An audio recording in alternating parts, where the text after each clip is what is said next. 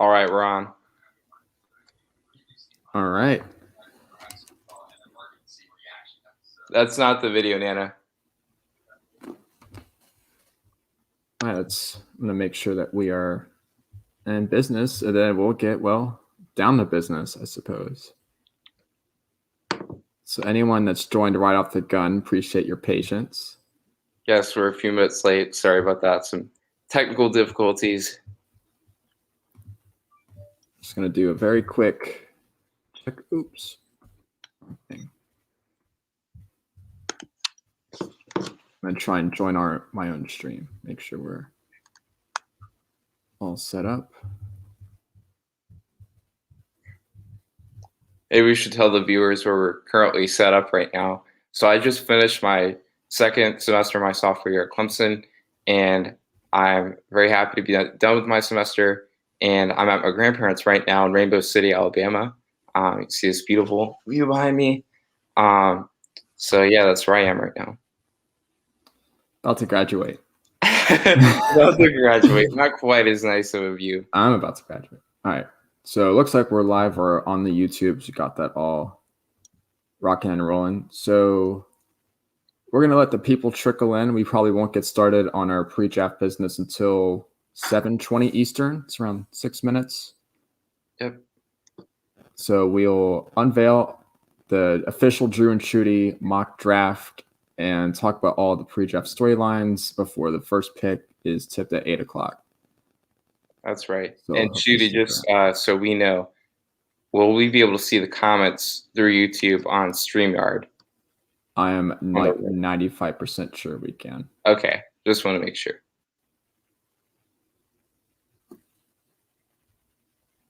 Actually, I take that back. I don't think we can.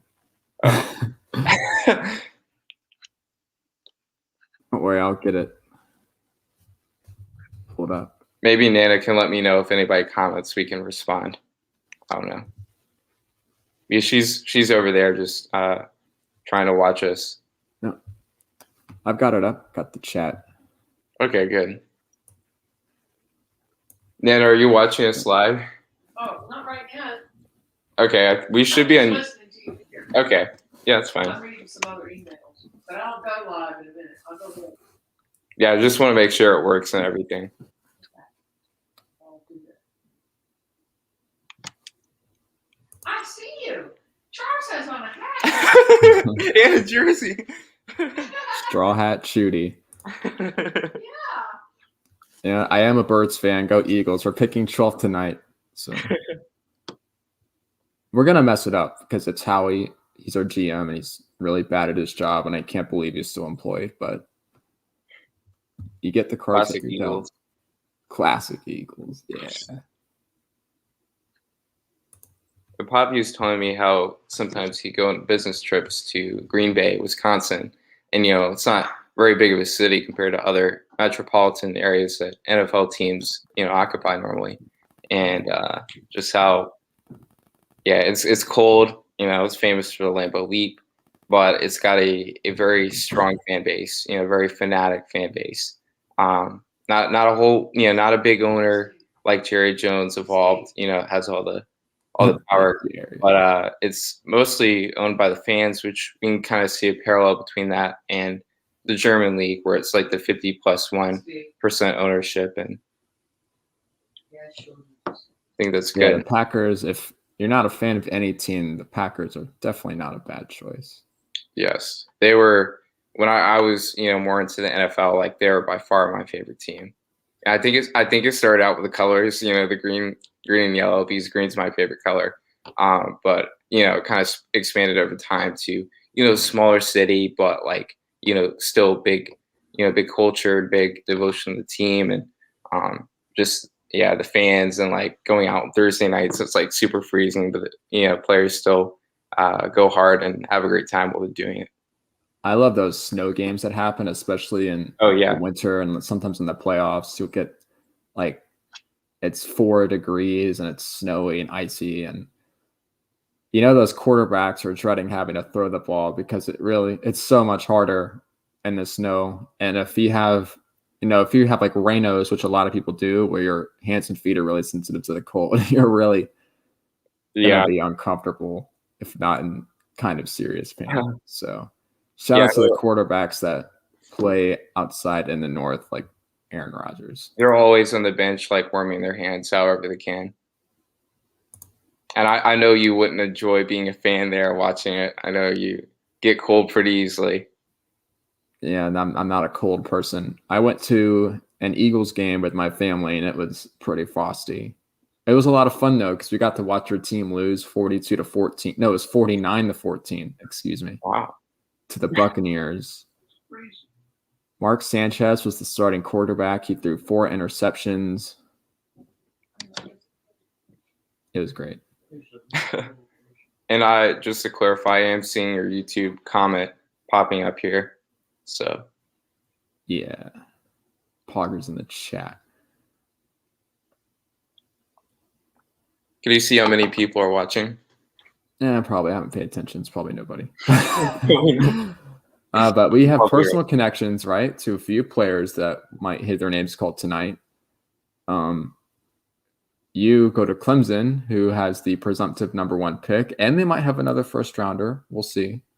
Maybe 2. Tell us about what Trevor Lawrence, the AKA Sunshine, the big quarterback, what does he mean to Clemson? And so I remember hearing about Trevor, like, I guess it was 2018 when he was a freshman and kind of started playing at the end of the season and kind of surprised everybody by how maybe not because came in as a high recruit from Cartersville, Georgia, but just his stellar play, and I think he won like ACC Freshman of the Year or something like that, and kind of led Clemson to the national championship, and yeah, he got a lot of win there, and kept it up through his sophomore year, and then this junior year, and only lost 2 games in his entire career, and both were in, I think, the championship. So, really good record. What's interesting about him is, you expect him, he's this big guy. He's, pretty imposing, but he's not the most, like, per se, competitive person on the field. He really kind of likes to take things one step at a time. He's not looking too far in the future. He doesn't have a chip on his shoulder, like he said that quote. So he's not one of those guys, but he's still a hard worker, and he values other things off the field as well. And I definitely admire that about his, outlook on football and life. Yeah, I feel like Trevor Lawrence is one of those competitive dudes that just doesn't really show a lot of emotion on the field. He just plays hard. Because some dudes really like to talk, and they'll play on my hair on fire, and like when you're watching the game or go back and watching that tape, you can really see like the angry dudes on the field, and those are the ones that end up being the most fun to watch. Yeah, and also I have something in common with him because he's a marketing major. I'm also a marketing major, so very cool. Trevor, hit me up if you ever need to get him an internship with Jaguars, maybe. Well, Virginia Tech, which is where I go to school, they've got 2 players that are pretty likely to be first rounders, depending on who you ask. We have Caleb Farley, the cornerback, and Christian Darrisaw, who was our left tackle last season. Well, football has been a pretty disappointing aspect of Virginia Tech in the years I've been there. We've had some dark days in the program. So especially teams like Clemson. Yeah. People aren't paying as much attention to it. And Caleb Farley, he didn't play last season. He opted out. Darrisaw's a lineman, so no one cares. So people at Virginia Tech will care once they get drafted, and they'll be really proud that they went to a school with 2 first-round picks, but it's not really a big deal right now. Yeah. I mean, if you're at like a small school, like small football school, and you produce a first-round pick, that's supposed to be like really exciting, like Tulsa's going to have with Zaven Collins. North Dakota State. Yeah, Dylan Radunes, he might go in the first. Yeah. And Trey Lance, he's definitely. Oh yeah, definitely Trey Lance. Yeah. Well, 7:22. So let's go ahead and get to our official mock draft. This is the highlight of the pre-draft show. You want to hit at that video, Drew? Yeah, let me share my screen real quick. All right, so these are This is my mock draft, my 32 picks. My big board's going to look a lot different from everyone else's based on what I've seen on the tape. So there might be some surprising picks outside of the top 10 or so players, but that's why we all do this. Yeah, Judy, tell them a little bit about your outlook on like what's it called? Front of the floor and ceiling. Floor and the ceiling. All right. Yeah. Floor guys and ceiling guys. All right. So when people are watching the tape and they're evaluating these prospects, there's kind of two schools of thought. You're either a floor guy or you're a ceiling guy. So floor guy is you're looking at a player. It's like, what traits are going to translate to the NFL right away? How good are they going to be, like, out of the box? You know, what are you going to do with them in their first 1 or 2 years in the league? Whereas ceiling guy, it's like, what could this player become in 4 or 5 years? Like, what is his ultimate potential? And he might not be so polished right now. Maybe he needs to learn some nuances of the game or have some NFL level coaching or whatever, needs more playing time. But we'll deal with that when we get there because we know it has a ton of potential. And since we're good coaches, we'll do that. So I'm more of a floor guy than a ceiling guy. I think a lot of media people and draft pundits tend to be more ceiling dudes. Like a good example of a ceiling prospect is Jason Oweh, the pass rusher from Penn State. His pro day is absolutely crazy. He's one of the most physically gifted people to enter the NFL in the last 10 years. He's bananas. He's like 6'3", 240, ran in the 4.3s in the 40, ran like a 6'8" 3-cone, had a vertical of 38 inches or something. It's crazy, like Vernon Davis type stuff. And I don't even have him in my top 60 players because he had no sacks in his entire career. And you just watch him and he's just a long way away from being an NFL level pass rusher, even if he's an X-Man level athlete. So that's the floor and the ceiling thing. So I'm a floor guy. It's also worth mentioning there are a few guys, especially coaches that are more like basement guys. Basement guys, yeah. Yeah, a basement guy is I'm kind of floor guy, but it's I understand a player's potential, which is why Justin Fields to me is my number 12 player.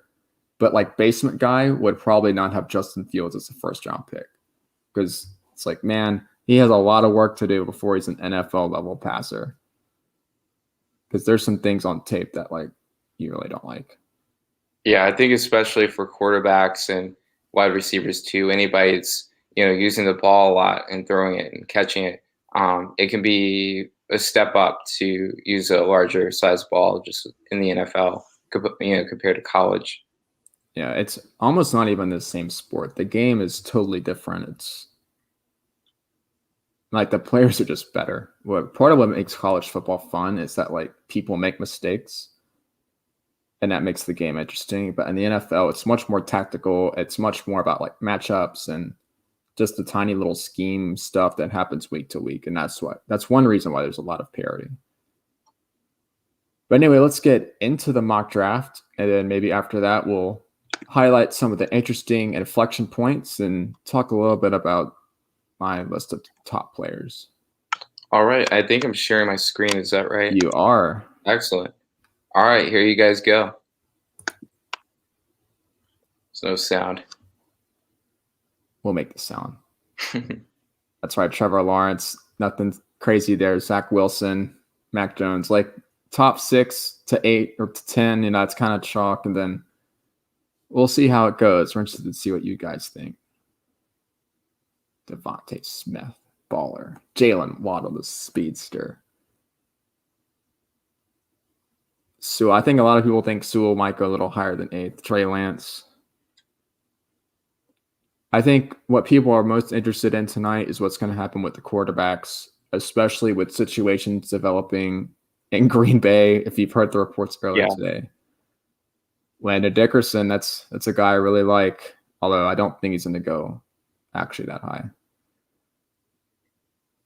My man, Richie Grant. We got to talk about Richie Grant. There's Najee Harris, first running back off the board. Kwity Paye, he's an athletic freak show. He's a really interesting player. Jalen Phillips, Mr. Concussion Man himself. Caleb Farley, Mr. 2 back surgeries. Some of the the injury dudes there. I would love to get Tony on the Jaguars. Be awesome. Zaven Collins, beast. Nick Bolton had some highlights this morning. Some beast. Like that fit too, Belafonte to the Bills. And Peyton Turner. I bet a lot of people haven't heard of him. He's really good. You should check him out. The monster. Big dude. All right. Hey, there's us. So that's the mock draft. Again, it could be totally shot because like I watched film on all these players, so I'm going off my big board. Remember, I'm floor guy, so I'm thinking about players being good right now. That's why Peyton Turner is my number 32 player. I think one player, if you've been loosely following the mock drafts and stuff and the draft buzz, you'll be like, where is Micah Parsons? And the answer is not. He's not there. To be blunt. To be very blunt, yes. A lot of people have him as, I've seen him as high as like 7th on people's big boards, which I think is a little much. In the preseason, he was getting a ton of hype.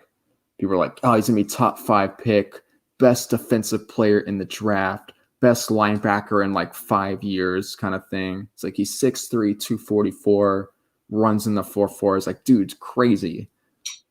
And then, for one, he has an off-field incident, which was really disturbing, and I'm not going to like make people listen to what happened because it was really, really bad. You can look it up for yourself. Yeah, it was really bad. Like, I'm surprised he's like not in more trouble than he is. And then just the tape is like, it's like you want to like him more than you do. He's one of those players. It's like he kind of makes the splash play every now and then, but a lot of times he just kind of like running around and like hitting people. And then the NFL, if you're just going to get a Sam linebacker who's just going to run around and hit people, that's not a top 10 pick. Like, he's okay in coverage. He's okay at blitzing. He should be a lot better because he's 6'3", 240 with crazy explosiveness. It just doesn't really all come together into a complete defensive player on tape. And like his processing, it's like he kind of sees things happen in front of him and just kind of waits for it. And it's like, it just takes him a long time to really react to things. And then once he does, he's super fast and he does cool stuff. I don't see like this elite cornerstone of the defense type linebacker from Micah Parsons. But I have an early 2nd round grade on him. He's still a good player. I think Parsons, brings into question, I think it's become increasingly important in the NFL to look at, player conduct. Because, you've had guys like Johnny Manziel and Jameis Winston come in and cause serious problems that it hurts themselves, obviously. It hurts the team, it hurts the organization, it hurts the city. So when they do these sorts of things, you're losing people's trust, you're hurting your ties with your fans, you're losing revenue, and you're giving just your organization a bad rap when you allow these players to come into your program. There's a time and a place to draft a guy with character concerns and be like, all right, he's so talented, like,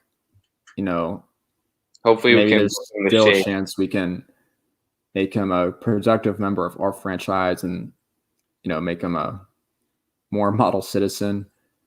But it's like, especially for people like us who don't have like all the inside information, when you hear stuff about character concerns, you do have to take it seriously because it's like you don't really know the extent of it. So it's hard to know like how much to drop people because of it. So like I did take it into account sort of with my evaluations, but there's only so much you can just drop people for it because you don't really know the extent of it. So Micah Parsons on tape alone, I think is still an early 2nd round pick. So character concerns didn't really impact that too much. Kelvin Joseph's another guy. I think the coaching staff of Kentucky basically told him to leave and go to the draft because they didn't want him there anymore. Yeah. I mean, when your SoundCloud rapper name is Boss Man Fat, and you probably spend as much time making mixtapes as playing football. I don't know. I mean, he's really talented, though. I really like him playing corner. And he has all the tools. He plays angry and competitive. He would be a really good start at outside corner, but like there's just reports from like scouts and stuff that he's like has some of the worst off-field attitude they've ever seen. It's like, okay, like how seriously do you take this? Because it's like all the people lie so much with these kinds of things to make players like drop their stock. Like, oh, we like this guy. Let's get him in the second round instead of the first round. So let's spread some rumors and stuff. Like teams do that. But so yeah, Kelvin Joseph, I have him somewhere in the 40s on my board. He'd probably be a late first if he like didn't have those issues. So that's the armchair scouts attitude. So let's do a time check. 7:33. Got 27 minutes.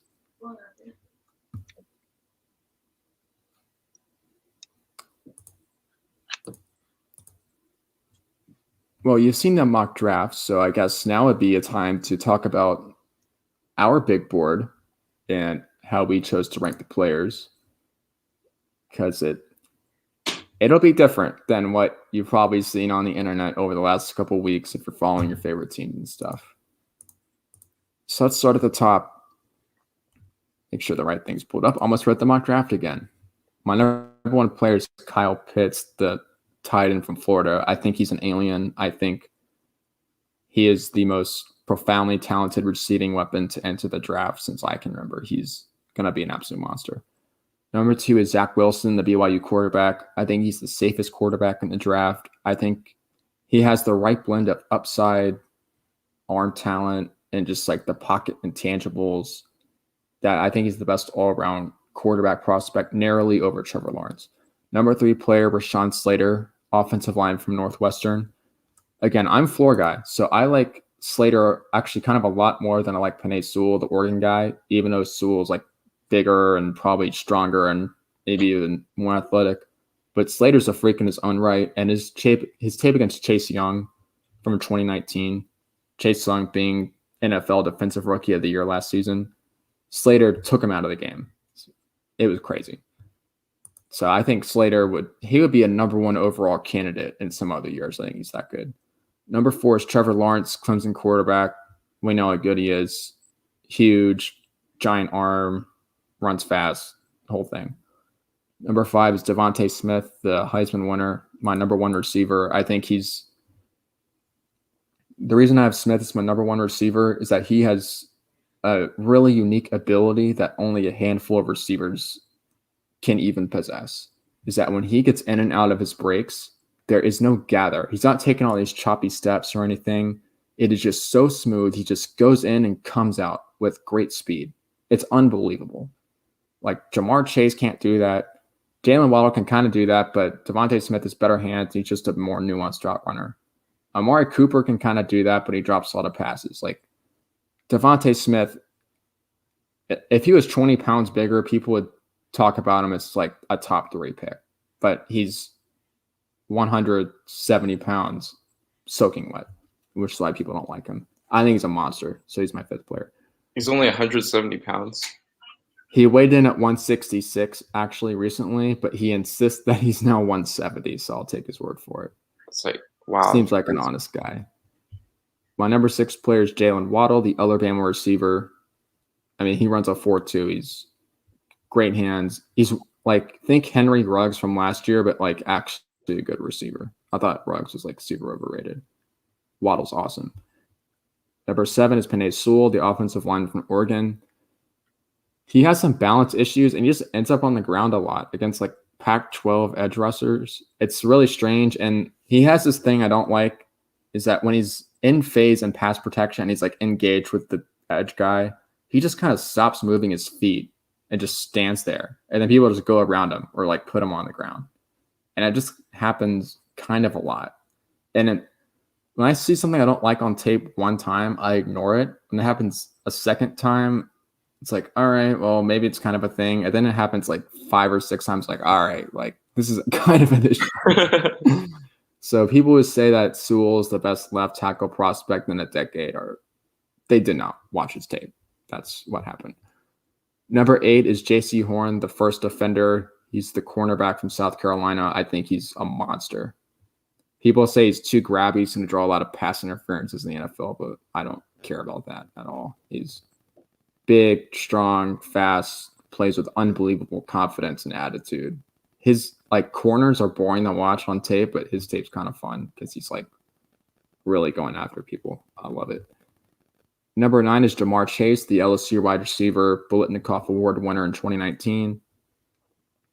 He's just a bully. He just pushes people around, and you just wonder like how he's going to get away with it in the NFL, but he did it against all the best college competition.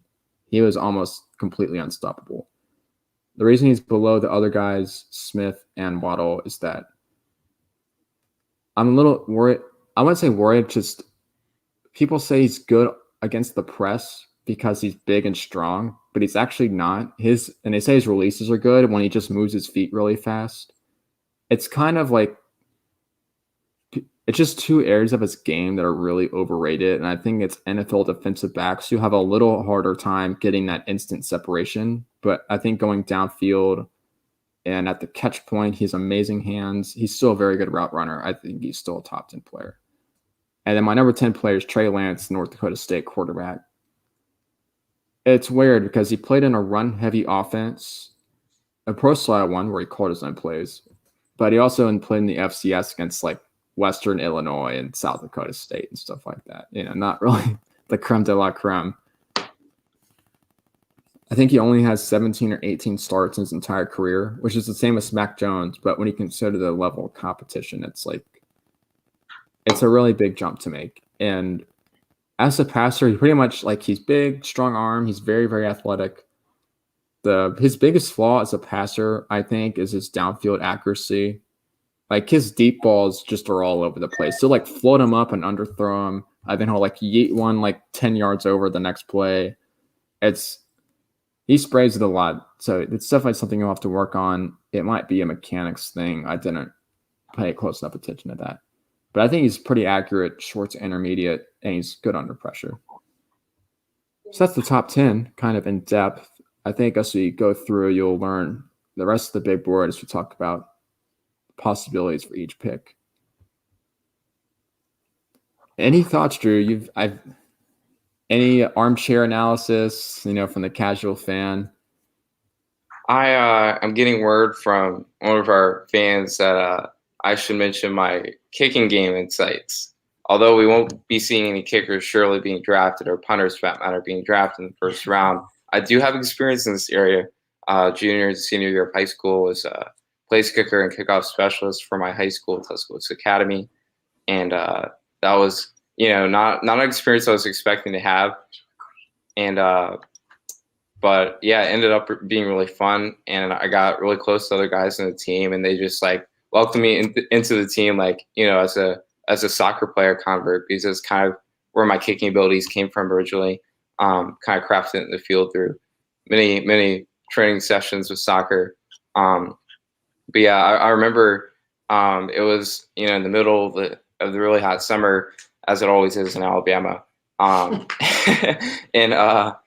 my friend was like, "Hey, you want to come out and kick?" And at practice one day, I was like, "Yeah, whatever, sure." And so I came out and I kicked a 35 or a 40-yard field goal, and they're like, "All right, you gotta join the team now." I'm like, "All right, whatever." And I was already kind of busy, had a lot of my schedule going on that fall semester my junior year, but I went ahead and did it. And my parents and friends were all behind me to support, and it ended up being a really good experience. And I kicked some big field goals that kept us in a couple of games, and went to a couple of camps through a couple of summers, and continued to try to get better. And yeah, it was a really cool experience, and I was able to actually train our next kicker the following summer after my senior year. Cindy Besher, he might even be watching this right now, who knows? But yeah, he also did really well, and I was glad to just give back to him and TA like that. Looks like we're gonna have a great tradition of kickers at Tuscaloosa Academy. Yes. We were watching, so Drew and I were watching highlights last night of the Alabama A&M and Jackson State football game, and we were commenting how Drew was probably better than Alabama A&M's kicker because he looked pretty terrible.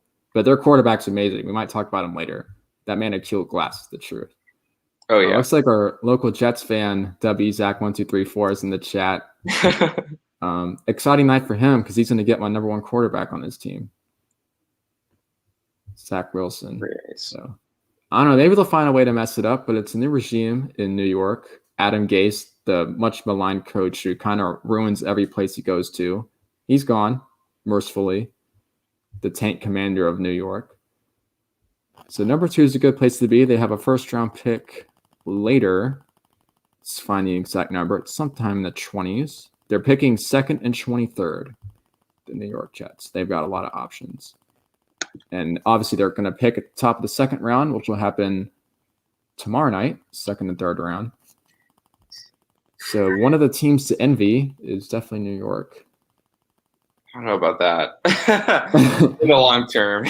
Yeah, so there's a report that I guess someone's trying to trash Zach Wilson. Apparently, reports coming out about Zach Wilson not being a team captain and people not going to his birthday party was somehow a concern about leadership. Oh, no. Even though he had the C patch on his jersey, he's somehow not a team captain.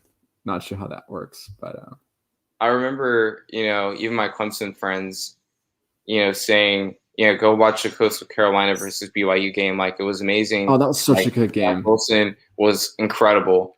And, yeah, he is a great quarterback. And he has a heck of an arm. He can throw it across the hash like it's nothing. And, yeah, just a really impressive player.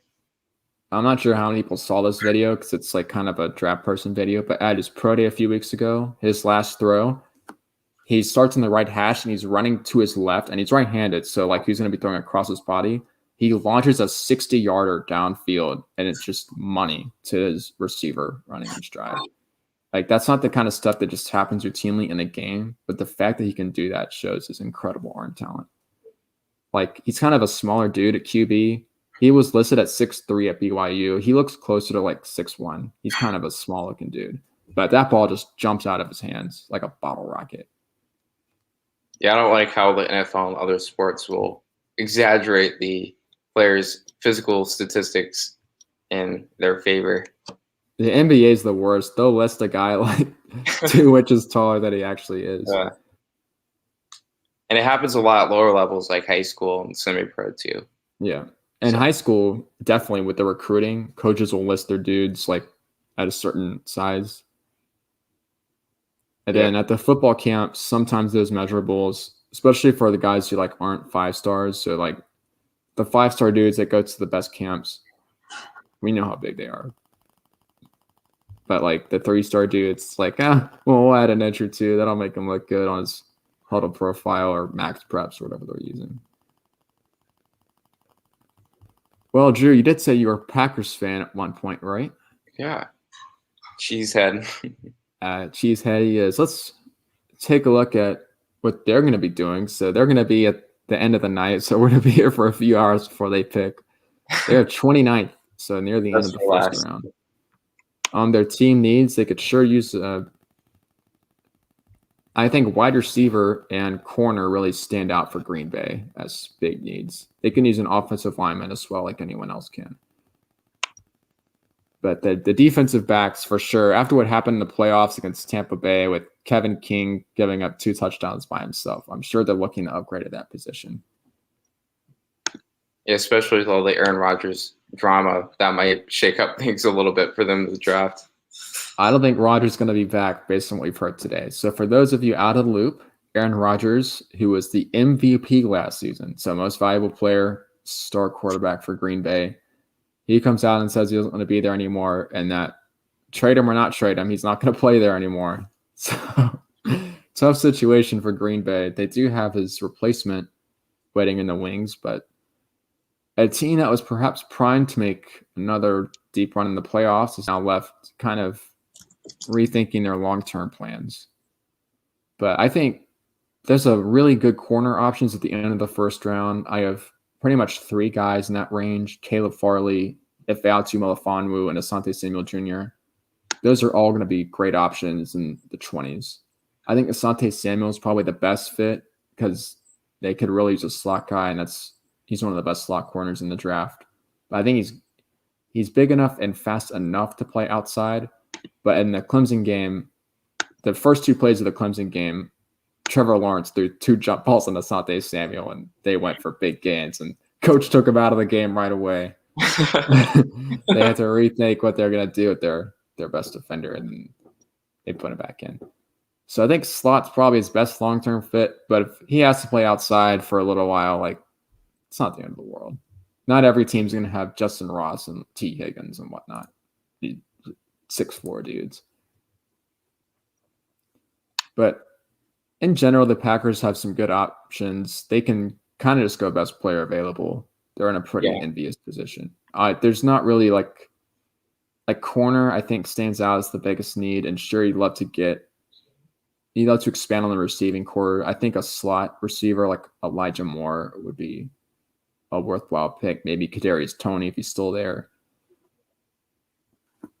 But it's not like some of these teams like Denver that are so desperate for a quarterback and they're hoping that no one trades over them. And like I think the Cowboys, the Eagles, the Dolphins, and like the Packers, the Ravens, they're in really good positions because they can just kind of sit back and wait for dudes to come to them. It's like the dudes that they want, like someone's going to be there. Like Philadelphia at 12, Devontae Smith, Jalen Waddle, Jamar Chase, Pat Surtain II, J.C. Horn. One of those 5 is going to be there. So we're going to get a top 12 player regardless, like on my board, and fill a major position of need. But some of these quarterback needy teams, they're getting desperate. They're like on the phone, they're talking in the worms like, man, like how much are we going to give up to move up to like number 4? It's kind of an impulse thing where you see something, it's like you feel like you kind of have to have it and you get a little irrational. That's how some of these big quarterback trades happen when they give up like 8 first-round picks or something. So that's a spiel about our favorite teams. So we're at 7:49. We're getting pretty close to go time. So Drew, Drew's going to be your eyes. We're going to try and not spoil any picks before they're announced on TV. So Drew's going to be the eyes. He's going to have the broadcast going.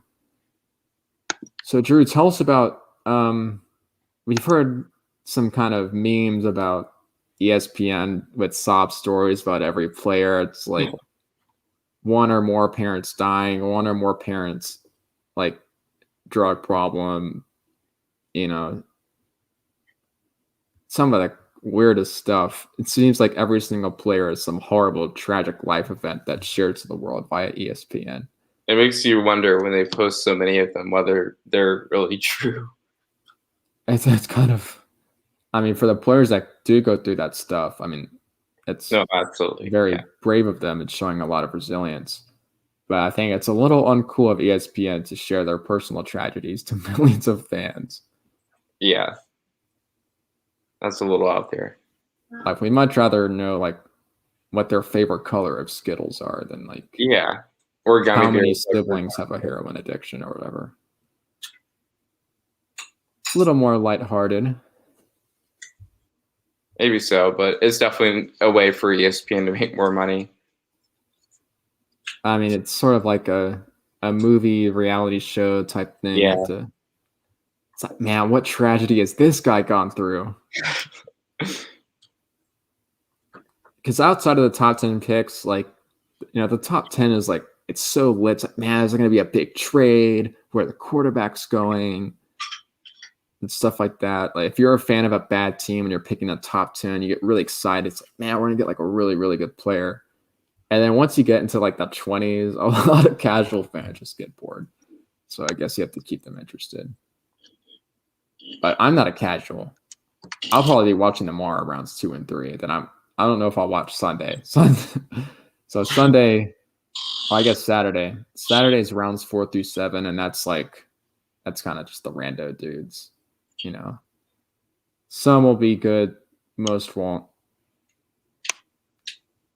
Although I guess winning around to the last pick is always kind of fun because the last pick of the draft, usually between pick like 250 and 255, is called Mr. Irrelevant. And he gets a lot of attention and stuff just for being the last pick in the draft. Yeah. A lot of them are actually kickers, surprisingly. Yeah. The guy get drafted somewhere, right? I think the really good ones do get drafted. I think like 5th round is when you start to see the first punters and kickers, like the really, really good ones. If a team's looking for a new starter there. And a lot of them end up as undrafted free agents. Yeah. And then there's like the Tampa Bay Buccaneers that picked a kicker in the second round back in 2017. Oh dear. That was a mistake.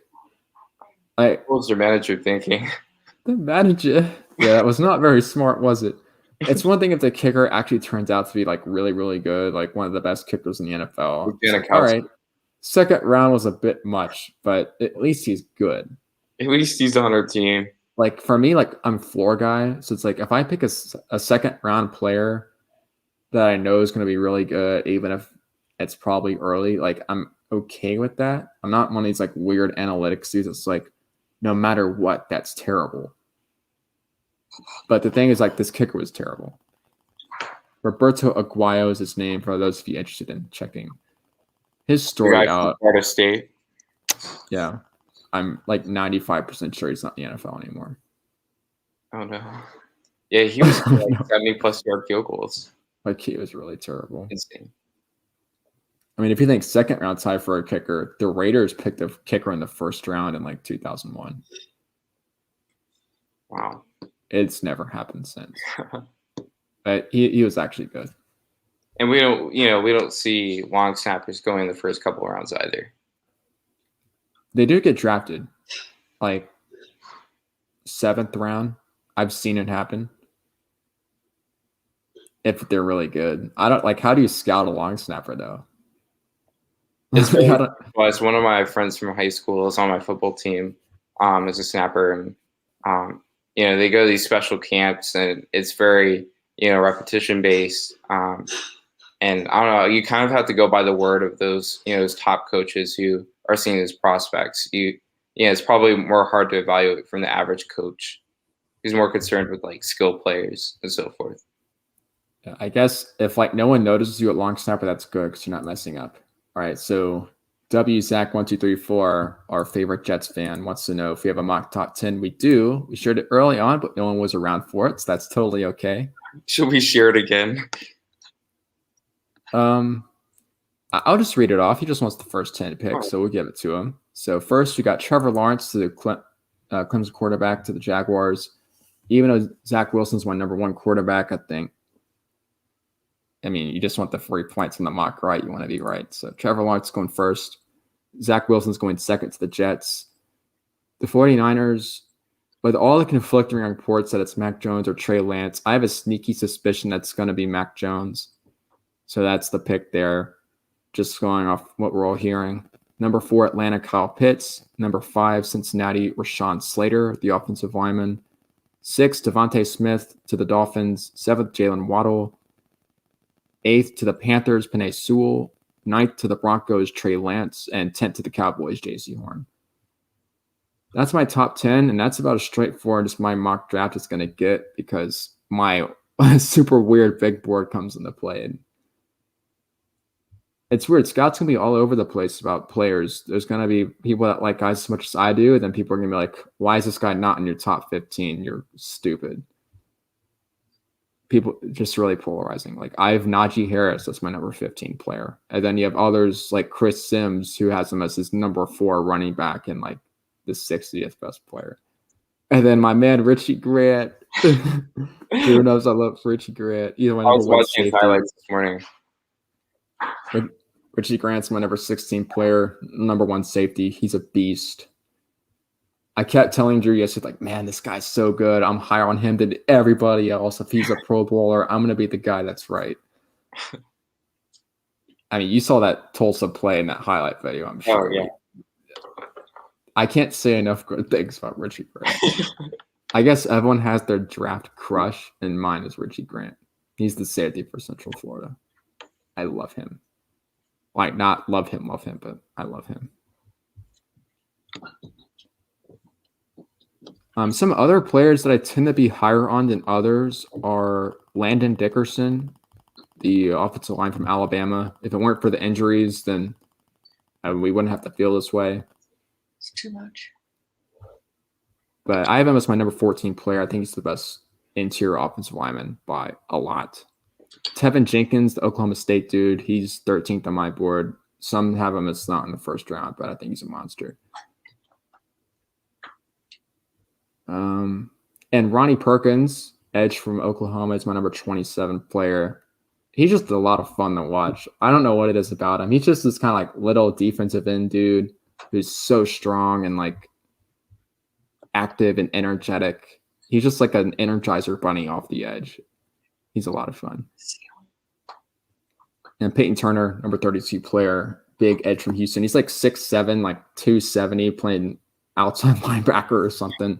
I think he inside and play 3 tech for whoever picks him. Yeah. But he's super, super good. But we're a couple minutes away, so we're going to go ahead and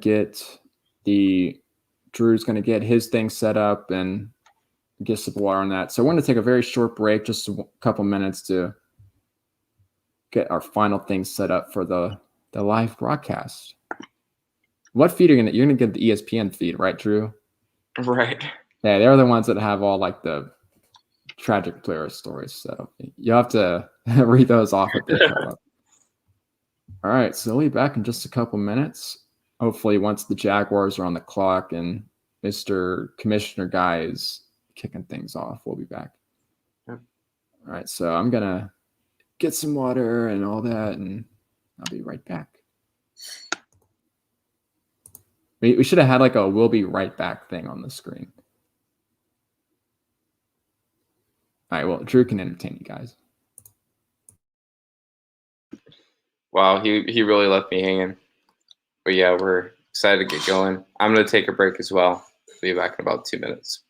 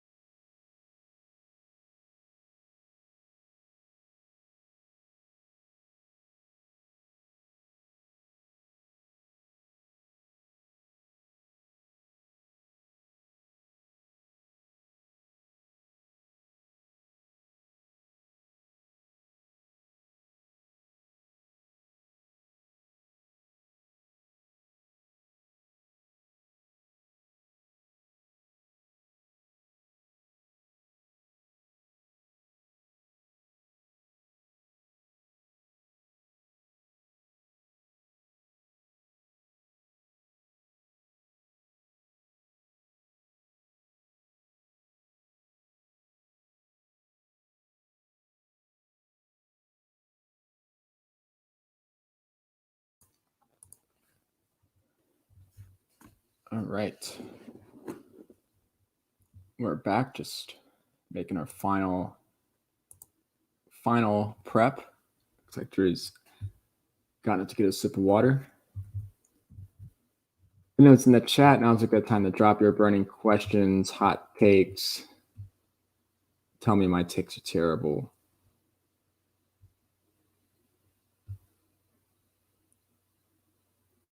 All that stuff. Let's check the status of the broadcast. Let's see if let's get the ESPN one. We want they're always the best with the sob stories.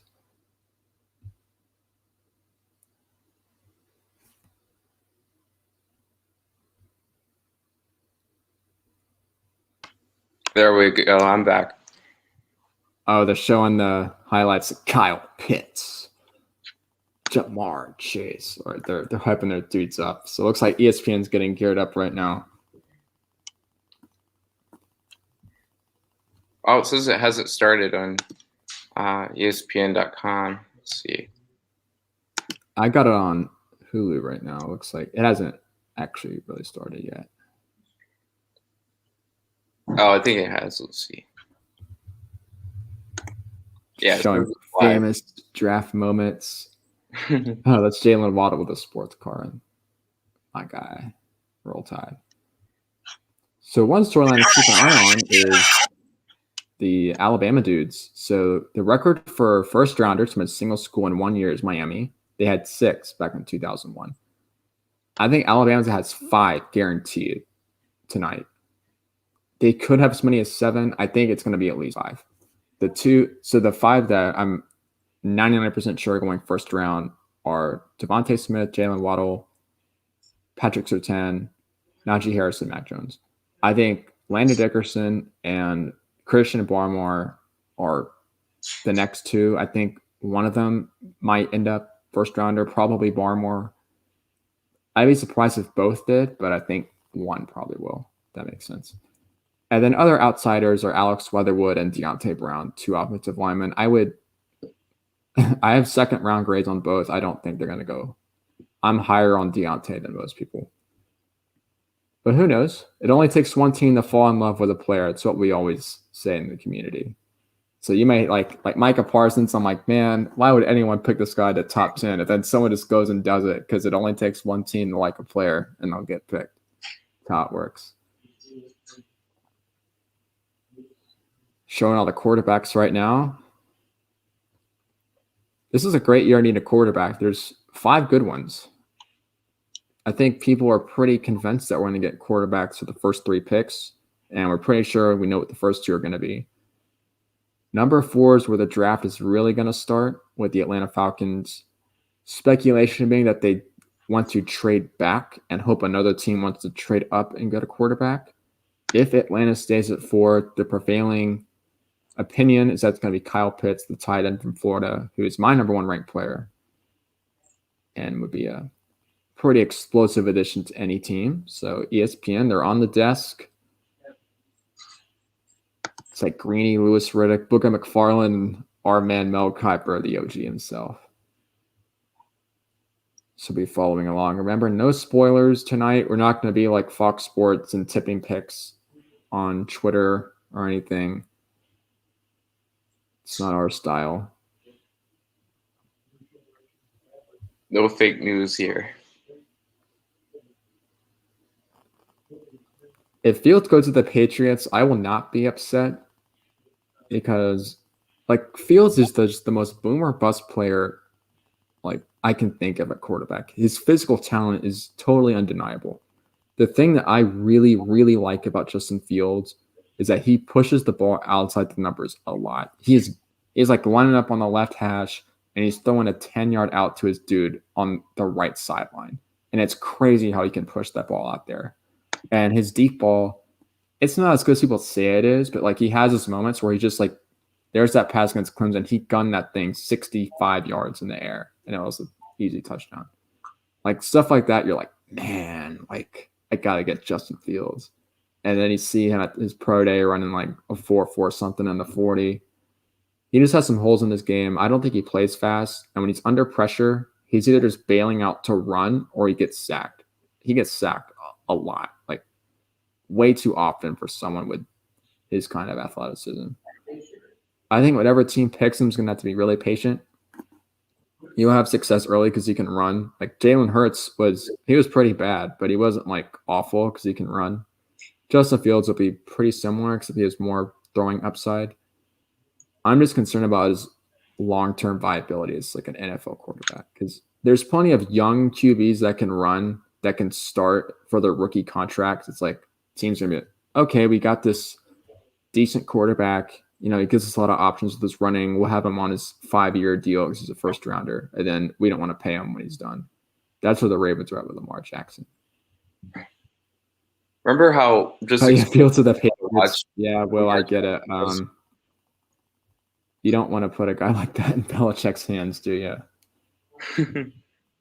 I don't think Justin Fields is going to fall that far. I think someone's going to, if he falls past Denver, someone's going to go up and get him because I don't think Fields would get past the Eagles either. I think if one of those quarterbacks gets the 12, I would not be surprised if the Eagles took one. Actually, And that just pains me to say because like I'm an Alabama fan and I love Jalen Hurts. I just don't think Jalen Hurts is going to be the guy going forward. So if, like a Trey Lance or Justin Fields, I would rather have Trey Lance. But if one of them is there at 12, I would not object to picking one of them. Our cap hit is so bad this year. It's not like we're going to win a division or anything. Our roster is going to be pretty bad.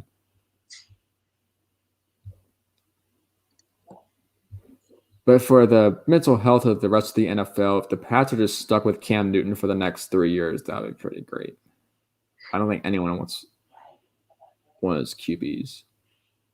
Now, one topic of discussion that no one brings up about this draft class is that there's the big 5 quarterbacks that are all going to be first rounders, and no one talks about any of the other ones. Like Kellen Mond, the Texas A&M dude, I think he's pretty bad, but some people like him. Davis Mills, the Stanford guy, just like has never played, but people think he's like really good. I didn't even bother watching his tape because he has like almost no film. It's just not very significant. Ian Book, the Notre Dame guy, I think he's not going to be very good, but we'll see. Drew's a Notre Dame fan. I don't want to insult him too much.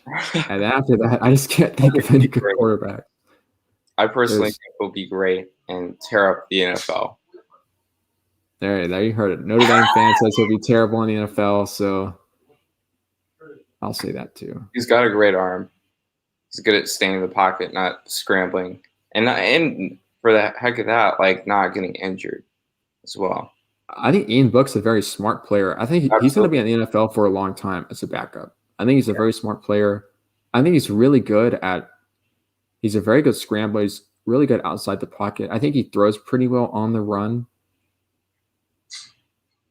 It's just like sometimes like his decision making can be like he can get too gunslingery. Like he's generally pretty conservative, but sometimes you just like it's like someone gave him a shot at Adderall and he's like, all right, I gotta gun this in the triple coverage 30 yards down the field on the run. Like he just does stuff like that sometimes.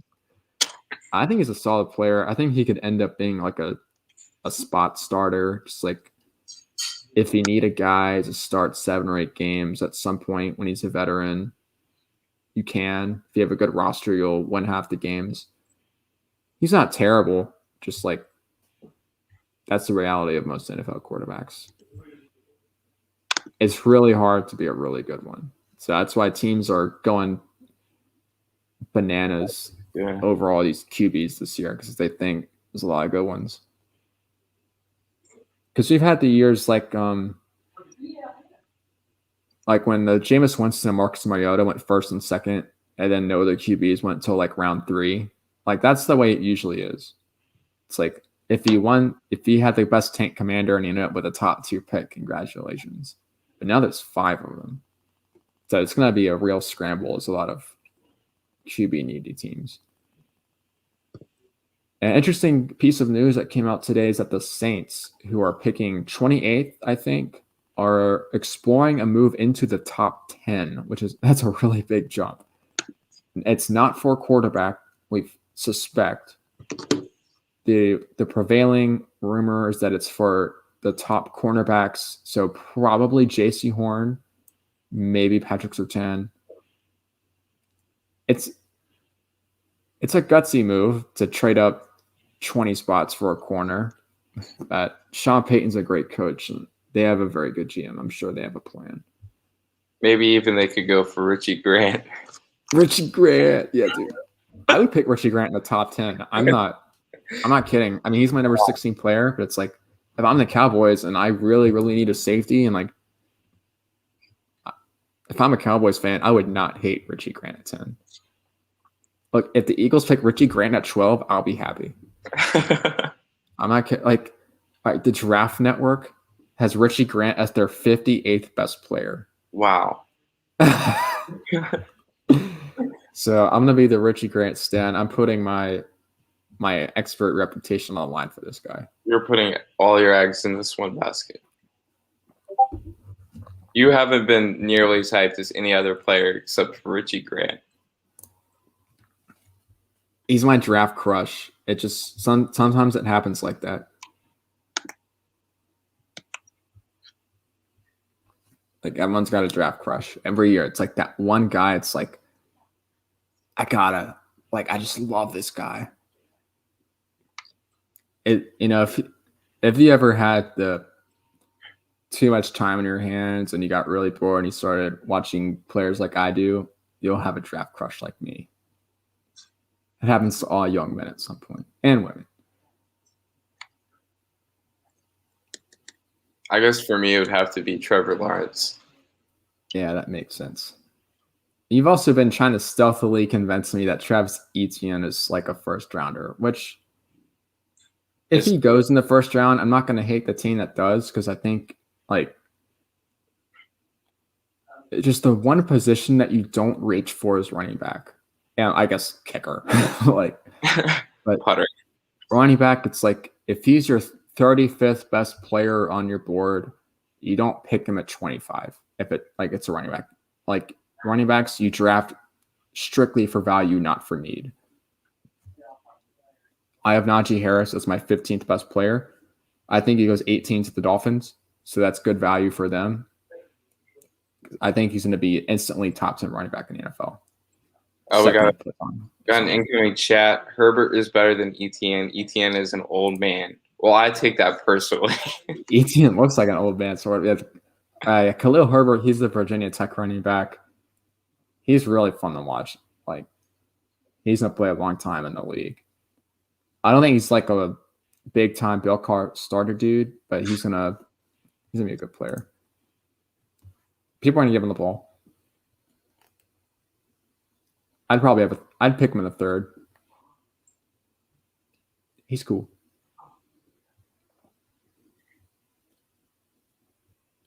Yeah, I saw someone's big board. They had like Travis Etienne, like the 13th best player. It's like, all right, like I get it because I put Richie Grant really high, but it's like,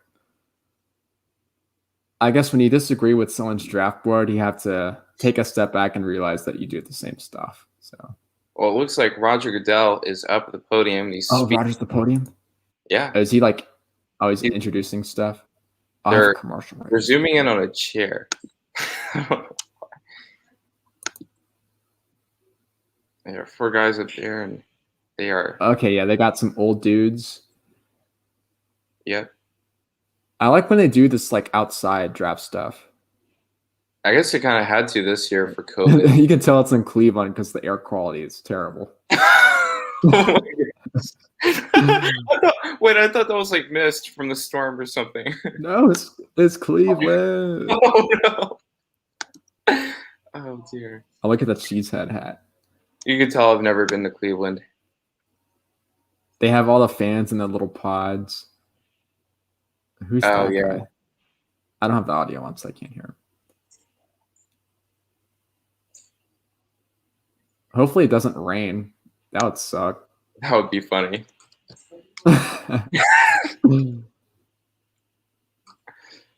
What is that like the fan chair or something? Like, okay, so she's a Jaguars fan. So I guess if you're like the chosen fan, you get to sit in the fan chair for each pick. Is that how it works? I don't know. That would be kind of cool. I'm jealous. I would be a Jaguars fan for 10 minutes to sit in that chair. TV. You would defy your one and only Philadelphia Shout Eagle. Out to all the fans wearing their mask, being COVID responsible. Same. Yeah. We love to see it. All right, Jaguars are on the clock. They have 9 minutes and 45 seconds to make their pick. You know what would be really funny? So for those of you who don't know, in the first round, each team has 10 minutes to make their pick. So it's like the Jaguars have 10 minutes to make their pick, and then they pick at the next team, the Jets, their 10-minute clock starts, which is why the first round can end up taking a really long time. Now, what happens if you run out of time? This has happened. Actually, it's not terribly uncommon that this happens. They just skip you and go to the next team, and then you go behind that team. So it's like if the Jaguars, So if the Jaguars somehow forgot to pick Trevor Lawrence in 10 minutes, the Jets would now be the first pick, and then the Jaguars would slide in behind the Jets. That's how that would work. But I do not foresee that happening. You never know. Usually when it does happen, it's when there's teams are talking about a trade, and then some team forgets to submit the trade, and they run out of time. Is there an official submission process like online through NFL's website or something? There is. So before the COVID times draft, teams would have representatives in person. They would each have their own table. The war room, which has like the GM and the coach and the coordinators and the owner, they talk about the pick and what they're going to do and like to make their strategy. And then they would call the representative who's sitting at their table, tell them it's like, all right, we're going to pick Trevor Lawrence. They have a card at the table. So they write down like the pick number, the team that they are, and the player. And then they go up and give it to Roger Goodell, and he announces the pick. So that's the official process. I'm not sure exactly what it is, like COVID times. Oh, no, they're calling generational. I hate when people say generational prospects. That's just a pet peeve. Can't miss. I mean, Trevor Lawrence is my number 2 quarterback personally, so how can you say that's generational? I just think it's a term that gets thrown around too much. Did I watch when the Vikings missed their pick a few years ago? I did not. I did hear about like the Ravens were trading with someone, and then the team that the Ravens were trading with forgot to submit the trade, so the Ravens got skipped. And the GM Ozzie Newsome got so mad, he's like, "I'm never trading with this team again." I know that story. What happened with the Vikings? Did they just like forget?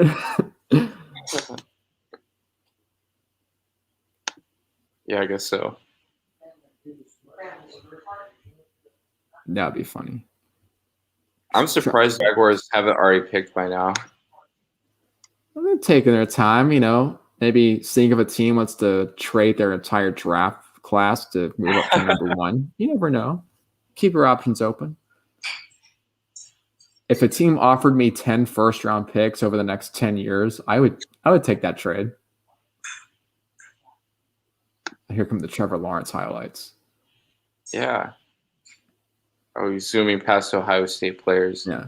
Oh, I man, personally think that, that camera angle. I think Trevor Lawrence is actually a better runner than Justin Fields. Justin Fields is faster, I think, a little bit. On tape, it's pretty close because Justin Fields does not play as fast as he runs on a 40. But that's definitely something you're going to see when he gets in the league. It's like the zone reads and stuff. Grace said, "Hey, Judy." Hi, Grace. Hi, Grace. All right. So, Grace, we're at the first pick. The Jaguars are on the clock. Your favorite team. Actually, the 49ers are your favorite team. They pick 3rd. You don't have to wait very long. But I think the man known as Sunshine, Clemson's quarterback, there he is, Trevor Lawrence. He looks calm. Yeah, as I said earlier, he's not too into the competitive business and worrying about the future. So he's just chilling out and living out another day in the life of Trevor Lawrence. For sure. He's been training in Southern California for a while now. I think he was recovering from a little injury and working with some specialty coaches just to get ready for this draft and feel physically and mentally prepared. So, yeah. The Jaguars are in a pretty unique situation. They have a new coach, Urban Meyer. So he was the coach at Florida and Ohio State. He won championships both places. He's come out of retirement, out of the TV studio. He's back. So this is his first draft, and pretty good when he can just sit at number 1 and pick a really good quarterback. So good for them. They have a pretty good roster. I mean, they were the worst team in the league, but their roster has more talent than their 1-15 record suggests. So, no, they're not going to the playoffs next year, but they'll have something to work with. Their offensive line is not terrible. He's not going to be put in a Tua situation where he's getting, sacked every other play or something. So here's some notes I have on Trevor Lawrence. Tell me when they announce the pick, though, officially. They're going to be my eyes in the broadcast. Trevor Lawrence, quarterback from Clemson, 6'6", 220 pounds, enticing blend of size, athleticism, and arm talent with 3 years of starting experience. Has a great-looking release with above-average arm strength. Mechanics tend to break down under pressure, throwing off his back foot and spraying passes over receivers. Prolific and accurate when moved outside the pocket, where he's a threat to run or throw anywhere on the field. Has very nice touch on his throws. Ran a screen and RPO-heavy offensive college where he often only makes one read. Will have to adjust to a more complex NFL playbook. Rarely slides around in the pocket or manipulates the rush, often reduced to just chucking off his back foot when the rush gets close, often into coverage and having turnover-worthy plays. Seems to lack great pocket awareness, although can be very elusive to bring down due to his athleticism. Excellent velocity and accuracy throwing outside the numbers and down the field. Sometimes throws his receivers into big hits and fails to protect them from giant safeties. Has a tendency to overthrow receivers and a tendency to stare down one side of the field, but these can be corrected in the NFL. Can hold the ball too long and lacks an escape plan. Is a dangerous runner. Not quite as pro-ready or generational as the media believes, but still a highly talented prospect with all the physical tools to one day be great. Number 4 overall player on my board. Looks that like is the Chudy Trevor Lawrence scouting report. So yes, I actually watched him. I feel like some people in the draft world is kind of, it's like, yeah, he's number 1 generational QB. I can kind of skip this one this year kind of thing. Because I feel like people have nothing but good things to say about him, didn't actually watch him play. I think that's... I did. You did, yeah. I'm like watching live and going back into the All-22, and it's like, because when you go in the All-22, there's 2 things you have to keep in mind when you're evaluating players. The first is focus on what they can do. It's like, what role is he going to have in the NFL? Like, what things can I do with him at the next level? The second thing is you have to talk yourself out of a player. It's like, why would I not pick this dude in the first round? Like, what's a reason I'll pick somebody else over this guy? So those are the 2 lenses that I generally see things through. I'm also a 4 guy. So, I think ceiling guys, I'm not to be like put myself on the pedestal. I think 4 guys are better evaluators because they're more concerned about the traits themselves. Whereas ceiling guys, it's like they do some more extreme extrapolating. Like you're kind of trying to connect too many thoughts, if that makes sense.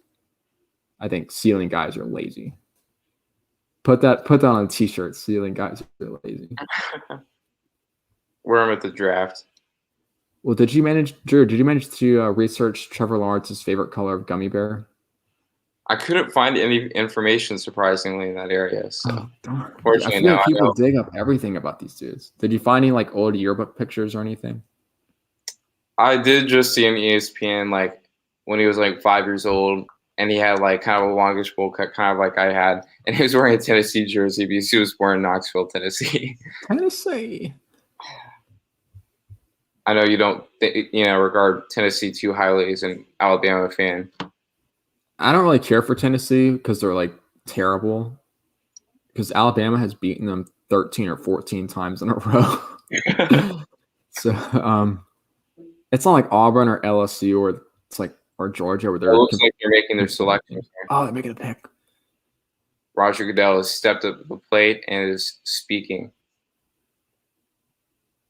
They got Trevor. Surprise, surprise. There it is. Sharpie, it's official. Trevor Lawrence is a Jacksonville Jaguar. As if there was any doubt since the end of the regular season, but now we know for sure. Wow, there are a lot of people at his house. He's hugging his family and his fiance. And, yeah, having a good time. What a wonderful moment for the whole family. Yes. He's going to be a rich man, too. Good for him. I don't know if there's like a crazy sob story for Trevor Lawrence, but he's soaking it all. I guess getting boat raced by LSU and the championship, and then getting boat raced again by Ohio State were kind of low points. But he won a national championship, so he won all the other games. So yeah, the only thing he didn't really get was a Heisman Trophy. Sometimes it just happens like that. Well, not really much to say about this pick. I think we all saw this coming. Jacksonville needed a quarterback. They were the worst team. They got a quarterback. I guess the decision at hand in terms of their roster is what to do with Gardner Minshew. He was a 5th-round pick 2 years ago. He's started a bunch of games for the Jaguars, has played pretty well. I'm sure there'll be plenty of interest in teams trading for him. I don't think Minshew is going to be interested in being a backup quarterback. Minshew's fine. Lawrence is way, way more talented. There's no reason not to pick your number one quarterback here. It looks like Jets are on the clock. They got about 6 minutes left to make a pick. Judy, what are your thoughts on Jets and who you think they might pick? It's got to be Zach Wilson, BYU quarterback. I think everyone believes this too. Some people say that they're just drumming up hype for Zach Wilson to like distract that they want Justin Fields. But it's like if you know Lawrence is going 1, right, then you're basically picking first all over again because you don't have to worry about the team in front of you. You know what they're doing. All the news is Zach Wilson. Zach Wilson is my number one quarterback. Remember the Jets? They just traded away Sam Darnold, the quarterback they picked in the top 5 3 years ago. So that didn't really work out, did it? I think that's a reminder that we have 5 first-round quarterbacks this year, and inevitably 2 or 3 of them are going to be terrible. It's just that's the NFL.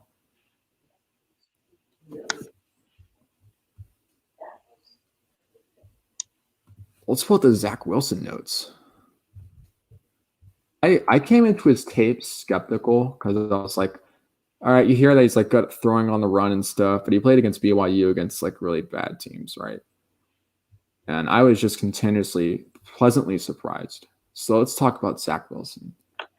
Zach Wilson, BYU quarterback, height 6'2", looks a little shorter. That's generous. Weight 210. Looks pretty skinny. I'm not sure about the 210 either. Shows unique ability to scan the field and distribute inside and outside the pocket. Ball jumps out of his hands. Changes his arm angle to weave passes around defenders. Sometimes too willing to zip passes in the traffic, expecting his receiver to come out on top. Aggressive play style and has some ill-advised scrambles and throws out of desire to create big plays. Actually took some snaps under center, which is uncommon for college quarterbacks. Deep balls tend to float a bit. Very accurate in the short to intermediate game. More of a scrambler than a runner, but has an escape plan and gives himself options by using his mobility. Has some natural pocket movement. High football intelligence and great anticipation. A distributor you can trust with the ball in his hands. Should develop to a good NFL QB and arguably the safest quarterback prospect in this class. That's what you're basing a lot of your decision on. Yeah. That floor mentality. Floor guy. If I'm ceiling guy, my quarterback rankings look like this. Trevor Lawrence, Justin Fields, Trey Lance, Zach Wilson, and Mac Jones. But I'm floor guy. Not basement guy, floor guy. It looks like Jets are still delivering. Maybe all of them will be terrible. I wouldn't be surprised if all these quarterbacks are like super underwhelming because I feel like it's just like that with quarterbacks. You always talk yourself into a quarterback. You know, those people that make big boards where it's like this quarterback that's going to be picked in the top 5 is actually the 30th best player. That's a much more realistic outlook than like that people at like the Draft Network that just had this fascination with putting quarterbacks in like the top 5 every big board. Well, they're kind of like a focal point of the team. You know, they have a lot of responsibilities, handing it off, throwing passes, and just kind of being a leader for the team, representative. So more than any other position, quarterback is the single position that you have to reach for. You can't draft for value because someone's going to go ahead of you and pick your guy. So if you like a quarterback, you just have to go and get him. If you have to trade up, so be it. If he is your 20th on the board, but you need a quarterback and he's there at 10, you pick him at 10. It has to happen like that because it's the most important position, and good ones are the hardest to find. And that goes into the premium positions.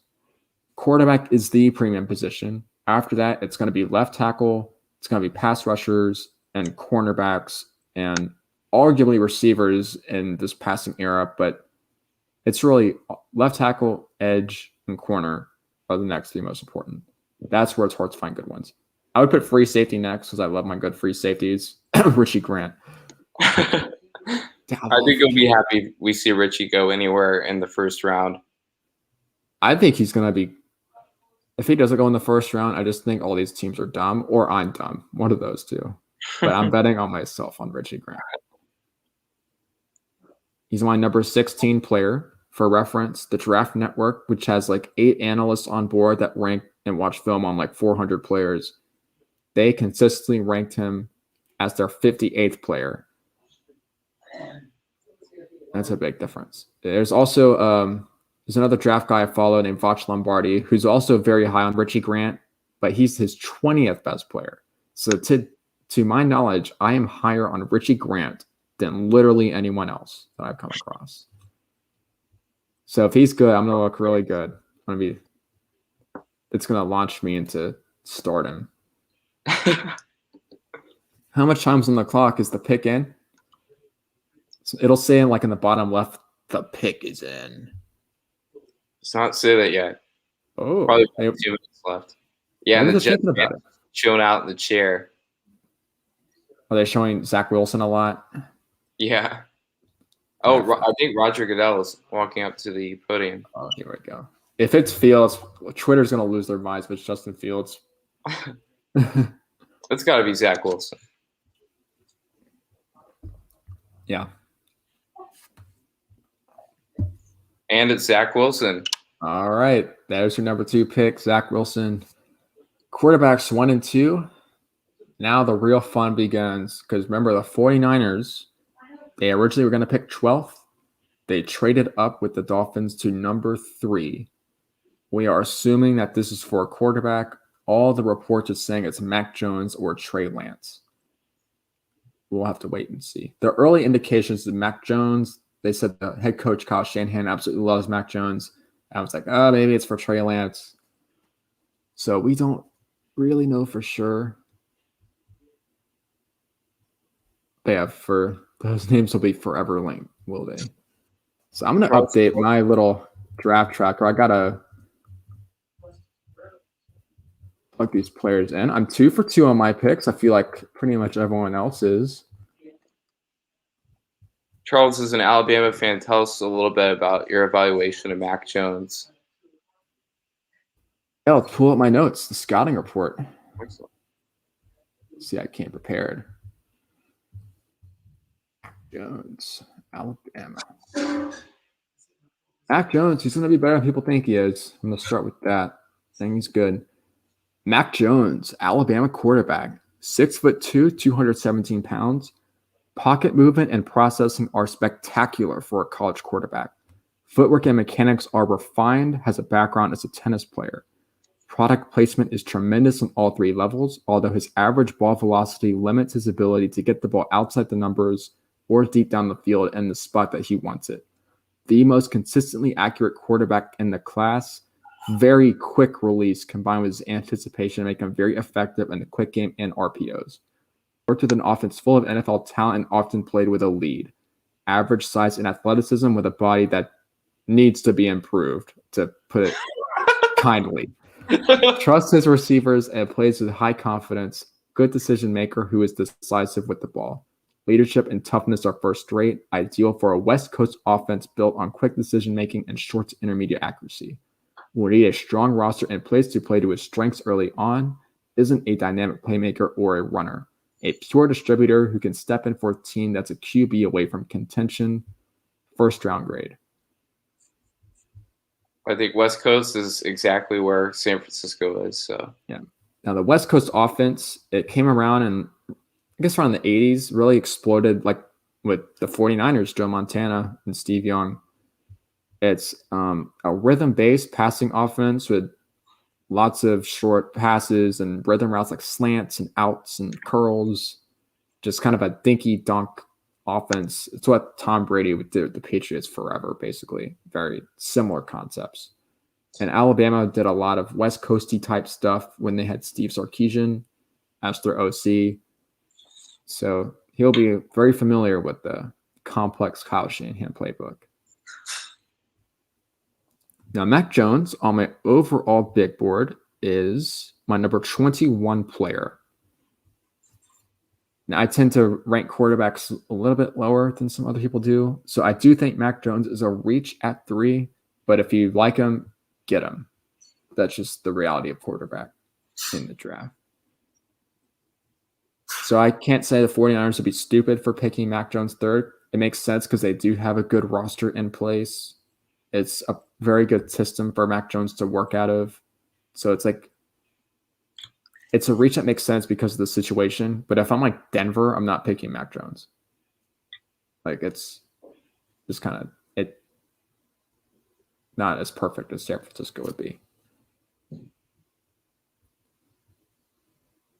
Is the pick in? So what's interesting is that the 49ers offered this pick in a trade earlier today for Aaron Rodgers, and the Packers said no. So the Niners are stuck with this pick. They traded up for it. So why? I'm not sure why you trade up for it and then like not use it. Yes, this is my straw hat. Call me Straw Hat Shooty. I got another hat too. It's a gray like bucket hat. Definitely. Yeah, it's kind of what I have too. I'm getting my headgear ready for this summer. You gotta stay away from the sunburns. Yeah, I got sunburned. I was at the track and I got sunburned a couple days ago. So yeah, that tends to happen early spring for me. I kind of just forget that ultraviolet rays are bad for you, but I went and bought some sunscreen. So I make the mistake every year, but not twice every year, if that makes sense. What quarterbacks in the living room are they showing right now? I think that's Justin Fields right now. Now they're back at the front desk. So yeah, they should be picking very soon. 49ers. 49ers. My sister's favorite football team because she likes the colors. Now the Niners' current quarterback is Jimmy Garoppolo, who is kind of terrible. Never heard of him. That's how bad he is. He was drafted by the Patriots in the 2nd round like 6 years ago. He's just like totally average to below average, and he gets hurt a lot. I think that's why the Niners want to get rid of him. Is that the best ability is availability, and he's not. He would be a solid 3rd string choice. 3rd string. I'm sure any team will want him as the 3rd string because that's a pretty darn good 3rd string. And backup quarterback's got to be like the best job because you never have to play. You just hold a clipboard and help like the quarterback who's better than you do their job and like watch film with them.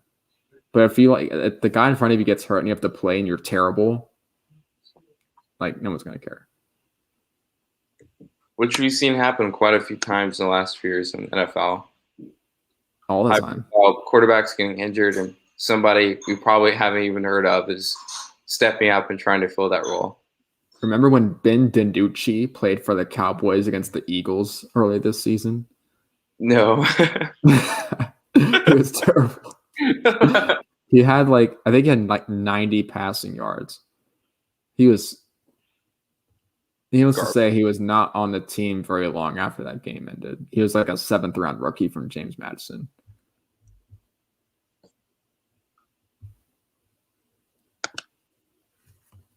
What's the clock situation? How much time they have? It's less than 90 seconds, I believe.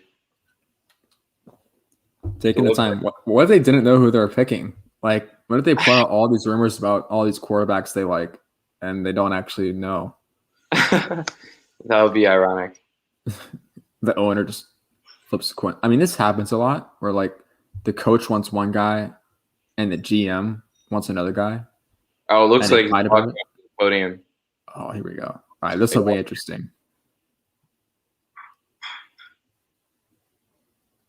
And the 49ers select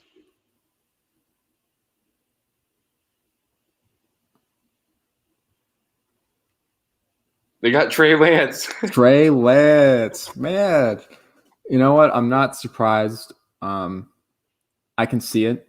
So Trey Lance. Let me pull up the scouting report on Trey Lance. Your man came prepared. The North Dakota State quarterback. I have him rated higher than Mac Jones. Trey Lance is my number 3 quarterback. Now the North Dakota State thing, some casuals would be like, all right, well, that's a pretty small place, right? But let's talk about it a little bit. Trey Lance, quarterback for North Dakota State, 6'3", 224.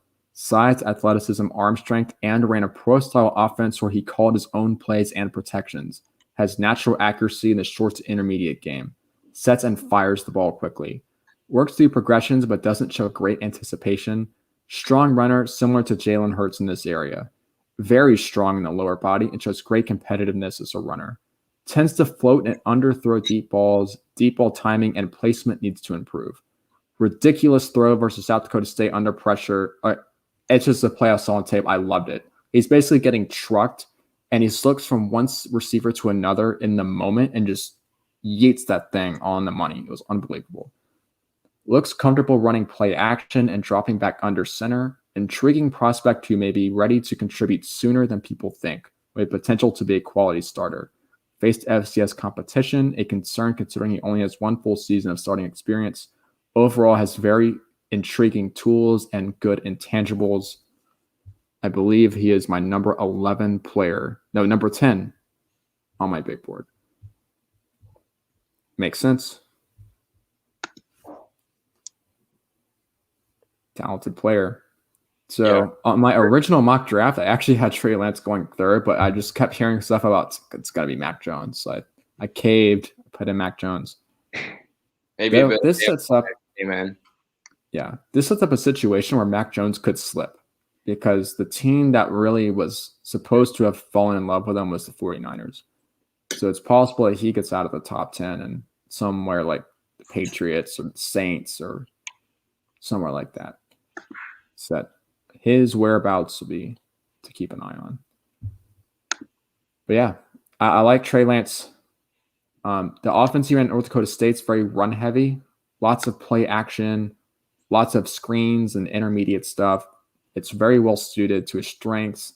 He's not going to have to chuck balls down the field. It's not some real vertical oriented like Bruce Arians type stuff. So for Trey Lance, I think this is a very good place for him to be. And he's got great offense around him. The Niners O-line's one of the best in the league. They got tons of running backs, very good receivers. It's going to be great. One concern that I have about Trey Lance is just, maybe the lack of competition playing D1 FCS. They're not playing against defenses like Alabama or, even Virginia Tech. So, that would be a concern of mine. But not that he can't grow into it in the NFL once he's there. Yes. And I share the same concern. I think he's not going to start week 1 against whoever they play. That would be ill-advised for any rookie, but especially someone who's playing the likes of Northern Iowa and Western Illinois and South Dakota State. Jimmy Garoppolo, he's good enough. He's going to be fine for the first half of the season. If Trey Lance doesn't play it all the season and just sits and develops, that's fine. But this is a long-term move that the Niners felt like they needed to make. And I agree with it. I don't hate it. Remember, they traded up to number 3. So that means they knew that Lawrence and Wilson were going to be gone. They made the trade anyway, which means they really liked one of the other 3 guys. And I guess it was Trey Lance all along. Now the draft really starts. So it's very possible that a team that wants Justin Fields is going to trade up to number 4. I kind of don't think this will happen. And I don't think Atlanta's going to take a quarterback. So this is the Kyle Pitts. This is what the Kyle Pitts draft starts. He's going to get my number 1 player. Well, now what do the Falcons have in terms of options of tight ends right now? They have Hayden Hurst, who was a first-round pick a couple years ago, who's actually good. Kyle Pitts is just more than a tight end. He's basically just a Titan-sized wide receiver who can line up at tight end in the slot or out wide. You can't treat him like a tight end. He's just a receiving weapon of enormous talent. He's different from every other tight end that we've seen in recent years. He's the best player available. The Falcons just want to pick the best player available, pick Kyle Pitts. Because when you're picking the top 10, that's kind of what you need to do. Because unless you're getting a quarterback, you just need to pick the best player. Because the guys in the top 10 are just that good. it's not really worth reaching for need when you're passing on someone who could be one of the best at their position. And with that, we got about 2 minutes and 40 seconds on the clock. All right. Reminder, those of you who are watching, feel free to drop your questions in the YouTube chat. We'll try and answer them, or just want to banter or criticize our fashion choices or something like that. Love to interact with you guys. Any like tragic sob stories yet? We haven't really had the sob story watch on, but never know. No. I feel like I see a car commercial in your glasses. Right now it's bad. Yep. There's a little bit of a reflection. Yeah, these are not like prescription glasses or anything, but they're blue light, which just help me get better sleep and not be like drowsy. That's a very smart thing. A lot, especially during the COVID era. Oh, get me some blue light glasses.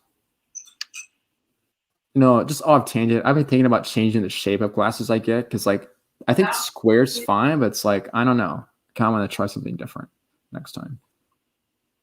Yeah, it's saying in ESPN that the pick is in, but nobody's going on stage as far as I can see.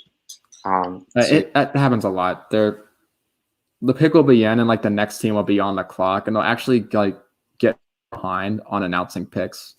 Like the Vikings will be on the clock, and then the team that submitted their pick 4 teams earlier, it's like not even been announced yet. That especially happens in like the 7th round and stuff. They'll get really far behind because it's ESPN. They have to get their commercials in and stuff. All right, they got Kyle Pitts. Pitts, our number 1 player on my board. Yeah. I just can't say. I really can't put into words just how much of a beast he is. Like every team he played against, what's unique about Kyle Pitts is that, yeah, he's like listed as a tight end, but you can't cover him with a linebacker. You can't cover him with a safety, unless it's Richie Grant. Like, he commands a corner. You have to change the way you play defense because Kyle Pitts is on the field. Because if you have Kyle Pitts and 3 receivers in your formation, you have 4 receivers. And Kyle Pitts demands a corner.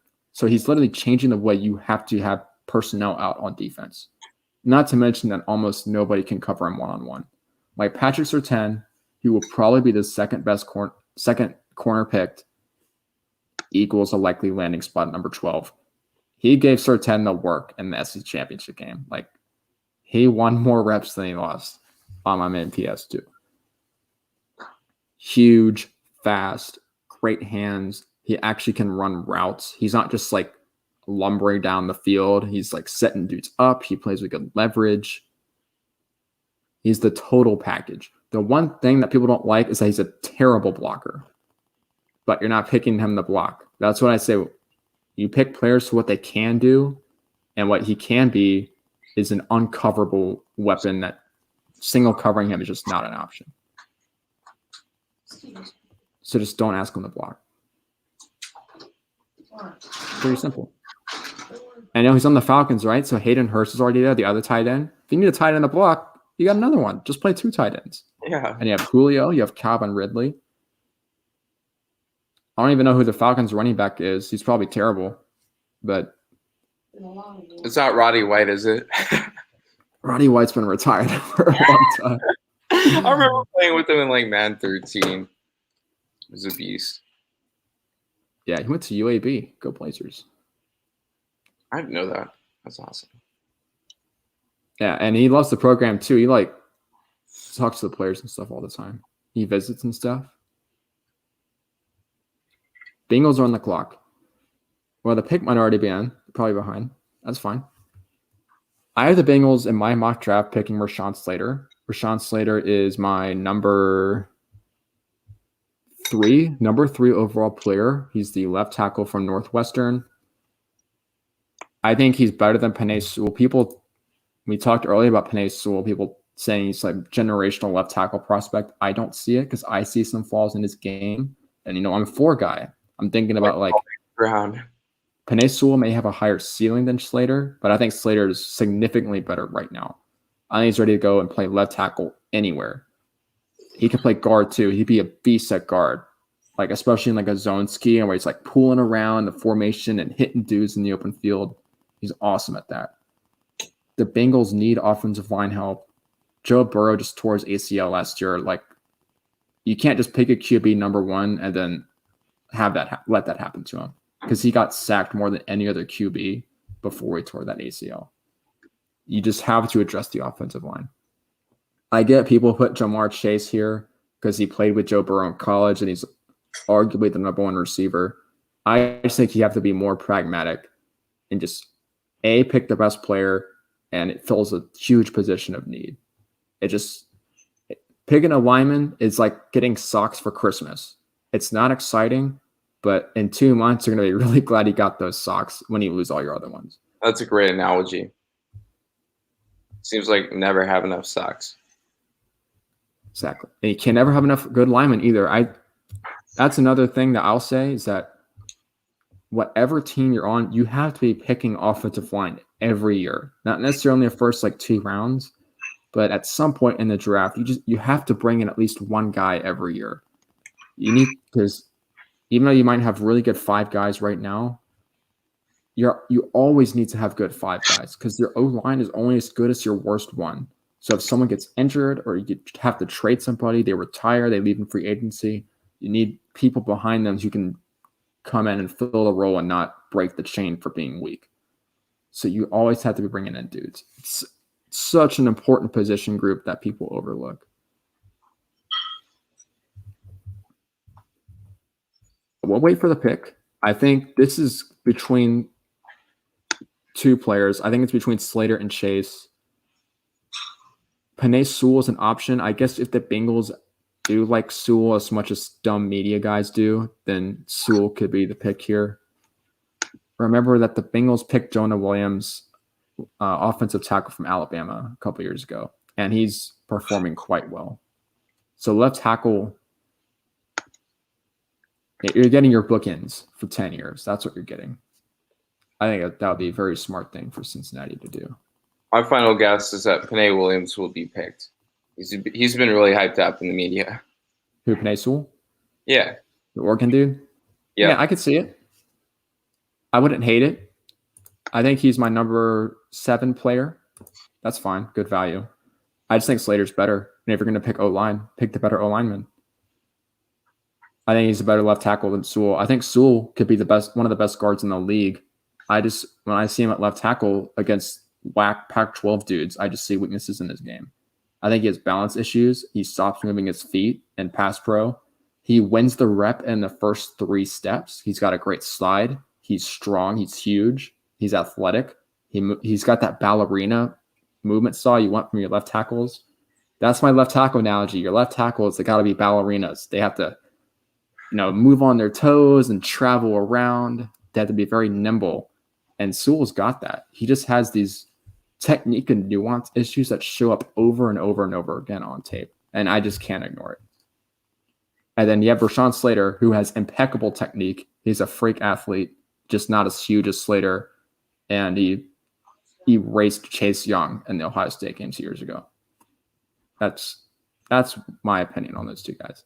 I think especially in the NFL, NBA, way too much fixation can happen with height and weight, all that sort of things, which can be changed. You can develop players, well, at least in the weight category, and that's especially important in the NFL.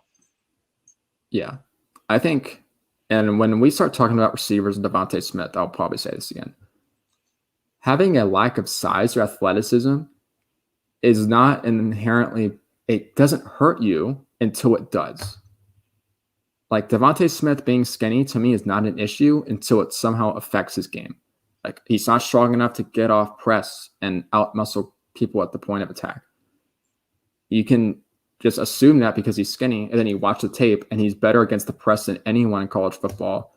And what am I supposed to say about the catch point? He's doing circus catches over Derek Stingley and Eric Stokes and all the best SEC corners. He's crazy. So a perceived negative physical trait,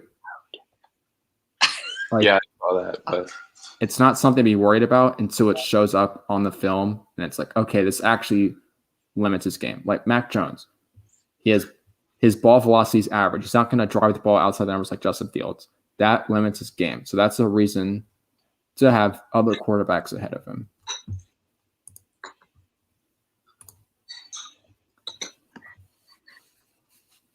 Are the Bengals taking their sweet time? They are. I think a trade's an option here. I don't know who would come up, though, because Dolphins are picking sixth and they're not picking a quarterback. They could get Kellen Mond. Kellen Mond. All right, so there's a guy named Chris Sims who I think is terrible, but he played quarterback in the NFL. He's pretty bad, but he did play quarterback in the NFL. He has Kellen Mond ahead of Justin Fields in his quarterback rankings. I have him as a first-round pick. It's like, all right, like I have Richie Grant as my 16th player, so I do this too. But Kellen Mond is a bit much. All right, he's making a pick right now. Here we go. The Bengals are selecting Ja'Marr Chase from LSU. They actually did it, man. I disagree with this. People are gonna love it. Like, this is fine. Like, this can turn out to be a good pick. Ja'Marr Chase is really good. I get it. It's just not what I would have done. I think Slater. It's like Slater's has better film. He plays a more premium position. Left tackle is way more important than receiver. Like, again, it's just from my viewpoint of the draft, not what I'd done. But if Slater was not there, I'm fine with Ja'Marr Chase. I mean, if you're an LSU fan or a Bengals fan, it's like, how awesome is it that the dynamic duo that tore defenses apart in 2019 is back? Ja'Marr Chase, Joe Burrow. I think we've only seen offensive players so far. Is that right? Yeah. Yeah. If you remember, my number one defensive player is J.C. Horn, who I'm higher on than basically anyone. It's like Richie Grant, but less extreme. J.C. Horn, I think, is my number 8 player.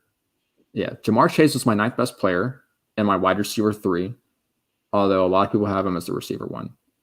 J.C. Horn is my number 1 defender, 8th best player. My 2nd best defender is Patrick Surtain at 11. My 3rd best defender is Richie Grant at 16. So the defensive talent at the top of this class is as weak as it's been in a long time, and all my top 3 are defensive backs. I think it's followed shortly by the linebacker for Notre Dame, right? Owusu-Koramoah is my 23rd best player, my number 2 linebacker. I think he can also play safety. Owusu-Koramoah, mouthful. He'd be top 15 on my board if he was not a horrible tackler. Which is very common at Notre Dame. Complaining about, there are 4 guys on the ball. Oh, they all missed it. This always happens. And he's not wrong. It was just so frustrating watching because there's so much to like about him. It's like, this is a 6'1", 220 linebacker, and he's like running with slot receivers downfield in slot man coverage. That's crazy. Like, NFL teams have to love that. And then you see the tackling. It's like, oh my gosh, like, what do I do with this guy? Like, where am I supposed to rank him? That's why I have Zaven Collins 1 spot ahead of him, because I think Zaven Collins is just a better all-around player. I love Zaven Collins. All right, so I got to keep filling in my picks here as they come out.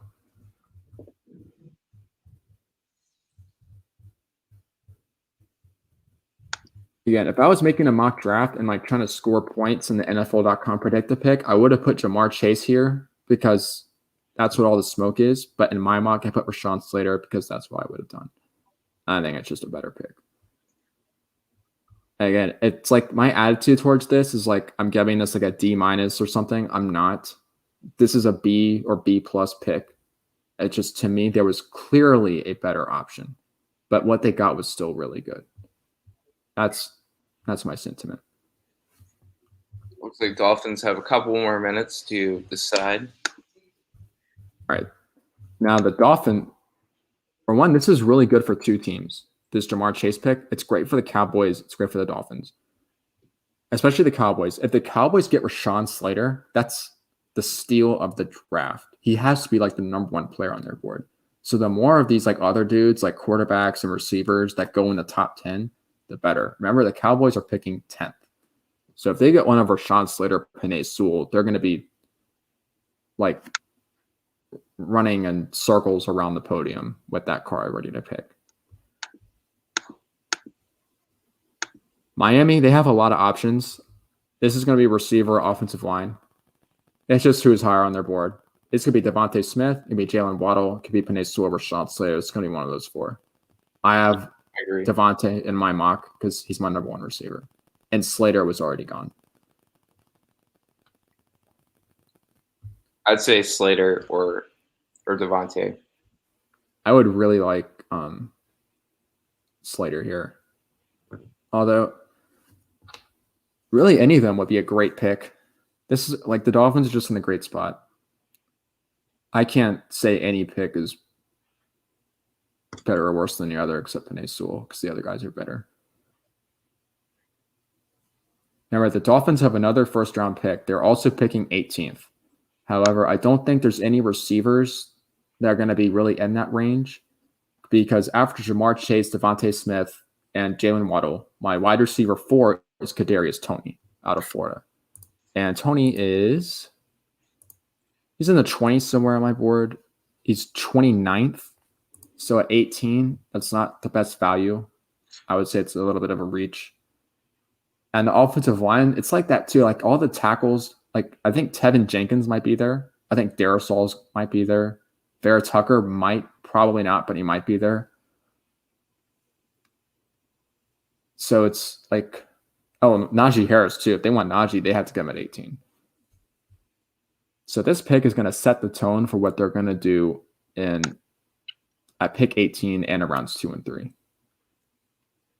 I think a lot of this is going to have to do, well, you pick the best player, but they're also, I think they have to keep in mind how they're going to fill needs. Jalen Waddle. Jalen Waddle, yeah. Alabama. I like it a lot. Roll Tide. I mean, what else can you say about Jalen Waddle except he's a human bottle rocket in cleats? And what separates Jalen Waddle from like other fast dudes is that, you know, a lot of these fast dudes are just like straight line fast and accelerate fast. He's like every direction fast, and he can de-accelerate. He can run routes. He has amazing ball skills. He's great in the air. He's absolutely lethal after the catch. He's just a unique, rare dynamo. These guys don't come around often. Makes sense. I like it. Good for the Dolphins. The Dolphins have acquired a number of Bama players over the years. I think all I have is Tua right now. Really? He's got his hat on. Dolphins. They might add another one at 18. Dickerson or Najee. Could see it. Either one. But Jalen Waddle. It would be a good compliment to Waddle if they got another lineman or maybe a running back. Yeah, I really like Najee Harris at 18 just because of the relative value of other positions. And I have Najee as my 15th best player, so it makes a lot of sense from my perspective to pick him at 18 because he's not going to be there at the top of round 2. There's plenty of teams that will like him in the 20s. But we'll see. Now, I had Waddle in my mock draft going 7th to the Lions, so I'm sure they'll be a bit sad that he's not going to be there. This could be anybody. Detroit. It could be a quarterback. I don't think it will, but it could. I think this has to be offensive line. Or Devontae Smith. Just like the 4 guys I mentioned for the Dolphins. All right, one of them's gone. What's your favorite of the next 3? That's, I think, the Lions' direction here. So Smith, Slater, Sewell. 3 S's.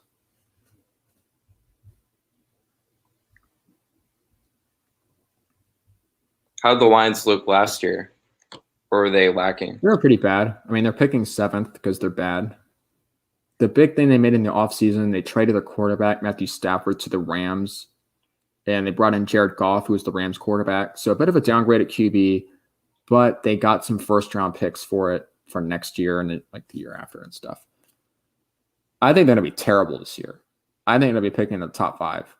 I think like they could be in quarterback territory next season, depending on how Jared Goff plays. So I do not envy the Lions at all. I would not want to be a Lions fan. I don't want to be in their front office. Look, like the Texans are worse, right? Because the Texans, they don't have a first round. They don't pick until the 3rd round this year. Wow. And Deshaun Watson, he's been, if you're following the news, you know what's happening with Deshaun Watson. So they're having issues right now. And they have a new coach. And they have a new GM. I think the Texans might go 0-16 and pick first. So whoever's your favorite quarterback in next year's draft, he's going to play in Houston, unfortunately for him. So hopefully it's not Akil Glass, because I like Akil Glass too much. I made Akil Glass. He's going to be my draft crush next year. Like, you know how I keep smiling whenever I say Richie Grant? It's going to be like that with Akil Glass. Yeah. Lions coach was cool. Yeah, that interview was so funny at his introductory press conference. He just didn't know what he was doing. He seems like a cool guy, though. Well, Mr. Jets fan, WZach1234, are you satisfied with Zach Wilson? Does it feel like an early Christmas present?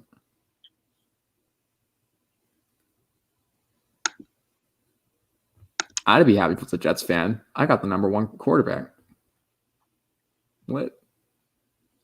And a new defensive-minded coach. We have a left tackle. We have top 3 defensive linemen in the league.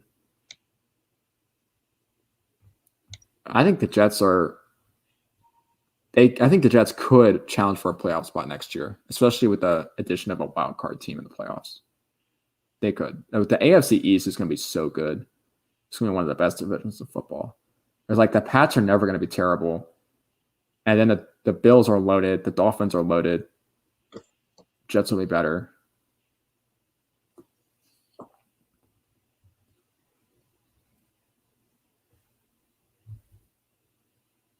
He was satisfied.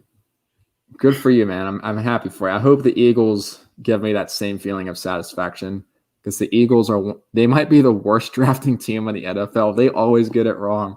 They're like, when was the last time a first round pick by the Eagles that wasn't a defensive lineman was actually good? Marcus Smith was terrible. Danny Watkins was terrible. Whatever stupid cornerbacks you keep picking in the 20s that are terrible, they're all terrible. Jalen Reagor, he was a rookie. He was injured. Yeah, like it was a terrible pick because I don't know what he had to be smoking to pass on Justin Jefferson for Jalen Reagor. I'm surprised he didn't go interior D-line like we usually do. Yeah, that's classic Jets. I feel you on that one. Unfortunately, Christian Barmore is not worth a top 5 pick. So that's one position group that we might not see at all in the first round is defensive tackle, not the pass rusher dudes, like the big dudes that play inside. On my board, there is not a single one that grades out as a first round pick. That's right. My highest ranked defensive lineman. Penei Sewell. Penei Sewell. All right. Penei Sewell is going to the Lions. Man, Slater gets the Cowboys. I'm going to be mad. I hate the Cowboys and get such a good player. I'll bring up the scouting report on Penei Sewell in a bit, but talk about the D lineman. My highest ranked one is Levi Onwuzurike at 35. So that's bad year to need a lineman. All right, let's talk about Penei Sewell. First of all, I like the pick. He's my number 7 player. He's picked 7th. Value matches up. Position of need, you can always use good linemen. His ceiling is enormous. But let's get into the scouting report. Penei Sewell, Oregon, offensive line, 6'5", 325. Ideal measurables, strong physical lineman with high potential at tackle and guard. Footwork needs refinement, sometimes knocked off balance by strong jabs. Hand placement and general technique deteriorates at times. Great strength and inconsistent balance, but is still very hard to move. Has the length and frame to swallow edge rushers. Establishes a big push in the run game and plays with a mean streak. Walls off his side in pass pro, but loses hand fights more than you'd like. Plenty of quickness to kick slide out on screens or climb up to linebackers. Gets upfield and hits people to clean up running lanes. Destroys people on combo blocks and moves the line scrimmage. A natural run blocker on the outside. Becomes flat-footed frequently in pass protections, takes his foot off the gas and doesn't finish every block. Needs to be better about consistently initiating contact instead of absorbing incoming defenders. Slows his feet and lets speed rushers get around him at times. Excellent overall athleticism, has all the physical tools to become a premier lineman, should be an outstanding run blocker from day one at either tackle or guard. Fits any scheme, must develop more consistency and finish plays at the next level. Lengthy report, but with a premier prospect like that, you really gotta dig in. What's your analysis, Drew? How do you feel about Penei Sewell? You seem to be somewhat of a fan of his. I think he's a pretty good pick. Like, yeah, everyone's been hyping him up, but Lions got socks for Christmas. Yeah. Everybody needs it. It's not a very glorified position at all, offensive lineman. Everybody's focus is on the quarterback and the running back, but they do an important job of really allowing, coaches to work with. If they have an offensive lineman that's really stout, then they can pretty much do whatever they want with the offense, because that's really the baseline. So couldn't agree more. A lineman is really the foundation of your entire team. Like, you just have to have 5 good ones. If you have one really bad one, that's bad. Like, it's a position, like offensive line and secondary are those 2 position groups that like have a bunch of guys on the field. It's like you're only as good as your worst one. Like, what's the good in having Darrelle Revis if you have a terrible safeties? So I don't think the Penei, it's a good pick. Again, I like Slater more. So it's like, why is he still on the board? Because he's my number 3 player. But Sewell is extremely talented. I mean, his ceiling is through the roof. Look, if he fails to tackle and has to play guard, he's still going to be one of the 5 best guards in the league. Or could be. I shouldn't say will. We don't like the will word when talking about players. But he has the ballerina stuff. He can play left tackle. Panthers have less than a minute to make their pick. Oh, dude, what if they miss the pick? That would be Panthers. I could be any. It's not going to be a quarterback because they just traded for Sam Darnold, but like lineman. Any of like just the top guys on the board, like Rashawn Slater, Devontae Smith, J.C. Horn comes into play here, my number 8 player. Maybe even Tevin Jenkins. That would be a little high for Tevin Jenkins. I love Tevin Jenkins. I just don't think he's a left tackle, which is why I would not pick him in the top 10. He's going to be a beast on the right side or a guard. Like, he's a glass eater. He's fun to watch. He's just throwing people around. He's like Landon Dickerson, sort of. Just a little more athletic without injury concerns. Looks like the Panthers may not get their pick in. Oh, dear. Now, if you're the Broncos have to be so happy because remember, Broncos need a quarterback. They're sitting at 9. There's been no trades. No one has traded up for like Justin Fields, which means the league is not as high on him as dumb media people like us. And Mac Jones is still there too. The Broncos pick can be fascinating because they could do anything. Who else is just like coming into play here? I should probably be like highlighting dudes that are like not there anymore. I mean, Devontae Smith is my number 1 player still available. He's my number 5 overall. Still on the board. I guess teams don't like the skinny guy. It's fine. It's going to kick everyone's butt.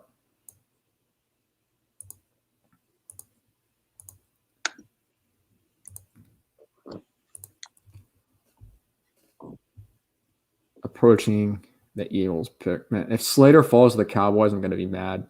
Not going to lie. Like, mad, like just mildly perturbed. It's like, dang, can't believe they got so lucky. Yeah, there's this Cowboys YouTube draft guy. He's really good, and he keeps insisting, like, man, Kyle Pitts is gonna fall to the Cowboys. Here's how it's gonna happen. It's like you're just assuming that like Kyle Pitts is gonna not just get picked fourth. Like you're assuming the Falcons are stupid. That's what you're doing.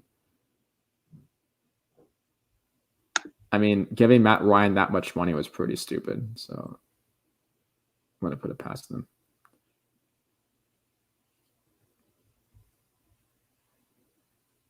Well, Drew, any like interesting research, interest stories, maybe some players that you're keeping an eye on? Maybe someone we won't hear about tonight. Some like non-first rounder guy. Jaycee Horn.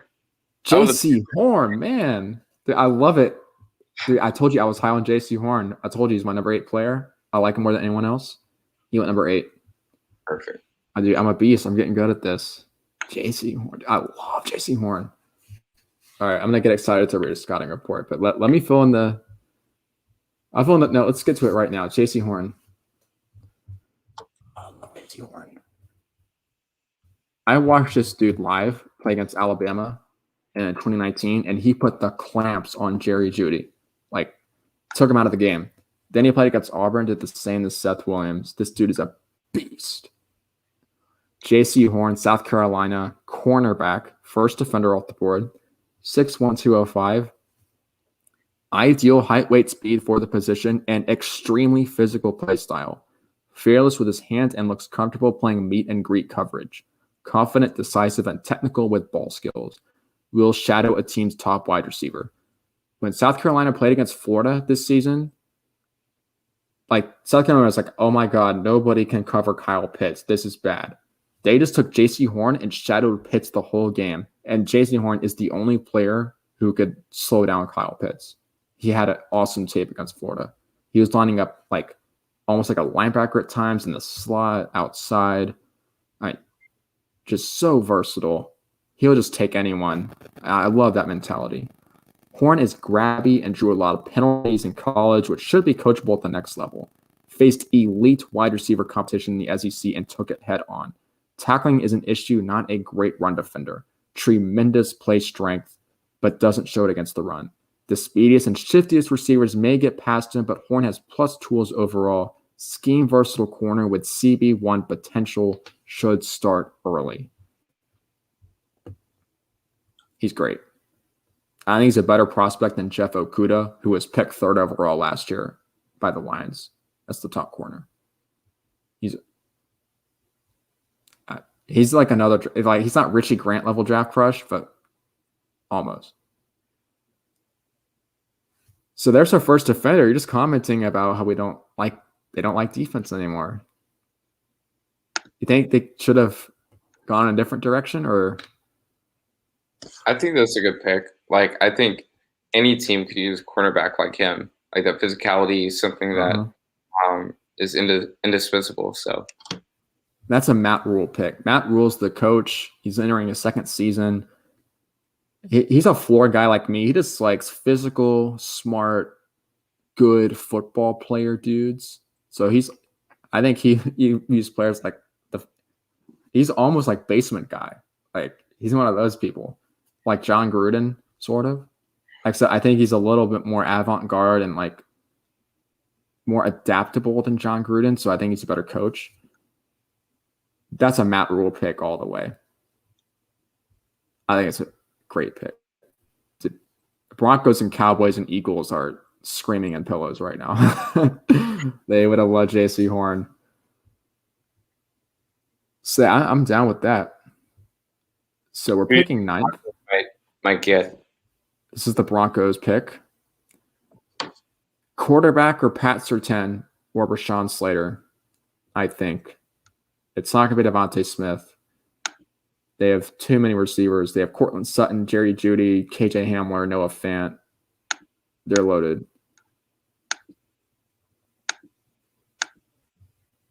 Yeah, I could see Surtain going. People have been mocking corners to the Broncos like all draft season. It just comes down to what they want. You never really know for sure. I mean, if Slater gets the 10, the Cowboys are going to make out like bandits. Dude. Oh. I think it's not going to be fun to have to dissect that one.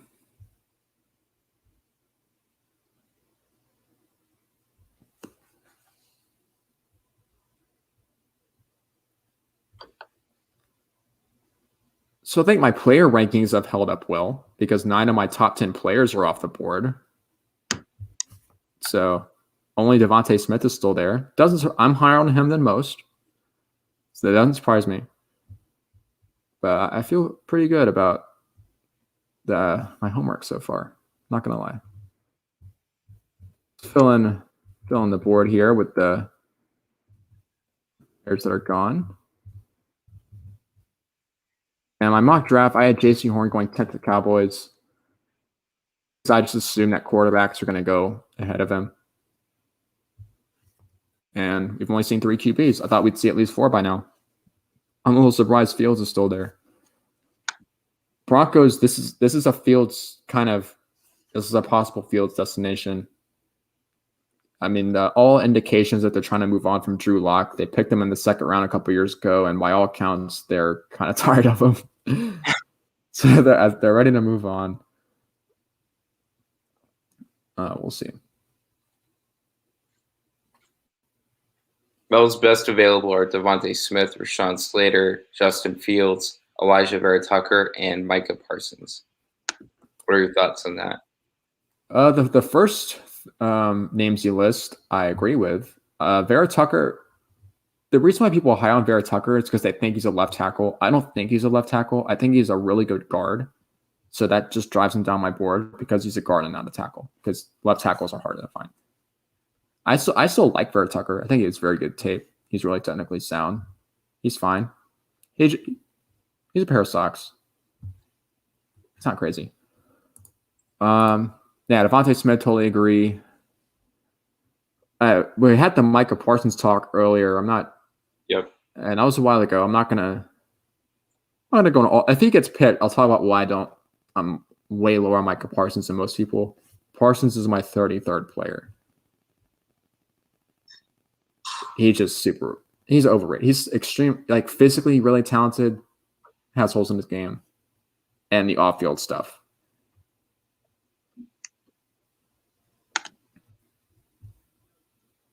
In terms of team needs for the Broncos, I mean, and again, top 10, you don't really draft for need. Quarterback is really what stands out.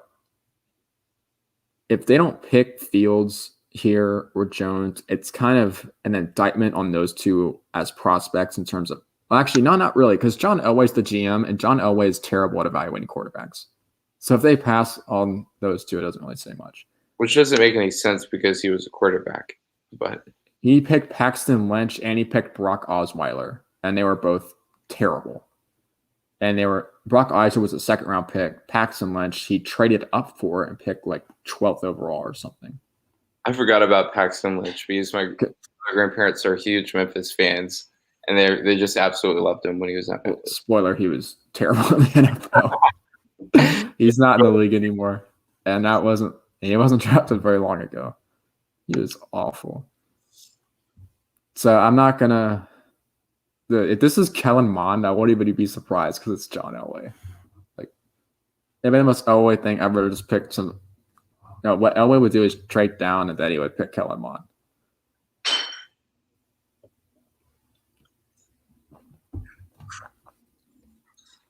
Kellen Mond is my meme quarterback just because I've seen people that really like him, and it doesn't make sense.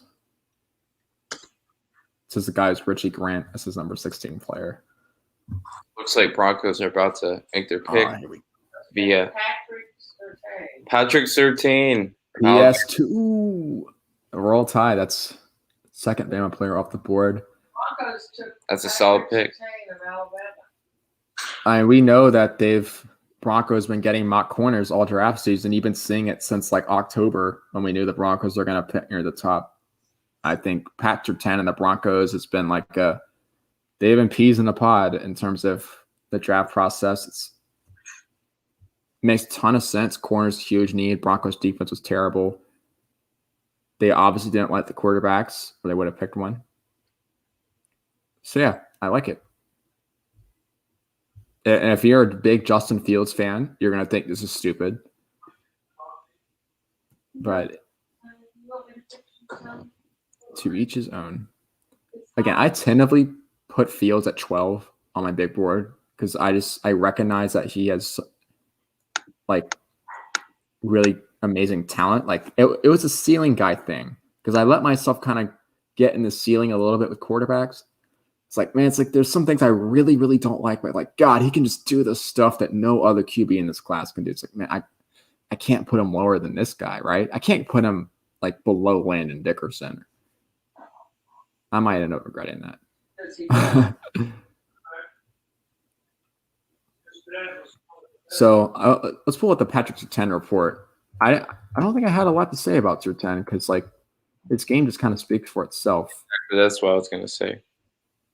Yeah, he's 6'2", 203, has great size and strength, good athlete. Disciplined technical corner with excellent size and length with adequate speed. Excels in run defense compared to most corners. Fights through blocks, is in a great tackler. Very fluid hips for a 6'2" corner. Lateral acceleration is average, not as sticky as other top corners, but has the range and intelligence to clearly make up for it. Footwork, kick slide, and shuffle are buttery smooth. His preparation shows on tape through route recognition and technique. Acts and plays like a pro.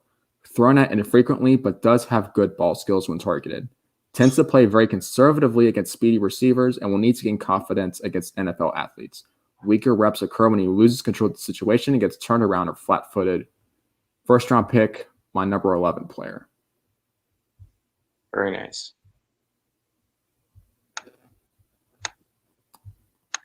So my cornerback rankings are standing up. Mac Jones and Devontae Smith are noticeably not picked yet. I'm not surprised. It's like I felt like if Jones didn't go third, that he would slip outside the top 10, maybe even into the 20s. I'm surprised Fields is still there because I felt like some team was going to go up and get him, even if the Broncos didn't like him. So I who knows? Cowboys territory. This is going to be Slater, or probably. The Cowboys really would have wanted Horn or Surtain, but this has to be Rashawn Slater. If this is Micah Parsons, I'll be happy, but I think this is going to be Slater. So with those top corners gone, let's talk about what's left at the position. My cornerback 3 is Greg Newsome, the second out of Northwestern, a number 20 player. He has early starter potential. Next is Caleb Farley from Virginia Tech, 25. He has major injury concerns, but he's one of the fastest dudes I've ever seen on tape. Crazy range. And then my 27th player, Ifeatu Melifonwu with Syracuse. It's like middle of the first round. There's plenty of teams that want secondary help. And if you want secondary help, just get you some Richie Grant, man. That's all I got to say.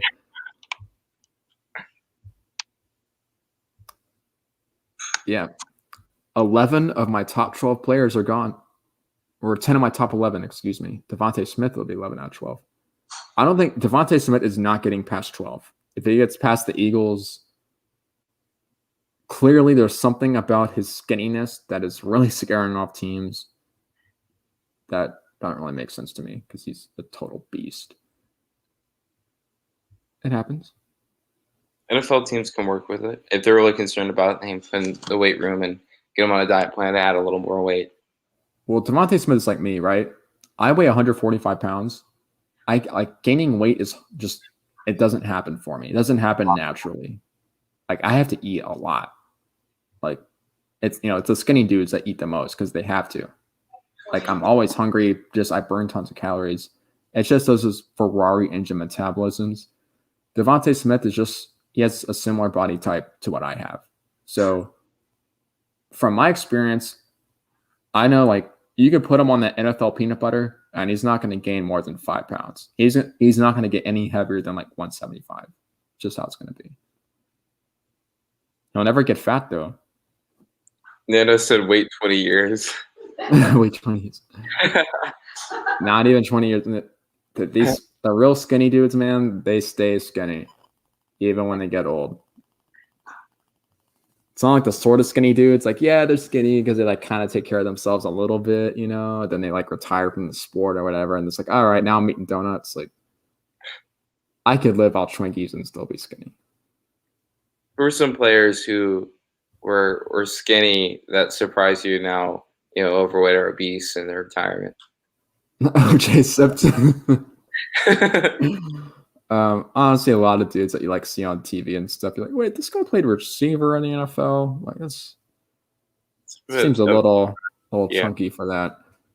Well, there's also the inverse, right? Where like, the running backs they're the ones who get really pudgy. Yeah, like they're 350 pounds and then they retire and they like gradually lose the weight, and you're like, wow. Like the linemen are the ones that get skinny after they retire, ironically. Oh, yeah. And then the running backs are the big guys. Unless you're playing, lineman, you really don't need to be carrying around all that weight. Yeah, you're seeing a real trend with just like skinny players, especially at linebacker, which is really interesting. Like Darius Leonard is one of the best middle linebackers in the NFL. He played at 215 last season at Mike. It's like, how do you run defend? Right? Like, how do you like stack and shed blocks? These 300-pound guards are coming at you. It's like, yeah, I deal with it. I just don't. I'm careful, but I need to be skinny and fast so I can run around and cover people, because that's what the NFL is like now. And that's why teams are going to have Owusu-Koramoah rated highly. Look, depending on how you view his tackling is going to depend on where you pick him. That's just where the game's going.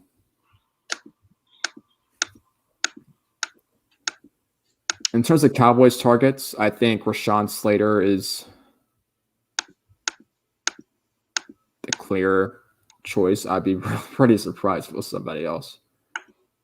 Like last year, I mean, CeeDee Lamb fell in their lap at 17. Devontae Smith has fell into the lap at 10. I don't think they're going to double up like that in back-to-back years. But you never know. It's Jerry Jones. Remember, Jerry Jones is the GM and the owner.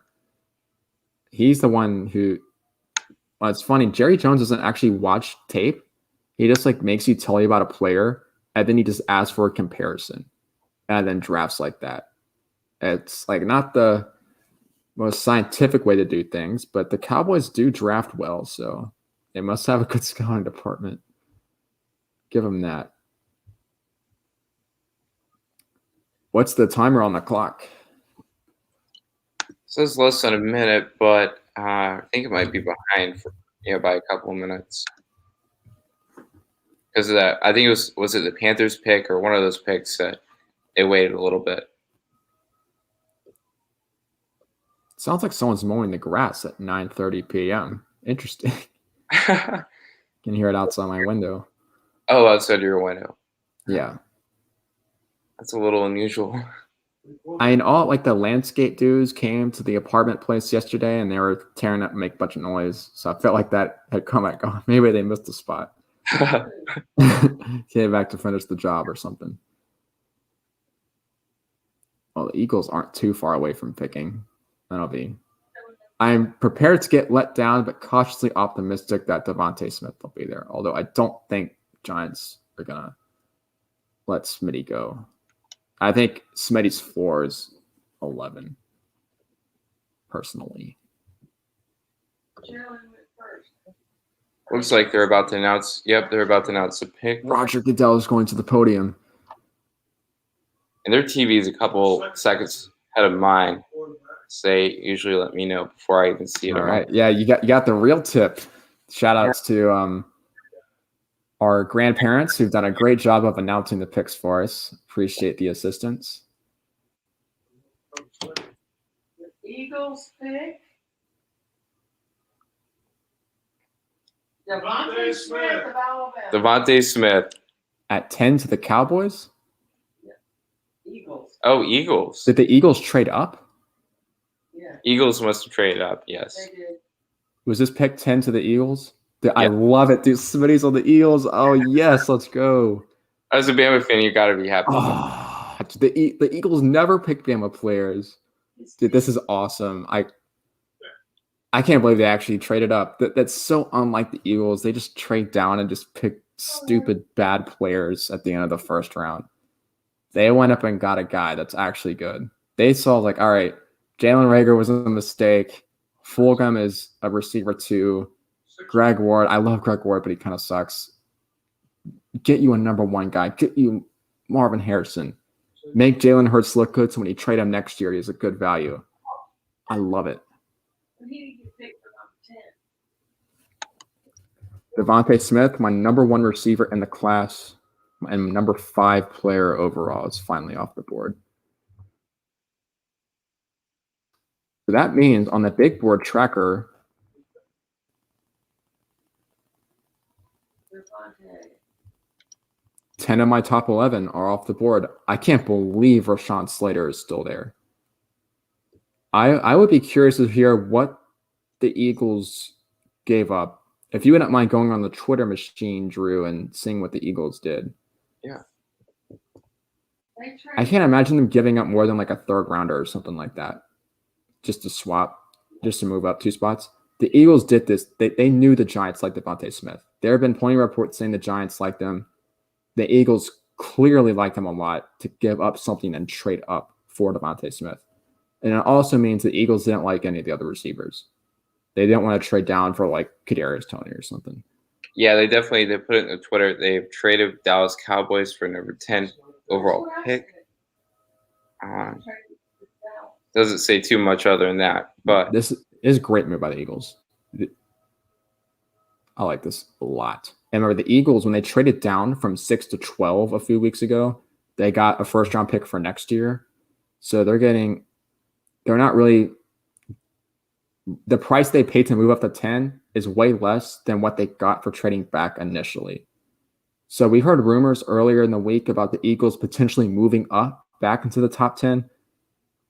Turn out to be true because clearly they like DeVonta Smith and they did not want the Giants taking him right before they got there. So the Giants should be on the clock right now. They are probably pretty pissed that they got jumped for Smitty. But hey, Smitty and that Eagles green, dude, yes, I love it. He's going to be so good. Let me pull up the scouting report on DeVonta Smith. I think his is the longest of anyone I did because I have like nothing but good things to say about him. Literally, the only thing that you can say bad about him is that he's skinny. And if you're asking yourself, like, what do I not like about his game besides him being skinny? Then why are you like dropping him below other guys? So let's talk about him. DeVonta Smith, Alabama wide receiver, height 6 foot, weight 166. That's the Slim Reaper.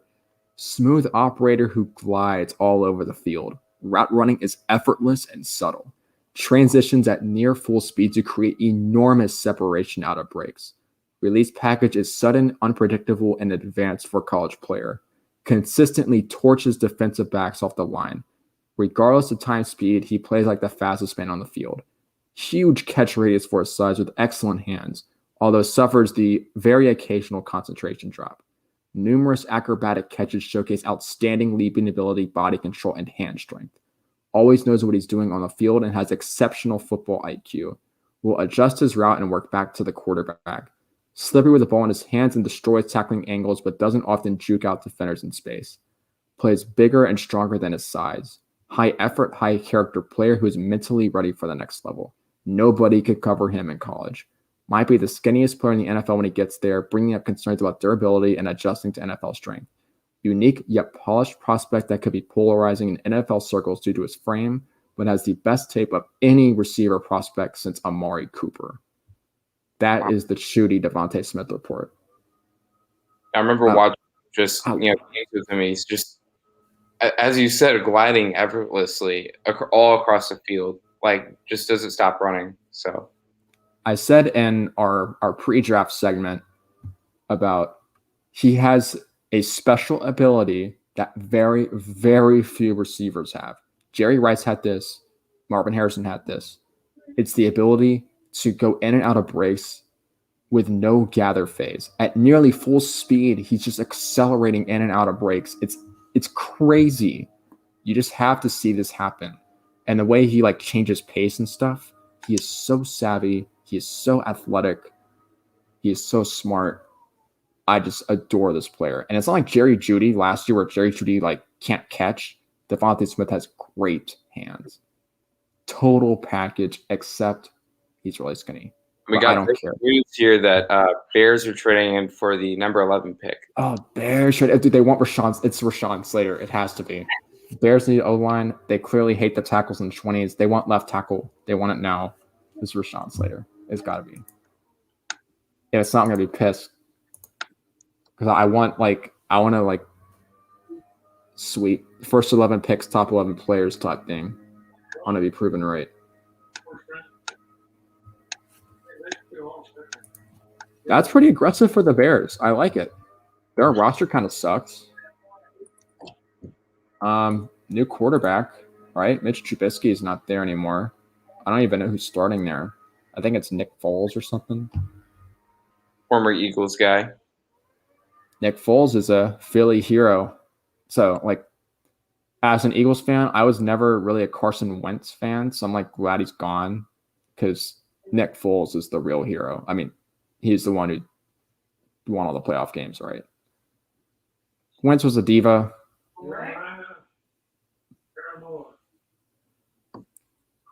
Looks like Karamoa has been selected by the man. Wait, let's see. Notre Dame guy. That's I'm a little lower on him because I think he's a terrible tackler. It's what's going to happen when he has to tackle dudes in space? He's just going to fail and give up big plays. If every team had their big board like mine, Owusu-Koramoah would still be there when the Bears would have been on the clock at 21 or whatever. So trading up 10 spots.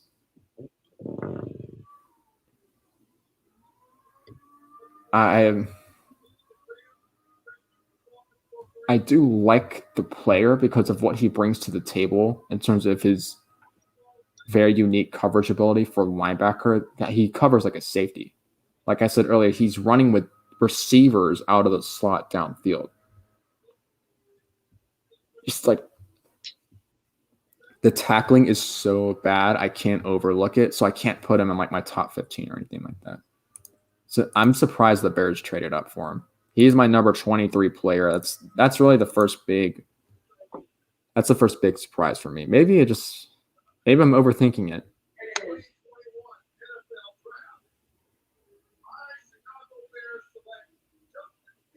Oh, they actually got. Oh, they went for Fields. That's what they traded up for. I was like, man, it can't be. Koramoah doesn't make sense. All right, it's Fields. It does make sense is Justin Fields. That does make sense. We said the Bears are unsettled at quarterback. They needed one. And like I said, somebody was going to come up and get him at some point, right? Some team's going to fall in love with that size, that huge arm, that athleticism. It's the Bears. The last time I traded up for a quarterback, it went very, very poorly, but maybe this time will be a little more successful. Like I said about Justin Fields, the ability that separates him from every other quarterback in this class, and even QBs in recent memory, is he can throw balls accurately with velocity anywhere on the field. We're talking about opposite hash throws outside the numbers. He's got that in his arsenal. That's so rare to have.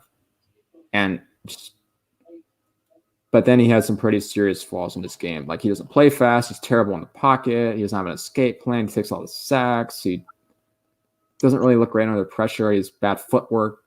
Some of that's coachable. Some of that is developed with experience. And some of that just never happens for NFL quarterbacks.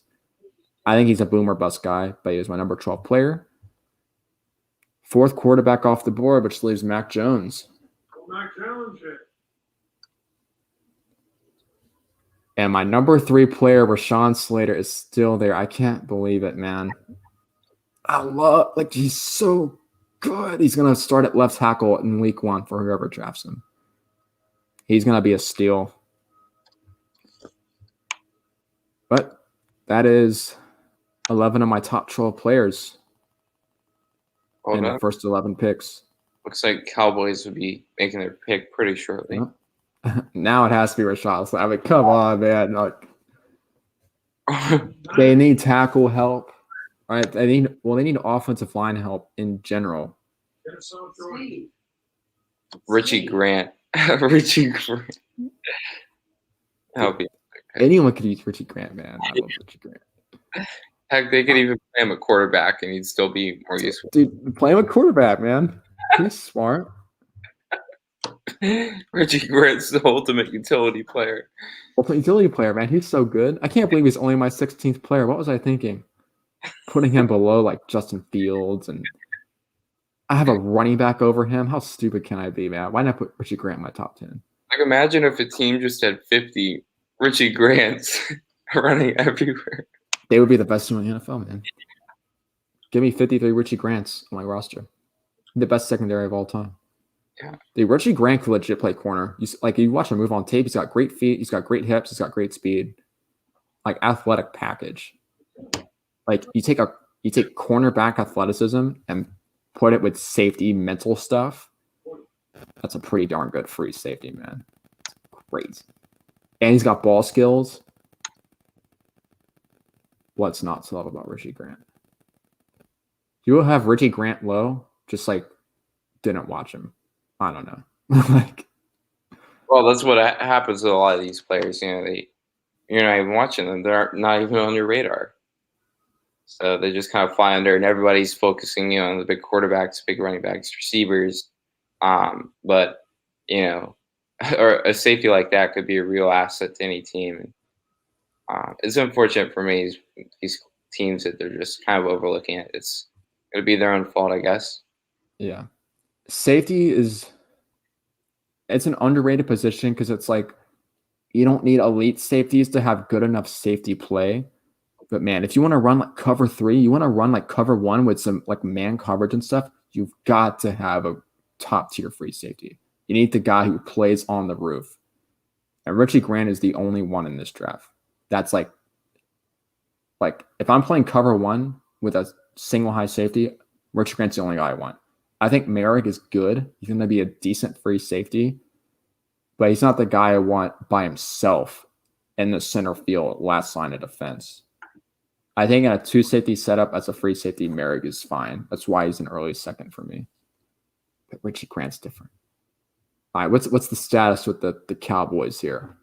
It looks like they are still deliberating. Hey, might be trying to trade back again.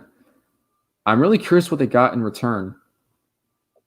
The Cowboys do have, I think, 3 picks over the course of rounds 2 and 3 tomorrow night, which is really good for like the kind of the meat of the draft in terms of defensive talent is really in that area. Like just a lot of the like kind of role player guys that can like kind of probably start for you. There's some corners I like in that range. I think there's like only 2 good safeties in the draft. I think the safety class is kind of terrible, honestly, because I don't Richie Grant. There's Javon Holland and Andre Cisco, who are just so like they have a lot of interceptions, so people think they're good. It's like it's not getting the interceptions, it's how you got them. When you're evaluating, it's not having the stats, it's how you got the stats. Devontae Smith had 1,800 yards and 1 million touchdowns and over 100 catches, and he got them by being the best player on the field every week. But like Manti Te'o got 7 interceptions that one season because someone else did the work, and he just happened to be standing there with his arms outstretched, and the ball fell like a stork dropping a child into a gypsy's hands. Like that's ball production, but not like real ball production. That's just it's not creating turnovers, it's getting them. You don't want guys that get turnovers, you want guys that create turnovers. Richie Grant creates turnovers.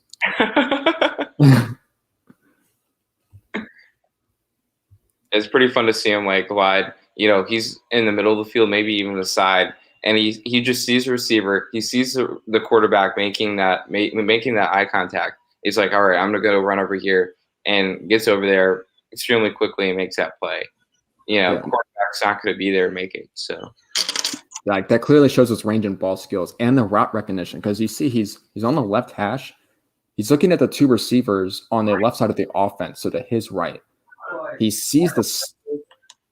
Looks like Micah Parsons has been selected. Oh, no, they didn't, man. Slater's getting thrown under the bus. I can't. They picked him over Slater, man. Oh, my God.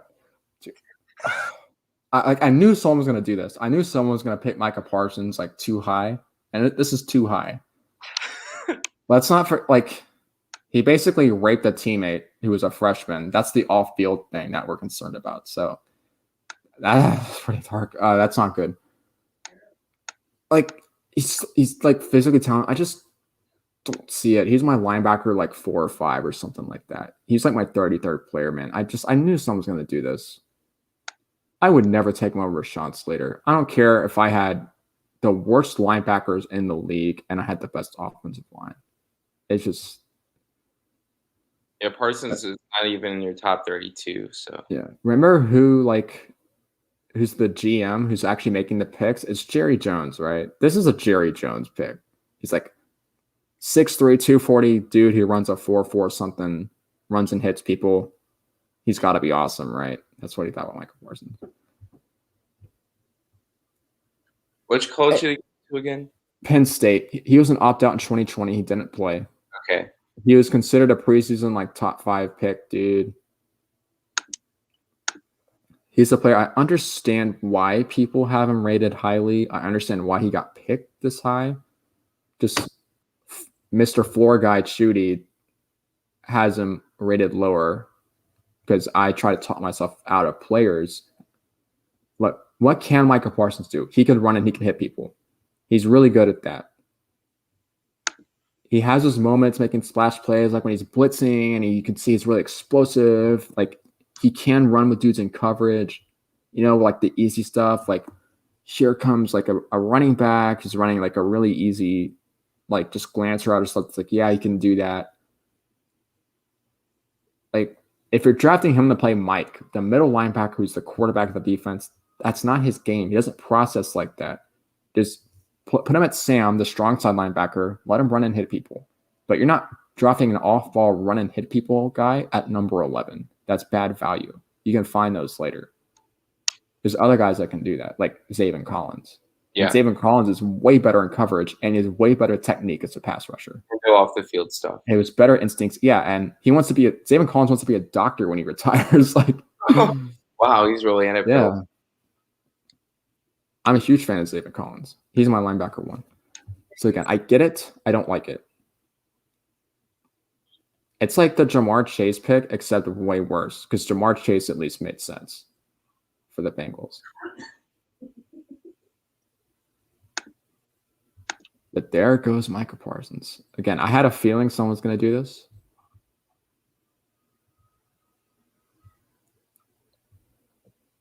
All right, but you know what? We'll see who's right, me or the Cowboys, in 2 or 3 years. And if he sucks, he sucks. And I'm right. Well, actually, no. I still have him second rounder. So if he sucks, I guess we're all wrong, right? Because second rounder is supposed to be good. If you're a top 100 pick, you're good. Like, now, speaking of dudes I'm lower on than almost everyone is Greg Rousseau of Miami. You might hear his name come up later in the ESPN broadcast that people are targeting, like the teens and 20s and stuff. He's an edge player from Miami. He had a bunch of sacks in 2019. It's like a freshman or something. He opted out this year. I think he's kind of terrible, honestly. I don't know why people think he's a top 32 player, which is what I keep seeing on like the internet and stuff. Like, I think he as what can Greg Rousseau do? And I just I'm grasping at straws. It's like nothing. He's just like big and he's long. People think he's some kind of freak athlete, dude. It's like, yeah, he's like explosive and twitchy and all that. Yeah. I think he watches tapes like he's slow. It's like really slow. And he's like playing defense, and it's like, all right, well, if he gains 15 pounds, I kick him inside. He plays 3 tech, and he can pass rush a little bit. But that's not a first round pick. That's not a second or even that's like a 4th, 5th, 6th, day 3, whatever guy. I think someone might pick him in the first round, and they'll just be dumb, and I won't have anything else to say about it. But who's on the clock now? I think it's the Chargers are 13. Yeah, Chargers, right? Yeah. Yeah. I remember the draft order. Has Mac Jones gone yet? No, he's not going to go to the Chargers because Justin Herbert exists, and he had the greatest rookie season of any quarterback ever. He's a total beast. Yeah, he's not going to the Chargers.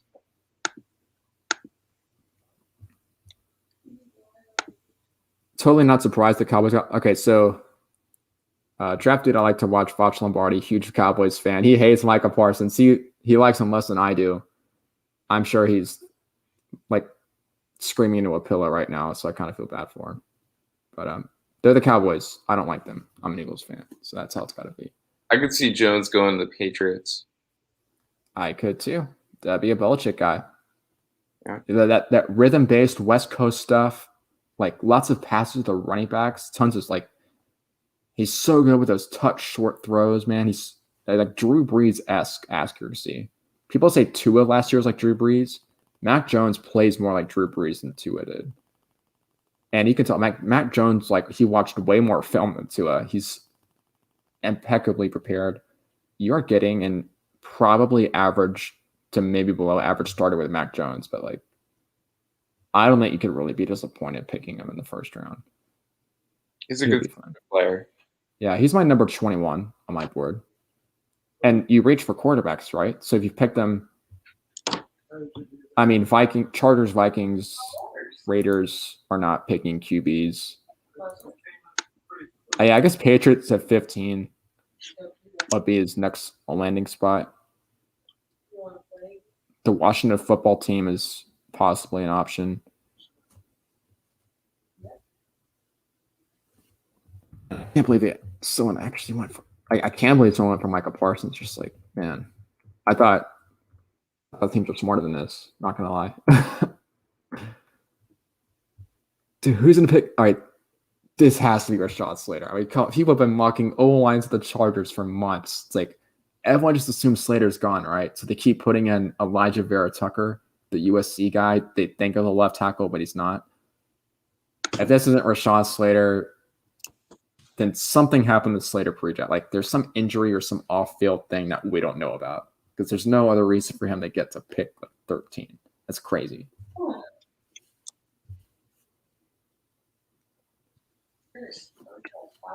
Who did I have in my mock? I had Tevin Jenkins, O-line from Oklahoma State. Yeah. I mentioned him earlier. Yeah. I like him more than most people. I'm higher on him. You know, Mr. Floor guy. I think he's going to be a great right tackle. Could play guard. Should be a beast at right tackle. I think he's my number 13 player. Yeah. My number 14 player is Landon Dickerson, who could get. He's not gonna go this high. I just really like Landon Dickerson. I think he's so good. If Landon Dickerson didn't have ankles made out of paper and didn't blow out his knee, he'd be a top 10 player for me easily. His tape is awesome. His tape is unbelievable. His Auburn tape. I was just laughing watching the Auburn tape from last year. Because every other play, he's just throwing dudes on the ground like they're little children. It was so fun to watch. He was having fun out there, and he clearly hates Auburn. So I'm all about that. It would be crazy if Chargers don't go for Slater.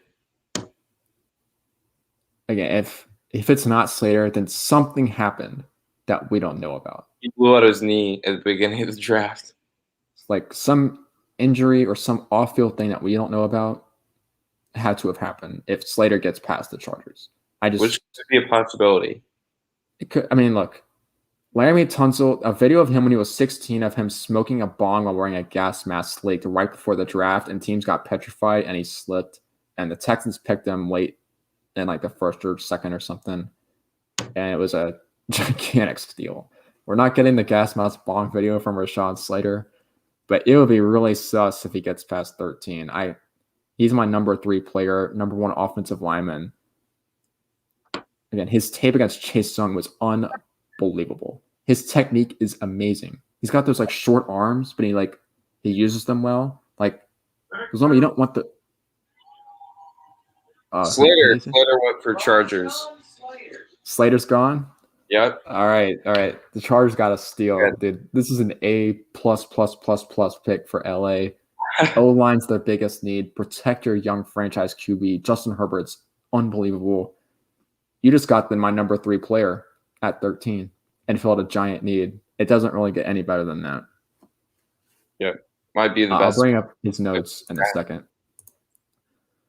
So in 13 picks, my top 12 players are gone, and Michael Parsons. Let's pull up the notes on Slater that I got. Again, he was an opt-out. But man, if you have tape like that against Chase Young, I'd opt out too. He's really good. All right. Rashawn Slater, Northwestern offensive tackle. He's gonna play. He's a real left tackle. You know, I called it. My analogy is that you gotta be a ballerina to play left tackle. He's a darn good ballerina. He can dance. He's got the tippy toe, kick slidey stuff. It's all there. He's 6'3", 305, little on the small side. People say he's got short arms. I don't care. Fantastic awareness and anticipation on the field. Head on a swivel and has the athleticism to get where he needs to go.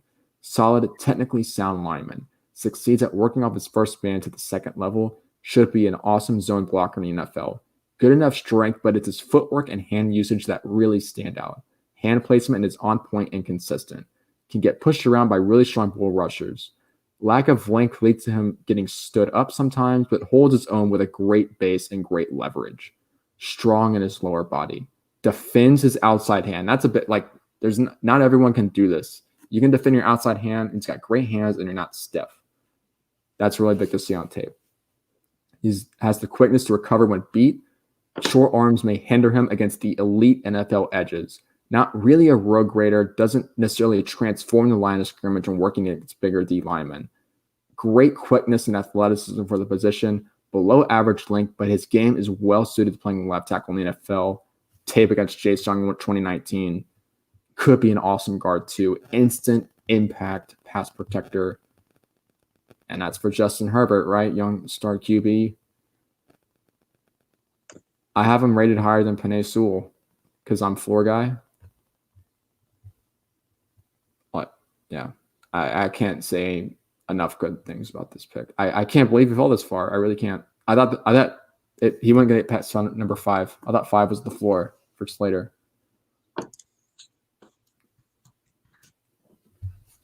So I think the Vikings are up now. Am I correct? I think you're right.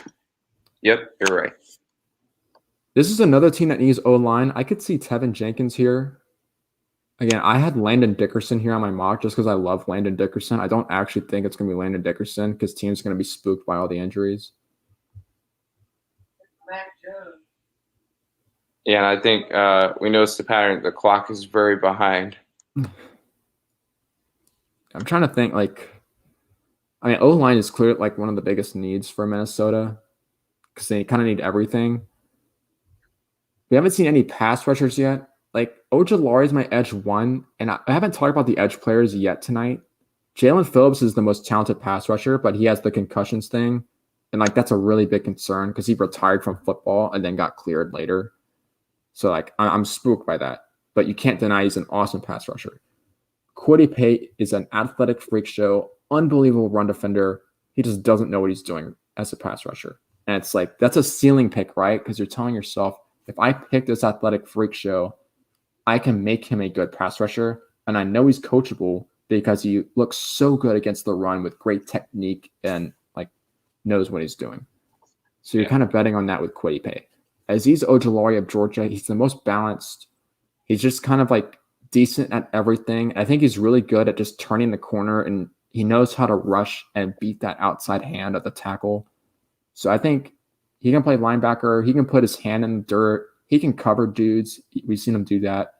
We've seen him. He just has that natural playmaking ability.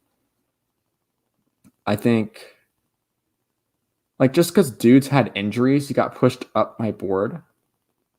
But I think he's fine in the teens. I think I'm a little higher on him than other people just because I have him in front of Jalen Phillips and stuff because of injuries and things.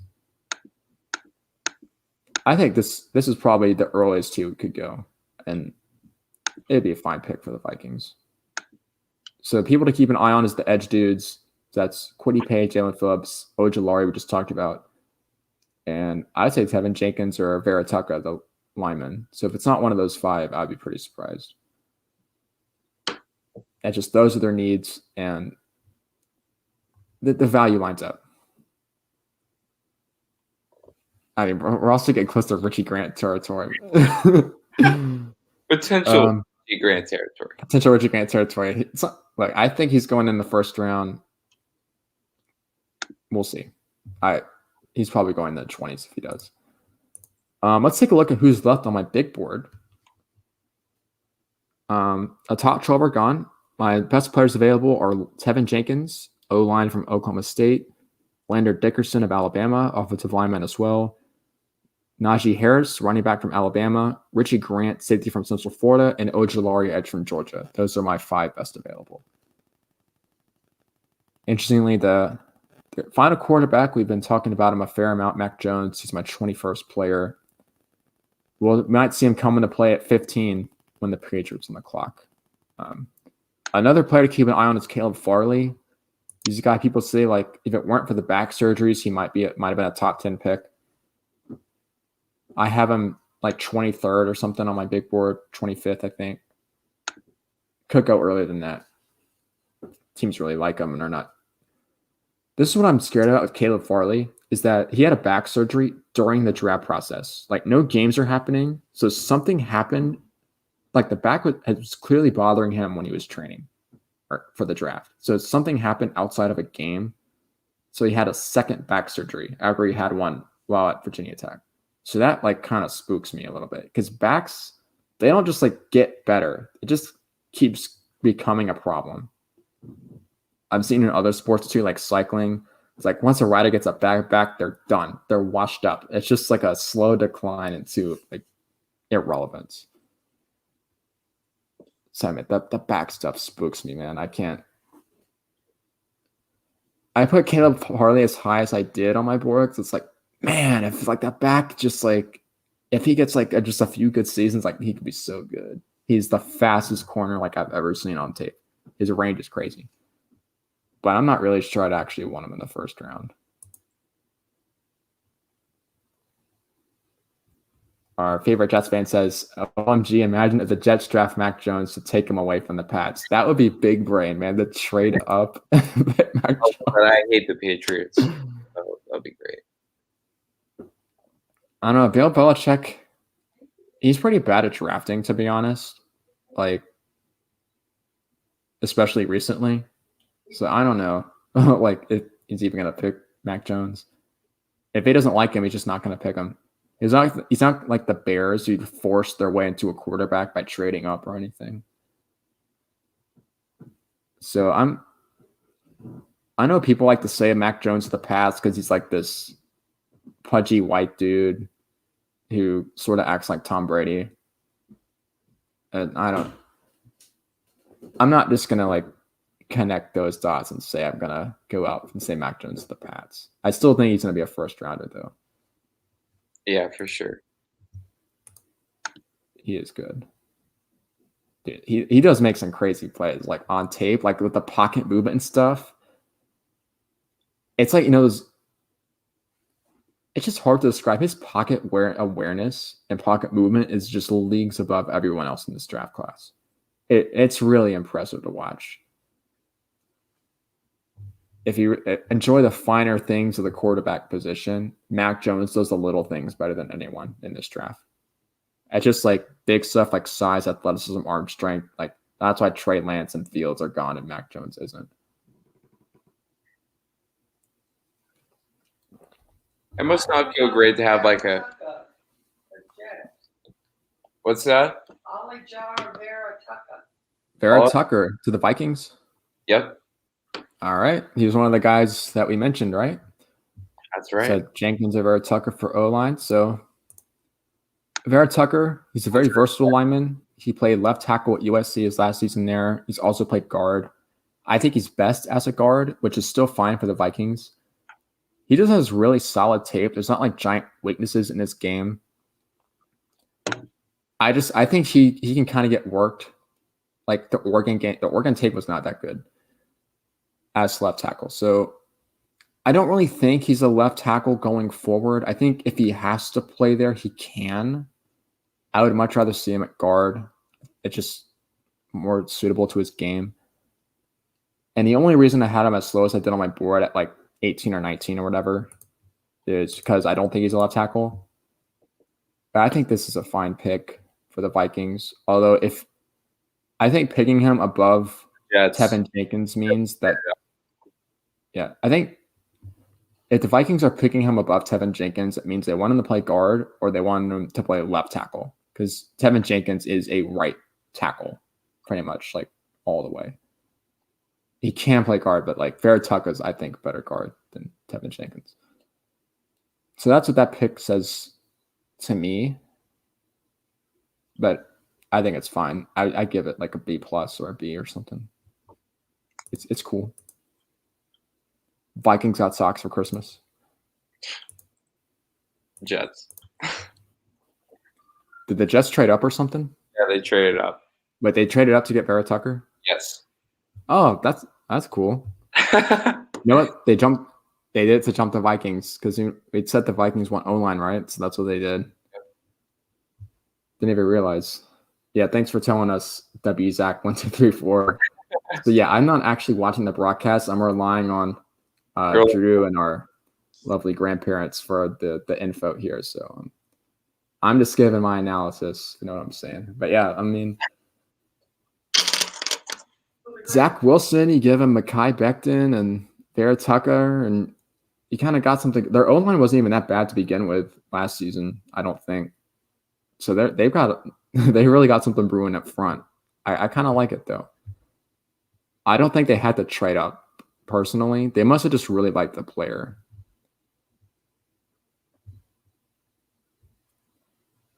I mean, he's not playing left tackle because Becton's there, right? Yep. What do you think, W. Zach? Where do you think they're going to play him? You think he's a guard? I don't think they put him at right tackle. Like, he's not that long. He's not that strong. I think it's not really his game, right tackle. Where's my notes on Vera Tucker? I wanted to like Vera Tucker more than I did when I watched his tape, honestly. I remember coming away like with that feeling.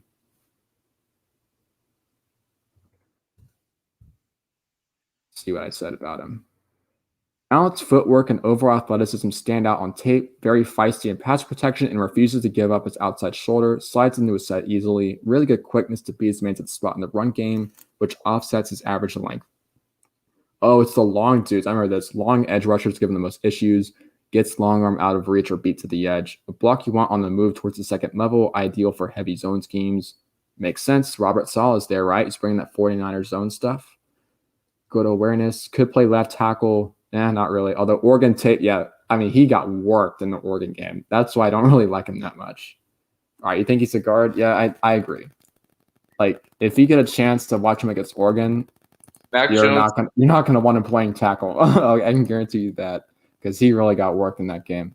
It's some long dudes, man. They just like they long arm him and then they just go past him, and it just kept happening. He gave up like 2 sacks in that game and a bunch of other pressures. Mac Jones has gone to Patriots. They picked him? Yep. Right on, dude. I mean, people have been saying this all along, like all season, like, man, Mac Jones, like that's a Belichick guy. And I was saying. I wasn't going to go out of limb and say it was going to happen, but it happened. So for people who have been Mac Jones patch truthers, congrats. I think considering they don't owe Cam Newton very much money this season because he's on a really cheap contract, I think Mac Jones could end up starting.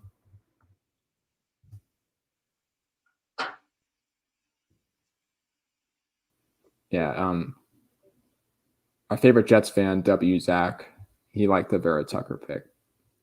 I mean, Jets are making moves, man. They got their QB. They're building the line. Look, teams that are aggressive usually, except when they're going after quarterbacks, teams that go after other players are usually pretty successful. So I will applaud the Jets for getting their guy. Same with the Eagles. Let's talk about the Mac Jones stuff. Well, we already gave the scouting report, although some people might not still be around who saw that earlier. So Mac Jones, pocket movement and processing are spectacular. His great footwork and mechanics, his product placement on all three levels is great. People don't like his ball velocity. I think it's average. I agree. Pushing the ball out to the numbers is his deep throws kind of flutter. Like, so when he's throwing, he's trying to get the ball over the outside shoulder and it just doesn't get there. But he has like Jalen Waddle, so he gets to it anyway because it's Jalen Waddle and like Devontae Smith and stuff. And, he's not like some athlete guy or anything, but he's good because he does the little things so well. He's a great decision maker. His pocket awareness is elite for a college QB. He has great footwork. He's just quick. He processes. He knows where he's going with the football. You really can't teach guys that. That's just kind of part of their game, and Mac Jones has it. He is my number 21 player, goes at 15. That's good value for the Patriots because we reach for quarterbacks. They got their guy. People who thought Jarrett Stidham was going to start, I can't believe it. He was so bad at Auburn that people thought he was going to be good at the NFL. And Auburn QBs are terrible except for Cam Newton. So yeah, I'm cool with it. What about Bo Nix? He's terrible. Like, he's legit. Like, I can't. He might not start next season, honestly. Wow. I remember my other grandparents like following him, and like when he was a senior in high school, I think Gardendale or somewhere like that. No, he's at Pinson Valley, I think. Valley, that's right. And like how good he was, and blah blah blah. But he's a 5-star recruit too. Yeah, I don't see that often for Alabama high school quarterbacks. Pretty much every Auburn fan was really, really excited about him. Yeah, it looks like the Cardinals, unless I'm totally lost track because of trades, the Cardinals will be on the clock. Let's see. Yep, you're right. Cardinals, this could be anybody. I don't know. I mean, it's really hard to know because Cliff Kingsbury, their coach, is such an interesting guy. I think corner does stand out as a need, and Greg Newsome is there. It's a thing. I think one of the edge guys, I think I had an edge guy go on my mock. I think I had Ojulari in my mock draft to the Cardinals. Yeah, I think it'd be fine. Yep. I wouldn't be surprised to see Kwity Paye go here. This is a hard one to predict. This is my 5 best players available are Tevin Jenkins, Landon Dickerson, Najee Harris, Richie Grant, Ojulari. Same as before. That's almost Richie Grant time. Yeah. I hope the Eagles trade back into the first or whatever and get Richie Grant. You're going to lose it when he gets drafted. If he goes to a team I don't like, then I'll be disappointed. Oh. I just want to be proven right that he's like actually like the first round pick, and that teams see that too. Because I see these dudes that like don't have him in their top 50 or whatever. And it's like, did you watch the Tulsa game? Apparently not. Watch the first like 4 plays of the Tulsa game and then tell me he's not a top 20 pick. That's all I got to say about Richie Grant. I got more to say about Richie Grant, but if you don't want to hear me talk about Richie Grant anymore, then go watch the first 4 plays of the Tulsa game, and you'll see why I love Richie Grant. Are there any safeties from Alabama planning to be drafted? They're not old enough. We had Xavier McKinney get drafted last year, Jordan Battle and Daniel Wright, and DeMarco Hellams are all sophomores. I think Jordan Battle will be the most highly regarded. I don't think he's first-round type guy next year. I think as of now, he projects us like kind of day 2, play him as he can play free safety in a 2-safety setup. He's like Merrick, but I might think he has a little more upside than Merrick. So he could be like, if he has a good season, I could see him like being first-round conversation. We can sprinkle in some 2022 guys as we're getting into the last half of the first round. He's a guy to look out for at safety. I think the Notre Dame guy is better. I would say Notre Dame guys might have won safety next year. I think, Richard Hamilton, is that his name? Or Kyle Hamilton. He's like 6'4", 220. He's just huge. I'm really intrigued by him. I think Notre Dame is loaded. I was watching the Liam Eichenberg and the Owusu Koromoa tape. I'm like, dang, like Notre Dame has players. Like, I'm surprised they weren't more competitive than Second time against Clemson. I think their running back is a beast. Kyren Williams, he's going to be my RB1 next year. I love Kyren Williams. I think he's first-round type talent. He's crazy good. He's better than Etienne, I think. He's the truth. Looks like one of our sources, Nana, has gone to bed, but we still have another source in Poppy watching for us. All right, yeah, well, he's our eyes. So it looks like the Cardinals are taking their sweet time. Again, Cardinals, their coach is Cliff Kingsbury. He was at Texas Tech. He's bringing all this like college air raid stuff. He's got Kyler Murray running the show. They clearly have some issues on defense that they have to address. I think their offense, they could use our running back, but like they're not. I think they're the type of people who won't draft Najee Harris this high, even though I have Najee as my 15th ranked player. I think this will be defense. I don't think receivers were taking this high. I think it's one of the 3 edge dudes, if I had to guess. Or Owusu-Koramoah.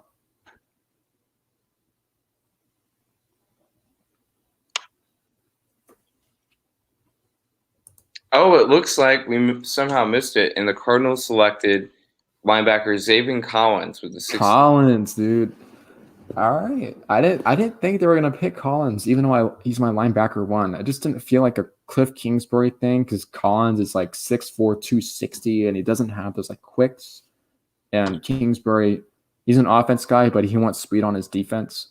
So I didn't think it was really like a scheme fit. I thought Owusu-Koramoah would be their linebacker type guy, but I think Collins is the better player, and I like the pick a lot. Yep. I'm a big fan of Zaven Collins. I think Collins is like 20-something on my board just because off-ball linebackers don't have high positional value. He's 22nd on my board. But he's linebacker 1. He just has great tape. Like, I wish he was a little bit quicker in short directions. You wish he played on like against a little better competition.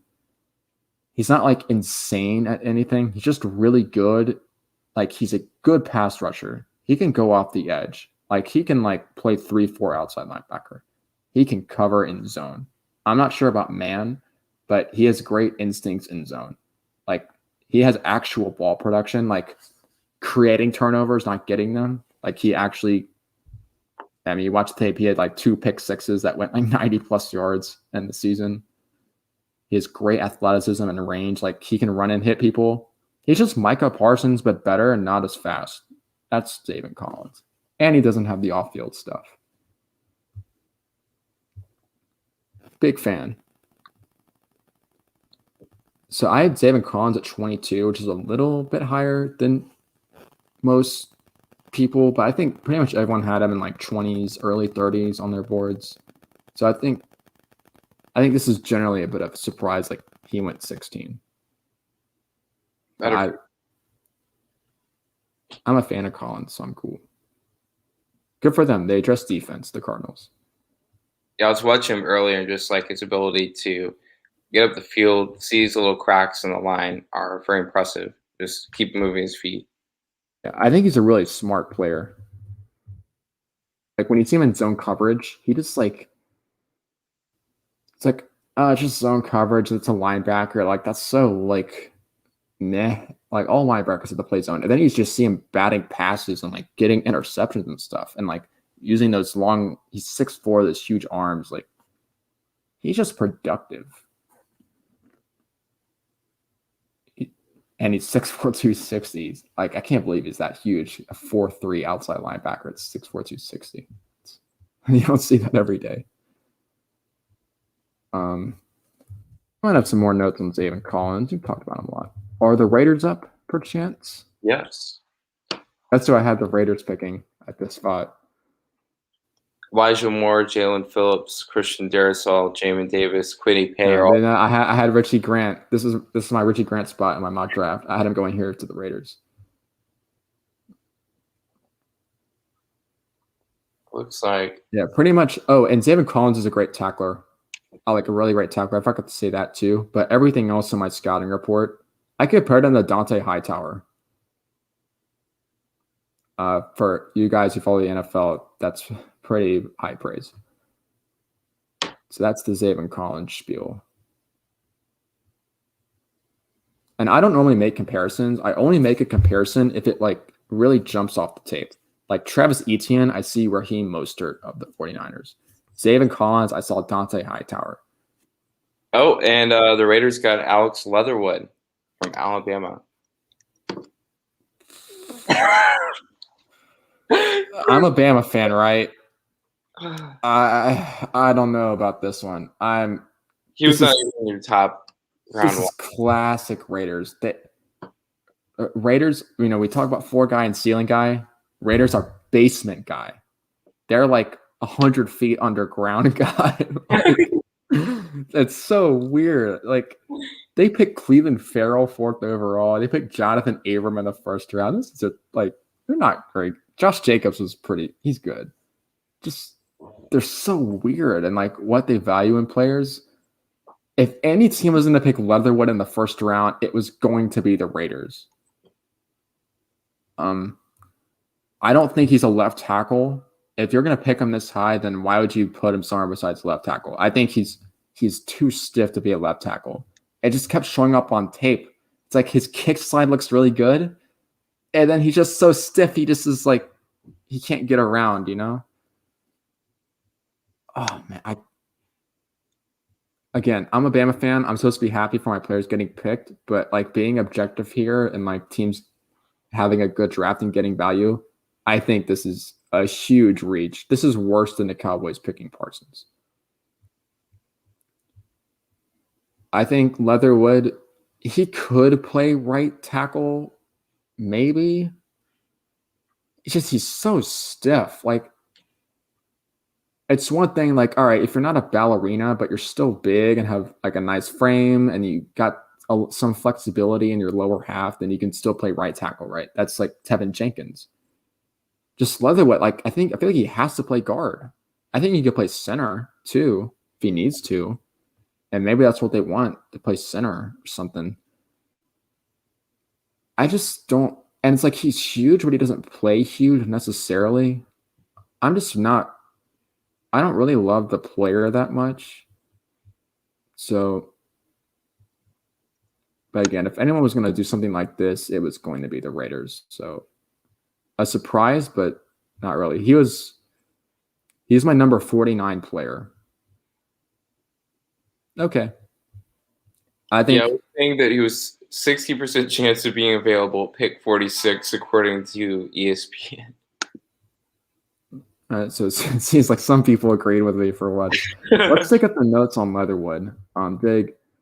I said he was stiff, and that's definitely a word that shows up my report. He's 6'5", 310. Ideal left tackle frame and length. Kick slide is quick and smooth. Jumps out of his stance. Strong but narrow base. It's weird. It's like his feet are barely shoulder width apart. Showcases well-coached technique once he gets a clean engagement. Aggressive, powerful, and rangy run blocker. Effortlessly gets vertical and drives into people, moves the line of scrimmage, and has the athleticism to work outside the box. Handles long dudes pretty well, but long arms don't really work on him. Nuance and hand-foot coordination is inconsistent. So basically, there's a rep against Texas A&M, I remember, where like he's like literally like his feet are like in the air and right next to each other, and he's like trying to shoot his hands while he's like mid-shuffle and he's trying to get hands on people. Like you have no base and no leverage because you're mid-shuffle and you're trying to get your hands on people. And he got beat and almost gave up a sack. Just little nuance like that I see a lot. I mean, he's like stiff as a log in his lower body. He gets like he engages and then he can't mirror and keep people from turning the corner because his lower body is just not flexible at all. Yeah, he doesn't have the ballerina dance moves that I want in a left tackle or even a right tackle. Relies on his frame and length to maintain control when his hips can't keep up, gets lunchy and careless with his hands. Don't think he has the ballerina traits of a left tackle, but traits and play style can be well suited for the interior offensive line. So you're saying like someone who hasn't played guard since he was a sophomore and can't play tackle, and you're going to pick him 17th. So overall, what grade would he give them for this pick? I'd say it's a D. I think it's the worst pick so far. It could work out for them because he is a good player, but there's so much better talent. There's they could have filled a need on defense. There's so many good defensive players, and the Raiders have one of the worst units in the entire league. And my top 3 edges are all there. Richie Grant is there. Greg Newsome is there. It just, Mike Mayock's the GM. He's a noted draft guru. He's known for his whack player rankings and stuff. I don't like it for them. I think it's a huge reach. I guess if you don't like the Raiders, then you're in a good position. I'm glad the Cowboys picked Parsons because I don't like the Cowboys. So I guess if you're a Broncos fan or a Chiefs fan, you're jumping out of your seat. They could have traded back 15 spots and still gotten Leatherwood. But that is Bama player number 5. Wow. That's a lot. That's something. All right, 18. This should be the Dolphins, right? Yes. I have Najee Harris going here. I'm sorry. I think it's going to be Washington. Oh, they trade up? I think so, unless we miss the Dolphins. Let me do a quick search here. Yeah, we spent a long time on that Raiders pick. Jalen Phillips. Yep, Miami Dolphins got Jalen Phillips of Miami. All right. Staying in Miami. Top 15 player in terms of film. Injuries are a gigantic concern, which is why he's in the 20s on my board. But hey, if the teams think he checks out, this is great. Good for the Dolphins. Fills a need.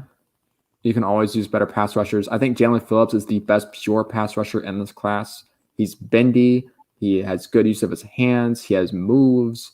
He has the length, the frame. He's explosive enough. He's just a really good out-the-box pass rusher. He has a lot to work on with his run defense. The concussions are an issue. So for those drawbacks, he was my personal edge 3, but he was graded closer to the top 2.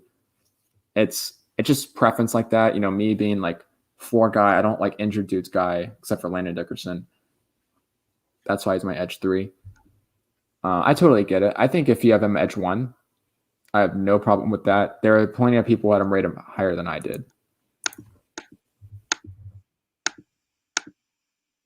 Yeah, you have number 22 in your mock draft. Yeah, 22 on my mock. And then here's my number 24 on my big board, mainly because of the concussions. I don't mess around with concussions or backs.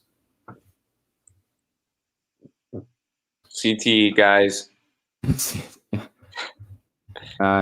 might.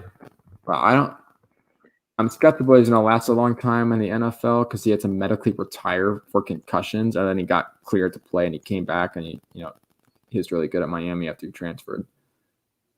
So this is a big boom or bust type thing. He could end up being a high quality starter at 3-4 outside linebacker. I don't think he's hand in the dirt guy. I think he's a stand up rusher.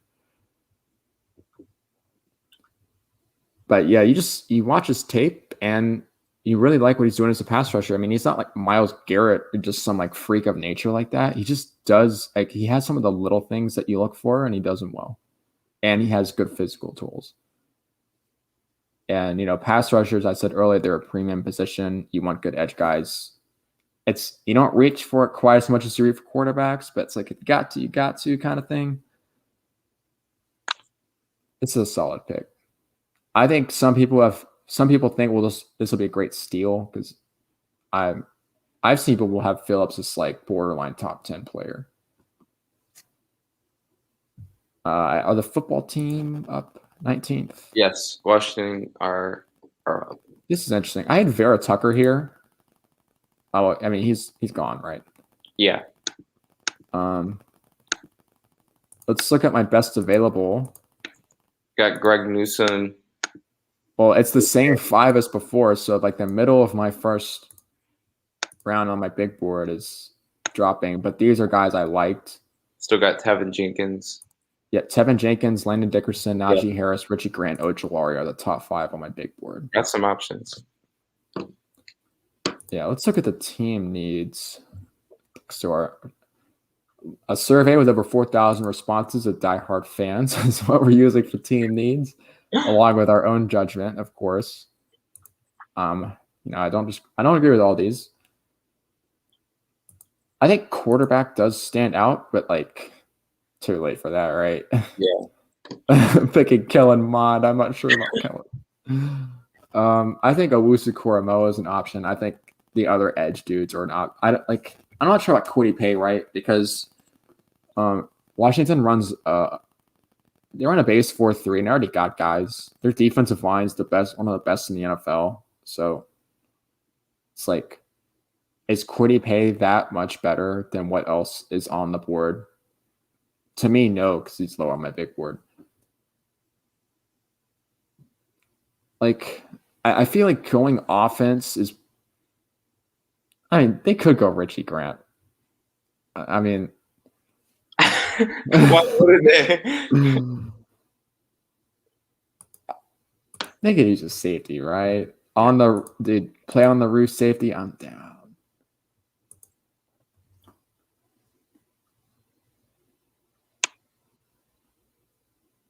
I'm the best player available. Makes sense. Unless, again, the 2 linemen that I have rated highly, Jenkins and Dickerson, that's me who has them up there. No one else really feels like this. All right, this is my whack big board. I think they're going to be awesome NFL players. Tevin Jenkins was not meant to get picked 13th. Dickerson is not meant to get picked 14th. Oh, Washington got Jamin Davis. Jamin Davis. Jamin Davis. Linebacker from Kentucky. Really athletic, really fast. I guess he's sort of like Micah Parsons without the off-the-field stuff. It's like my prospect comparison.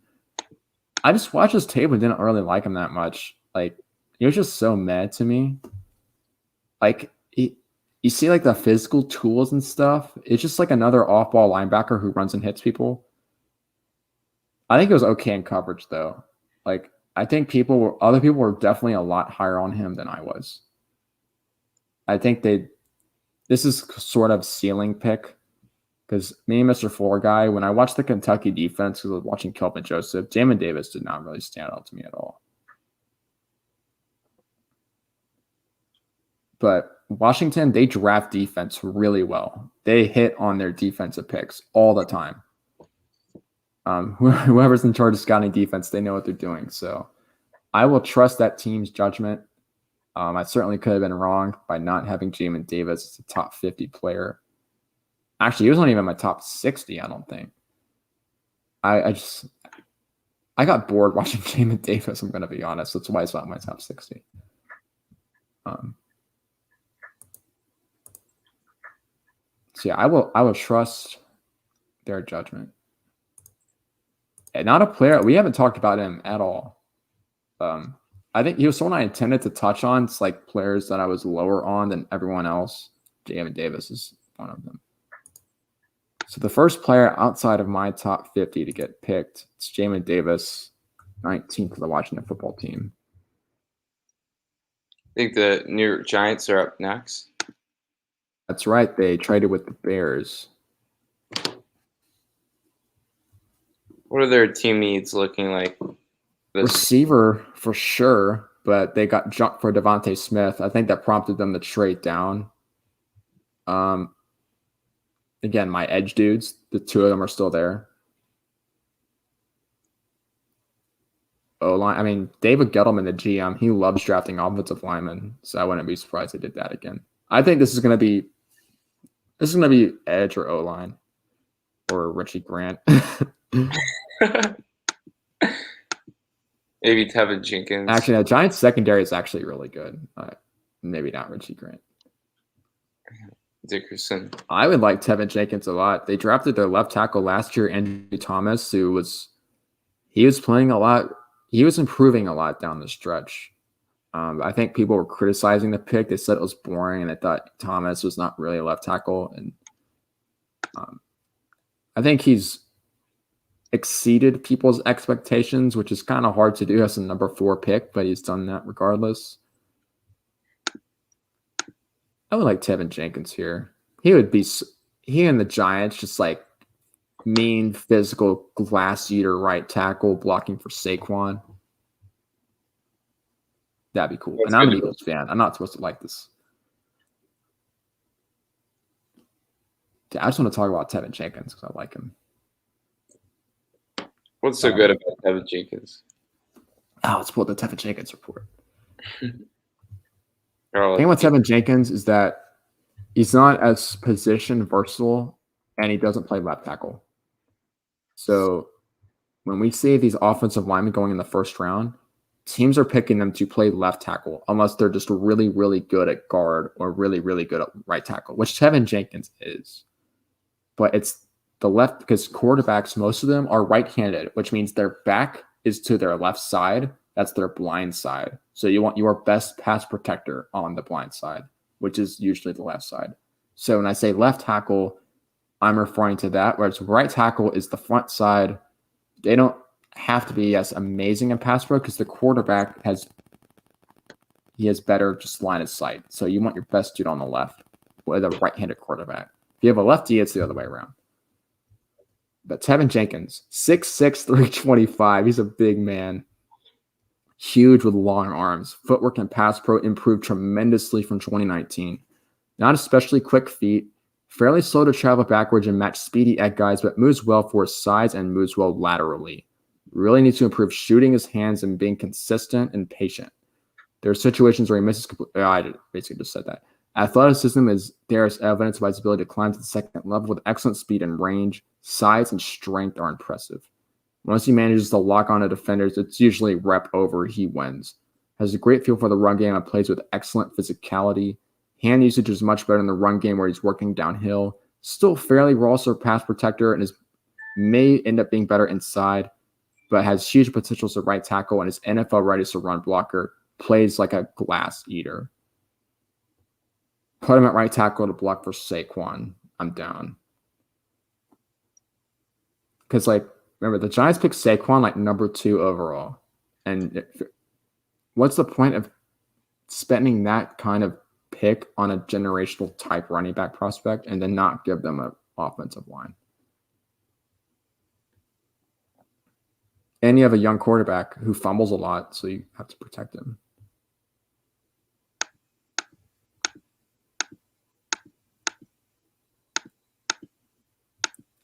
I think one thing that's really sold me on Tevin Jenkins is that how much better he got from 2019 to 2020. Oh, it looks like Kadarius Toney's gone. Tony, all right. We haven't talked about Tony much. I said he was receiver 4 at the start of the broadcast 3 hours ago. He was my number 29 player. I had a feeling someone was going to go up and grab a receiver in the early 20s because once the top 3 guys are gone, it's kind of it at the top tier. I like Tony. I think this is – I'm not going to say this is a reach because I understand that he's a really dynamic player. I just had some defensive guys rated ahead of him. That's all. But we said earlier the Giants really like Devontae Smith, and that receiver was a clear need for them.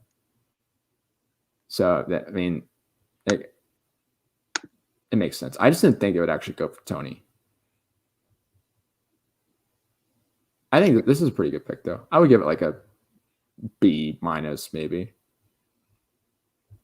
Fair enough. Colts are up next. Yeah, let's get my Kadarius Toney report.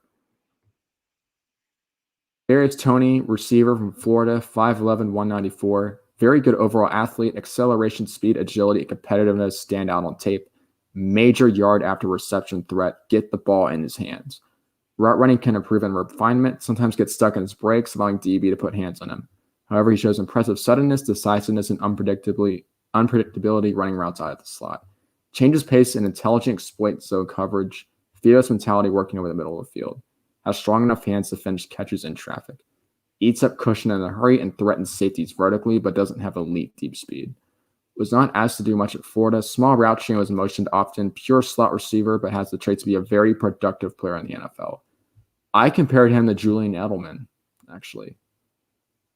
I think like the yards at the catch stuff was very similar. I mean, Edelman was obviously a lot more refined like later in his career and stuff, but I just saw similarities in their games overall and like physically, and that's the comparison that jumped out at me. So, yeah. Yeah, I just found out Kadarius Toney is from Mobile, Alabama. Yeah, he's 5'11", like right around the same size as Edelman, 194, like a nice-sized slot receiver. He's really explosive with the ball in his hands. I mean, it's like watching Kyle Pitts and stuff on tape, or like watching defensive dudes against Florida, and you just can't help but notice Kadarius Toney. I think there's one that we were talking like a few days ago, and I was just watching Toney, or I was watching some other player, and I was telling, it's like, man, I gotta move Kadarius Toney up my board again, because I watched him just break a million tackles and score like a 95-yard or a huge touchdown or something. So I was a fan of his. There's some people who didn't really like him that much. It's like I kind of get it because he's not like super route running guy. He's not like super get open guy. It's like so you just get him with a competent offensive coordinator, just give him the ball, and he's going to get you a lot of first downs and like big plays. He's really, really fun to watch. All right, give us the status report. Any trades? Colts still on the clock. Colts are still on the clock. They got about 4 or 5 minutes to go. How do you feel about some of the recent picks and maybe where some players that are still on the board that you've had a chance to observe? Yeah, I think Leatherwood was a real bust. I think they're going to come to regret that pretty quickly. Man, that's tough coming from you as a Bama fan. Like, even you're like, whoa, that was way too much. So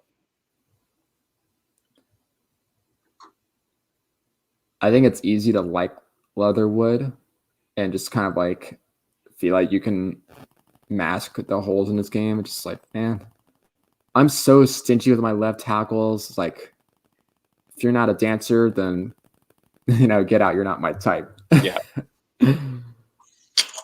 It's like personalities and like the dating scene. Like some people just aren't for you. I don't want left tackles with stiffness and bad feet. I mean, he doesn't actually. It kind of does have bad feet. It's just inconsistent, and he just does weird stuff sometimes. Like his hands and feet are not in sync.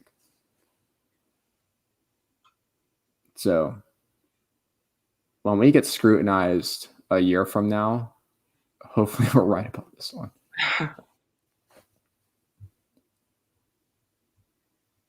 So the Colts are up, and my mock draft, I had Kwity Paye, the edge from Michigan. I think he's going to be a very good 4-3 defensive end.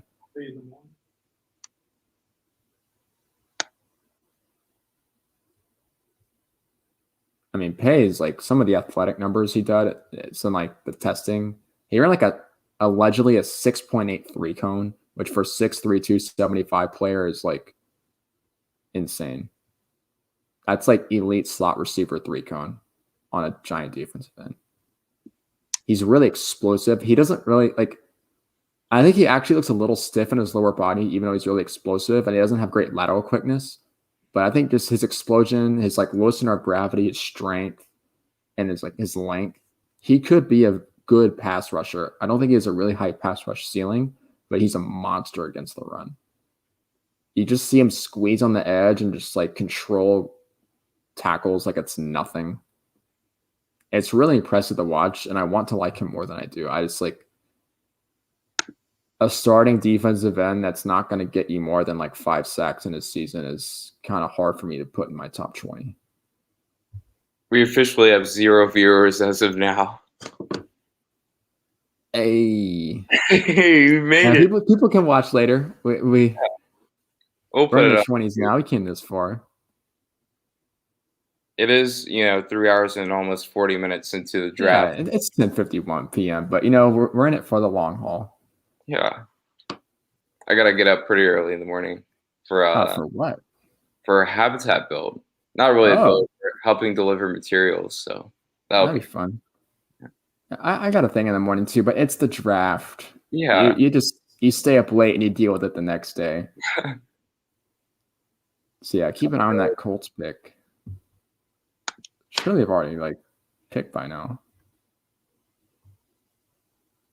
Not on my end. I have about 20 seconds behind probably the live. I guess we're taking a sweet time. Maybe discussing a trade. The Colts do like to trade back. Their GM is like Mr. Big Brain Math Guy. And big brain math guys always want to trade back. I think they're going to trade back if they can. Just who would he trade up for? Because it's not some outstanding prospect that I think. Obviously, there's dudes that I've ranked highly that are still available, but I don't think they're guys besides Richie Grant's still there, right? Yeah. If there's a quarterback here, then yeah, they're that's different. There's not a quarterback here. No one's trading up for Kellen Mond. How WZack1234 said, "I'm still here. LOL. It says 0 though." Appreciate you, Will. You're a real fan. Yeah. You're the real MVP.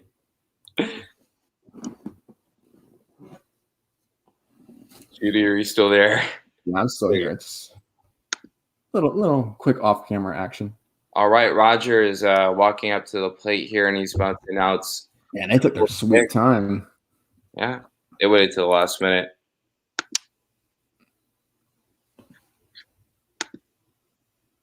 Usually that means a trade when it takes that long. They got Kwity Paye. Not surprised. Hey, I got it. I actually got one outside the top 10. Dude, you know how rare that is to get a pick right outside the top 10? Dude, all right. Yeah, let's go. Kwity Paye.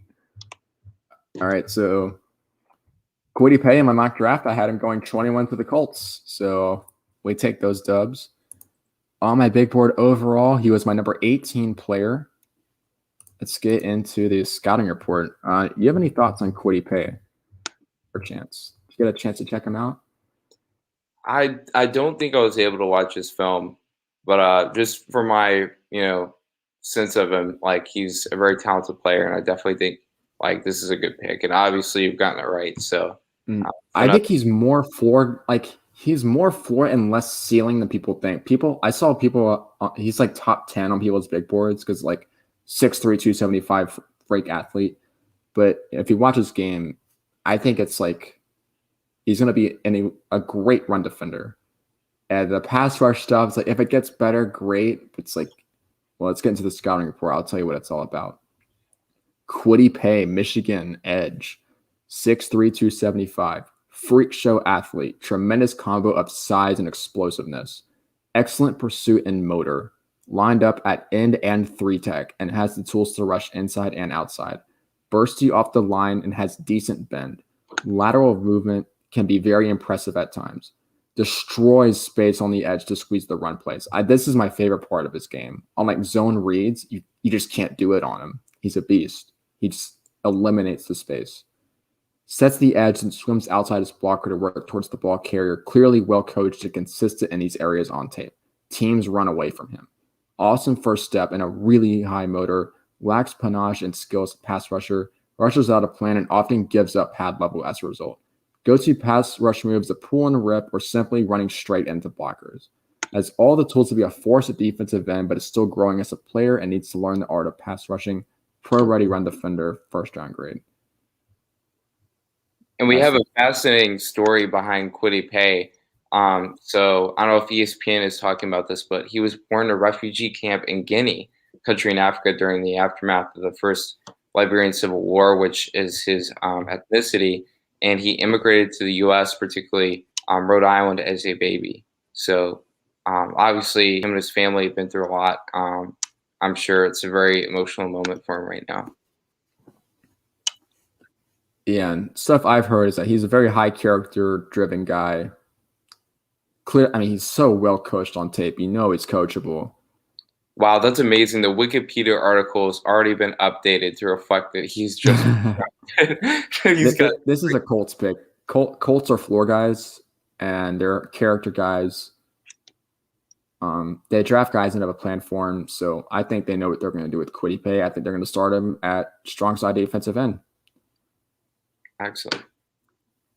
I think it's a great fit, and I like the pick. So who's up? This might, some teams not a trade, and I just like lose track now because I'm not really paying attention. Looks like the Titans are up. Titans, 22nd pick. Yes. I have Greg Newsome the second here, corner from Northwestern. Yeah, Jalen Phillips is gone. Yeah, Greg Newsome. Yeah, definitely could be a pick. He's my number 20 player. I like his tape a lot. The problem is that he has some durability concerns, and there's just not that much film. He ran a lot of cover 3 at Northwestern, a lot of zone. So he's just like, you don't really get to see him in man-to-man. You don't get to see his technique and his ball skills that much. So you wish you'd play more press man and get more reps. But what you see, you like. You don't really see like holes in this game. It's like, I mean, I guess he's going to be a starter, right? Like, yeah. Size, length, speed. He's competitive. It looks like Titans got Elijah Moore. Okay, I get it. I understand. I think Elijah Moore is generally a little bit overrated, in my opinion. I get it. I would have expected Elijah Moore to go around here. He was my number 37 player. He was actually my number 5 receiver behind Kadarius Toney, so he was the 5th receiver. I'll give myself that one. Good job, Judy. Again, if you're gonna have a plan for him, right? He's a slot only guy. He's a guy like get the ball in his hands, dude. I think he's a little more jitterbuggy than Kadarius Toney, but otherwise would have similar roles. I think Kadarius Toney's a better vertical threat and generally a little bit better of an athlete. Elijah Moore is just like he's super productive at Ole Miss, caught a ton of passes, ton of yards. He's good hands, just gets open, kind of stuff. I'll give you the more report and then on Elijah Moore. So Charles, we could be wrong. It says they're still in the clock, so you might want to wait just a minute. Huh. Yeah, I mean, again, Elijah Moore would not surprise me in this early 20s range because I feel like some teams would be really high on him. It looks like they're just giving another 10 minutes on the clock. What, did they skip their pick or something? They get jumped? Oh, no. There's a guy with a mask that says, please give the ball to Derrick Henry. I love it. So, yeah, I had Titans corner here. Team needs, I mean, corner. I guess receiver shows up on this list too. Tackle, I mean, Tevin Jenkins on the Titans. Are you kidding? Do blocking for Derrick Henry? That'd be awesome. I'd love to see it.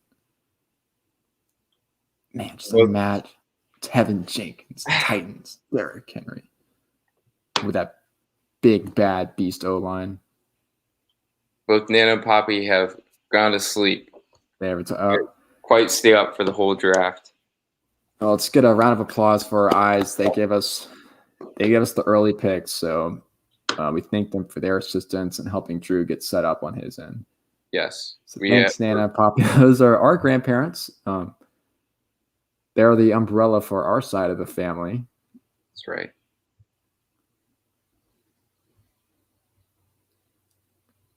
Definitely missing those 20 seconds of extra time. Get those TV's off. It's dark and quiet in here. Yeah, so I think I said really early in the broadcast that like my big board, it starts getting whacked in the middle, right? That's where like my opinion starts to get different from other people's, especially with the linemen, Jenkins and Dickerson and like Najee and stuff. So we're seeing that discrepancy. Yep. Remember I listed the 5 best available players, and it's still those best 5. It hasn't changed at all. Richie Grant's still on the board, dude. Who's going to pick Richie Grant? Come on. Come on, make Chudy's day. Oh, it'll be so lit. Titans are making a selection right now, on my end at least. Yeah, I was going to have a conspiracy theory, but let's get to the pick.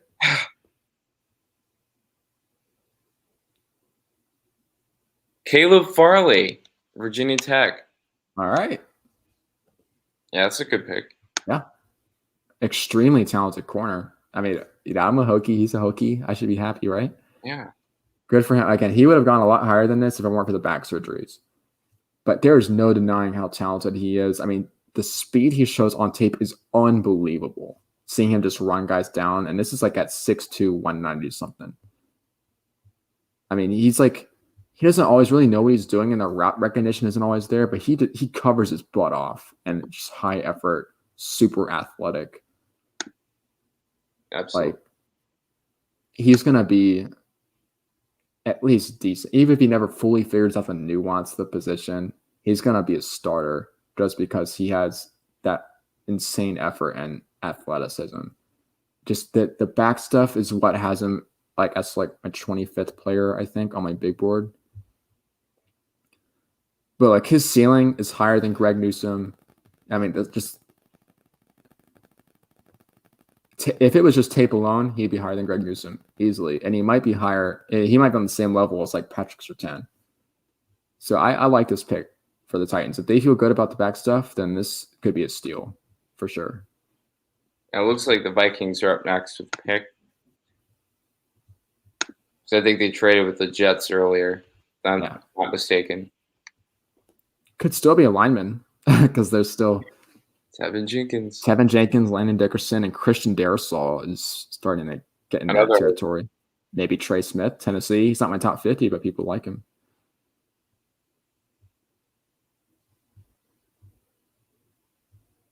I think I'm going to change my location here. Give me a second. All right.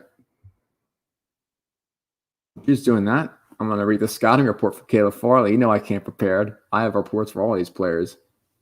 So all my top 60 players, they all got my notes.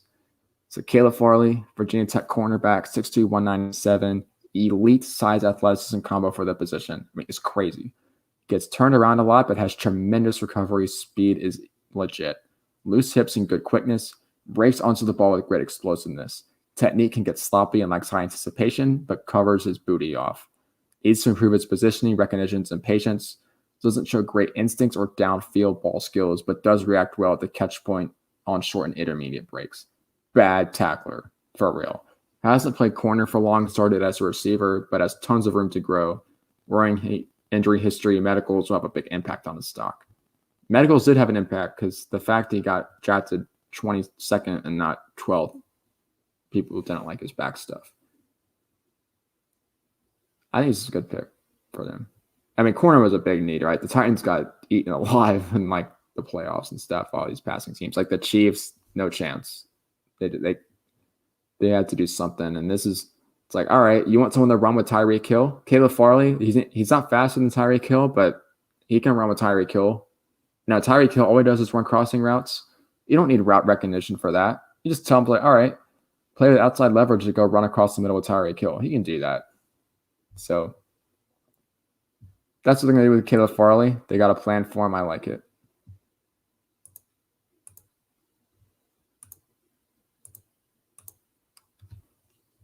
All right, so I might have to fire up the Twitter machine here. And because Drew is my eyes. He has been the one telling me the picks. All right, I'm back. All right, he's back. Man, I'm just smiling thinking about Devontae Smith on the Eagles. All right, let me tell you my conspiracy theory. I just told the world why I thought the Caleb Farley pick was good. But let's talk about the Richie Grant conspiracy. All right, the Eagles say that Richie Grant shot somebody to tank his draft stock so they can get him in the second round. If the Eagles get Richie Grant and Devontae Smith, I don't even know what I would do. I'd probably just like go buy a bunch of alcohol and get drunk and smile until I fell asleep. I love Richie Grant. All right, so Drew's on the move. He'll get us all caught up with the picks once he's reestablished. Is that the Domino's table, Drew? I believe it is. That's where the family would play Mexican Trains and other board games, Scrabble, Clue. Fond memories up in the Scharfenberg house in Rainbow City, Alabama.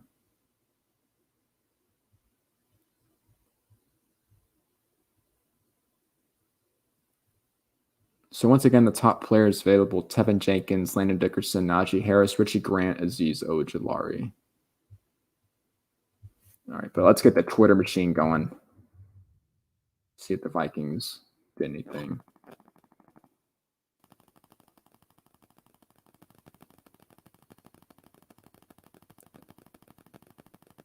Christian Darrisaw fans think he needs to get picked based on the Twitter machine. And he's the other Virginia Tech guy. Darrisaw is just lazy to me. Like, he just doesn't finish blocks. I'm just so mad on Darrisaw, but he's really talented.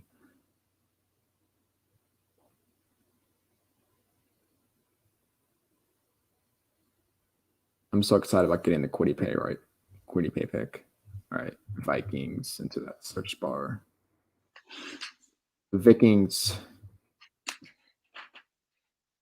All right, I'm back. Not seeing any new news yet.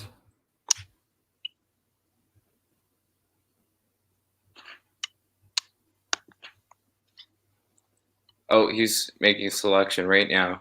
Is this the Vikings still? Christian Darrisaw, another Hokie. All right, back-to-back Virginia Tech. So we have 2 first-round picks, and our team was terrible. Imagine what was the last time that happened? Back-to-back. It just happens sometimes. You'll see some like terrible SEC team, like Tennessee, get first-rounders and stuff, or like stuff like that happens. Darrisaw, I don't think he's a left tackle. I think people that rated him really highly in like the top 15 thought he was a left tackle. I think his feet are too slow. I think he doesn't have the ballerina dance. He's a better left tackle than Leatherwood. I just don't see, like, if he's just way better at right tackle, then play him at right tackle. He doesn't screen guard to me. He's not fighting a phone booth guy. He's just kind of like huge and like absorbs people. Like his tape against Miami was really good. He just ate Quincy Roche like for breakfast. Roche would just run into him and disappear. So gobbled up. Yeah. He's like Tevin Jenkins, but a little more agile, but like less mean.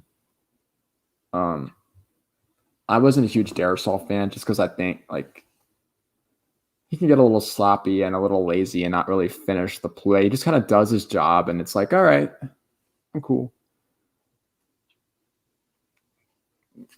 I think, but this is Darrisaw range. I had him at like 26 on my board. 26, yeah. About the right spot. Vikings, again, the Jets traded over them, or well, I guess Vera Tucker got taken in front of him, right? Or some lineman they liked. Who was it? Who's in memory? It was Slater. And then I guess the Vikings didn't really care for Vera Tucker because they let the Jets just trade up and take him on their spot. They must have felt good about Darrisaw, and they thought he would be there, I suppose, because the O-line was clearly the most important position of need.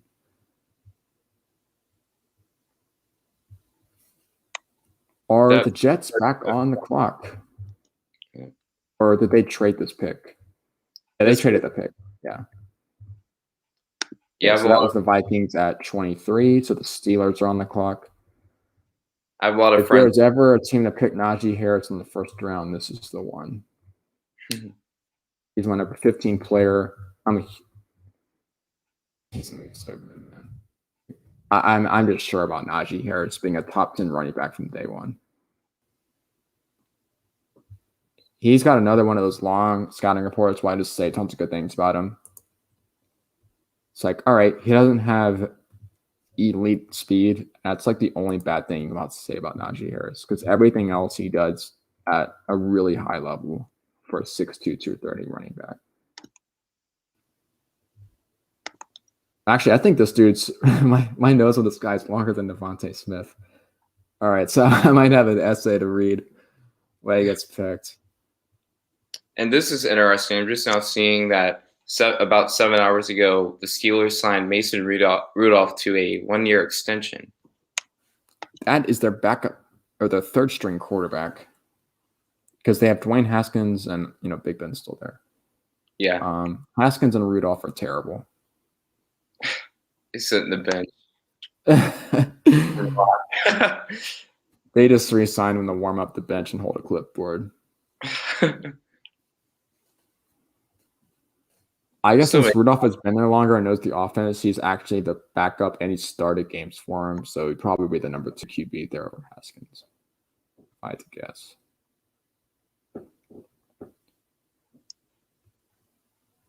Oh, Richie Grant still on the board. Darn. Someone's going to do it. I bet the Ravens are going to get him. I'm going to call it right now. It's going to be the Ravens. They need a safety. Dude, Trevon Merrick is just such a vanilla free safety. Like, imagine Trevon Merrick, but like actually fun to watch and like tackles people and like plays with some attitude. That's Richie Grant. Beast. I wish I had a Richie Grant counter just every time I said his name. It'd be over 100 by now. At least, maybe even more.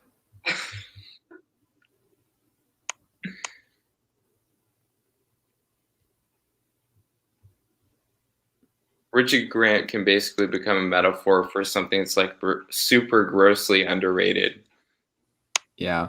It's like your favorite underground alternative indie rock artist or something. They have like 500 subscribers. Actually, no, that's not true because the underground alternative indie rock artist you like is actually terrible, but you just happen to like them for some reason. It's like, imagine Cochise before he blew up as a rapper. That's Richie Grant. Yeah. Like, he was already really good. It's like you knew about him before other people did. By the way, the Cochise album, Benbow Crescent, releasing on May 7th. You guys should all listen to it. It's going to be straight plasma. It features the singles Sanji and Nyx and Lost It. Yeah, if you can identify all the songs that are titled as One Piece characters, you'll get a cool point in my book. I believe it's at least 4 on that album. Yeah, it definitely makes a lot more sense, like as an album, if you watch One Piece.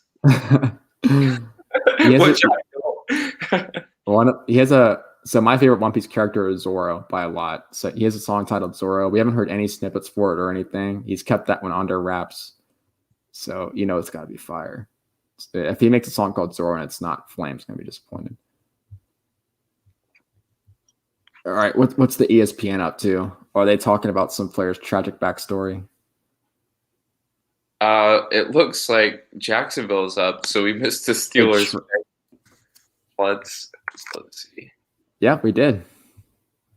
Yep, they got Najee Harris. All right. I had Najee going 18. It's like, if it's not 18, it's going to be 24. Good for the Steelers. It's the guy they've wanted all along. It's the guy everyone's linked them to. Everyone's known they want Najee. I thought Najee would kind of be gone by now. I felt like the league, a lot of teams are just generally high on him, and that somehow he was not going to get the 24, but he got the 24. I think this is a great pick for Pittsburgh. They have some work to do improving the offensive line, but I think Najee's a game-changing talent. Again, I'm a guy who doesn't like running backs, and he's my number 15 player overall, which says a lot for a running back. Definitely worth the first-round pick. I could read this novel of a scouting report. I don't think I'm going to read all of it, but let's get to the good stuff. All right, he's 6'2", 230. That's Najee Harris out of Alabama. Athletic, powerful, and tenacious runner with excellent footwork for his size. Routinely makes people miss in tight spaces. Not as effective juking in the open field, but can make you miss in a phone booth. Impressive agility for his size, but not enough to dance around DBs all the time. Outstanding contact balance, rarely brought down by the first guy, and manufactured yards after contact with power and balance. Always falls forward or squirms for extra yards. Drags defenders like your grandma dragged you to church. Patient runner with excellent vision, really understands how to set up blocks, and his conversion rate in short yard situations shows intelligence as a runner. Some jaw-dropping jump cuts on tape. Has a good feel for when the bounce runs outside, but lacks top end juice to beat guys to the edge. Lower body explosive is evident in his laundry list of highlight reel hurdles. Long speed is quite good if he can get going in a straight line. Main movement concern is acceleration of blast through the second level. great route runner for 60-30, has glue hands, awesome body control and adjusts in the air, developing pass blocker. I mean, just it goes on. He's a high character guy. The locker room loves him. Sorry, the reason I burst out laughing was I found this headline. We were talking about NFL sob stories earlier. There's this article from a year ago. The headline is ESPN explains decision to tell nonstop sad stories about. They got some backlash for it. I feel like they might have chilled out a little bit. Oh goodness! It said it teetered on the line. It teetered on the line of being distasteful that the second a player was selected, the network pivoted to sad music and had Trey Wingo talk about the player's tribulations during what for many was a highlight for his life to that point. It was so. I wish you actually were there to watch it last year. It was terrible. Like it was hard to. It was kind of hard to watch, honestly. It just kept happening for every pick. It's not just like a one-off thing. Like it was every single one. All right, what are the Jaguars up to right now? I don't know. Oh, they got their quarterback. That's a start. Offensive line is an option. Again. What? They're showing Trevor again. Write his name twice. Putting on a tag. It's like Trevor Lawrence tied in from Eastern Missouri State. Huh. That'd be interesting if there's like another Trevor Lawrence in the draft somewhere. Yeah. Like some senior graduated from a D3 school. It's like a backup offensive lineman that accidentally gets picked. Yeah, so they got Trevor. Who do you think they might select next? Offensive line is always good if you're protecting a young quarterback.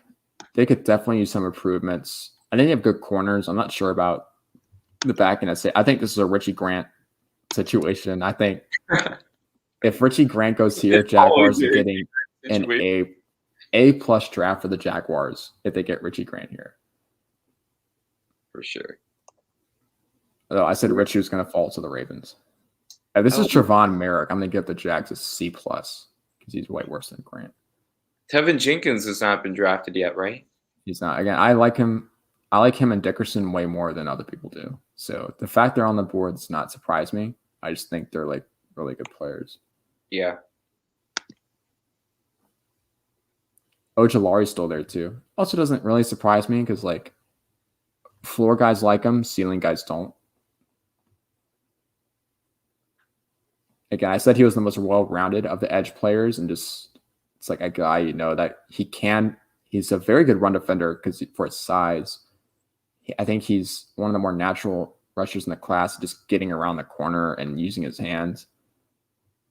It just is not like elite anywhere, but he's just an all-around good player. I would expect him to go pretty soon. Yeah, it seems like pretty much every team is using every second of those 10 minutes to make the decision. Time, it's a sweet time. They're like, man. I can imagine all those managers just, calling every game imaginable and trying to make decisions. Like, it's got to be utter chaos in there. Yeah. Definitely not for the faint of heart, that's for sure. It's like to draft well, you have to prepare well.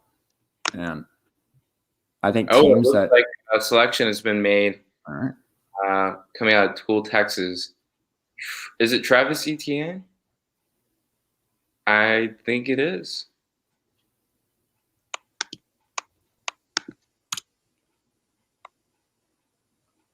Was not expecting running back if it is. They had an undrafted rookie last year who was really good and rushed over 1,000 yards. It's like, I mean, look, if they want to have that, I think they're just like, you know what? We want to take the offense to another level. It's like James Robinson's fine.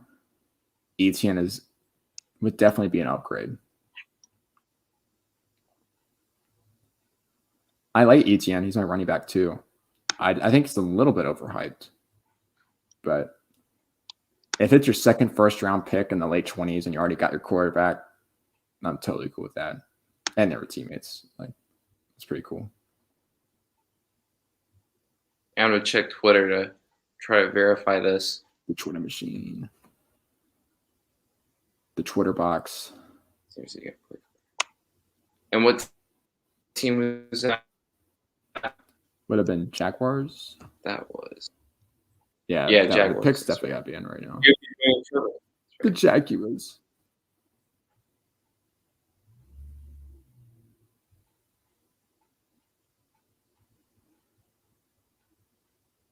Jaguars.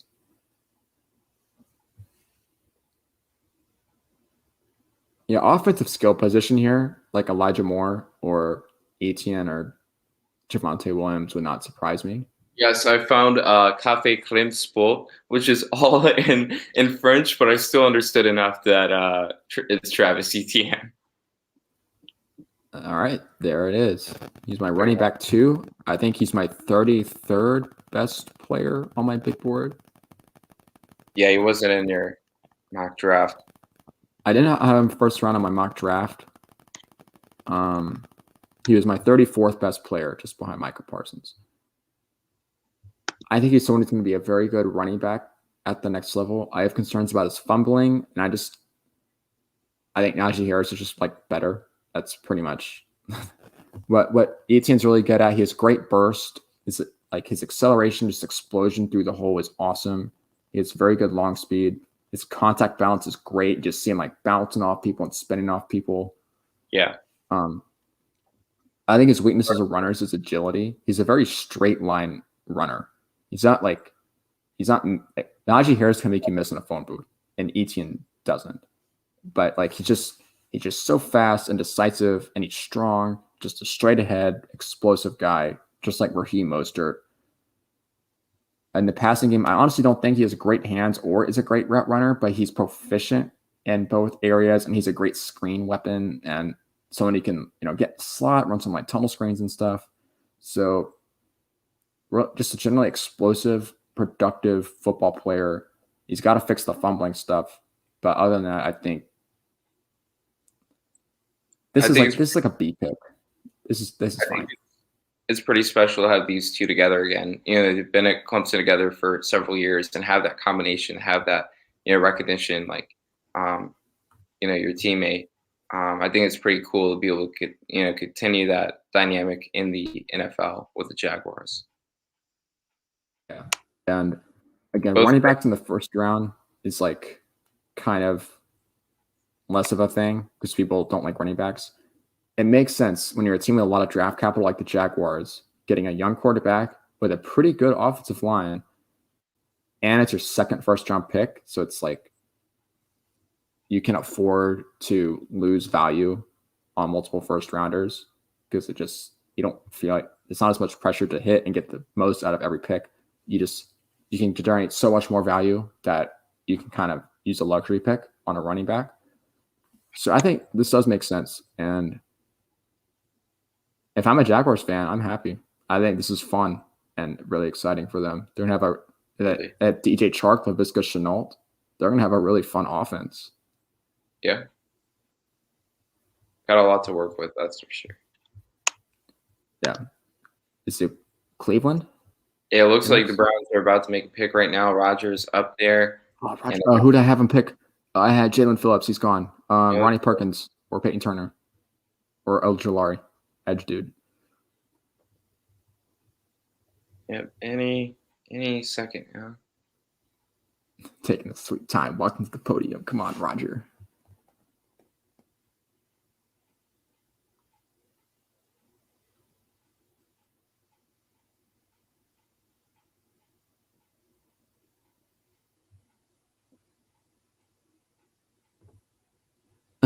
Now what are they doing? He's letting someone else, I think, announce for him. Okay. It's like a Make-A-Wish kid or like a former player or something. I don't know. It's a woman. Maybe like a super fan. Yeah, I can't hear anything because I got the volume off. But sometimes you get fans to do picks. Maybe she's telling a sob story.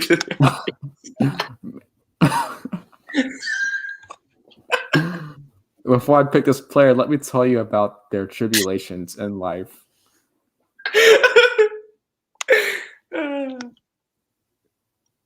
Oh my gosh, I missed it. They picked somebody. I saw the name flash before the screen, but they'll show them, right? Oh, be patient. Go back. No, I can't go back. Wait. Okay. They'll show it again, right? Right? Oak Brook, Illinois. He's pretty tall. Greg Newsome. Greg Newsome. All right. From Northwestern. Excellent. My cornerback 4. I like him a lot. He's my number 20 player. He's just like, he's going to be a good starting outside corner. He has all the physical tools. He has good size, good speed, good quickness, foot quickness, good hips. He can turn and run with people. He doesn't play a lot of press in college, but the press he did play, I liked. He didn't show a lot of ball skills, so I didn't throw at him, but the ball skills I did see, I liked. So he's just like a really solid cornerback prospect. You just wish he didn't have as much like durability stuff because he's never played a full season. Yeah. I was just saying, Northwestern's had a really stout defense, and he's been a part of that. They had a great defense. Oh, yeah, definitely. Yeah, and I like the player a lot. My friend Trey Finnison is actually a kicker for Northwestern. He's also a sophomore. So right on. Yeah, might even know him. Newton the second at 26. Our number 26 player. And Baltimore will be up next. The Ravens. Oh, all right. The Ravens have 2 first-rounders. I think they have like 28 and 31 or 27 and 31. I've been preaching Ronnie Perkins to the Ravens for like a month now because I love Ronnie Perkins. I think he's awesome on the Ravens. What? Richie Grant, dude. Richie Grant on the Ravens would be gas. They got to do it. Oh, I love Richie Grant. Richie Grant is the truth.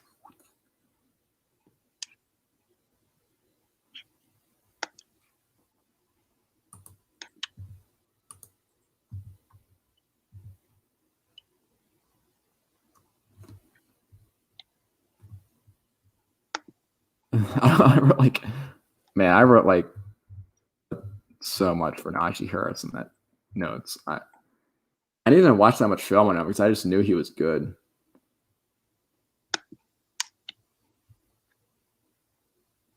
I mean, yeah, you watched like every Alabama game this past season, right? Yeah. Yeah, I can just picture you just like walking around Virginia Tech and like it's cold and rainy and you got your Alabama sweatshirt on and everybody's like, who's this kid? Actually, I don't have any Bama gear. Oh, really? At all. Yeah, I'm not really like a sports. Like I have my Eagles jersey and like I have my Ghana soccer jersey from 10 years ago. And it still fits, by the way. Wow. Little tight squeeze, but looks good. I feel like people at Clemson kind of recognize me from various soccer jerseys, whether it's Alan Shearer, like 24. Or like my. Did you get a Shearer Newcastle shirt? In the back. Like Newcastle. Jersey, Thomas Rodriguez. It's a good collection. Yeah. Got a couple Legion jerseys as well.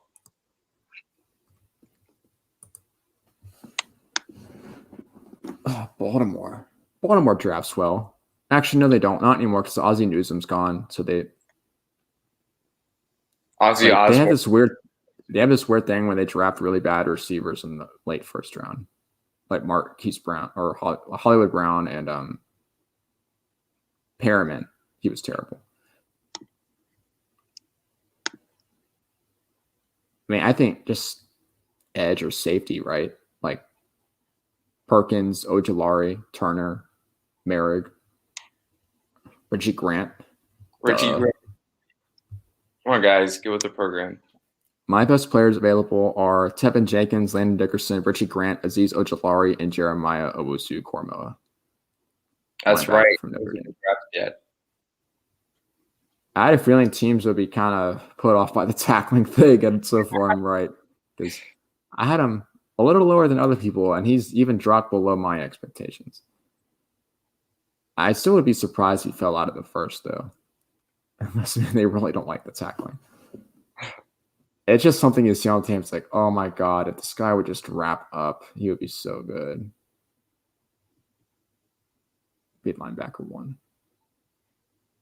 The good thing is he comes with no off the field baggage, unlike some other players we've seen drafted. Unlike a certain Penn State linebacker that got drafted a while ago. Yeah.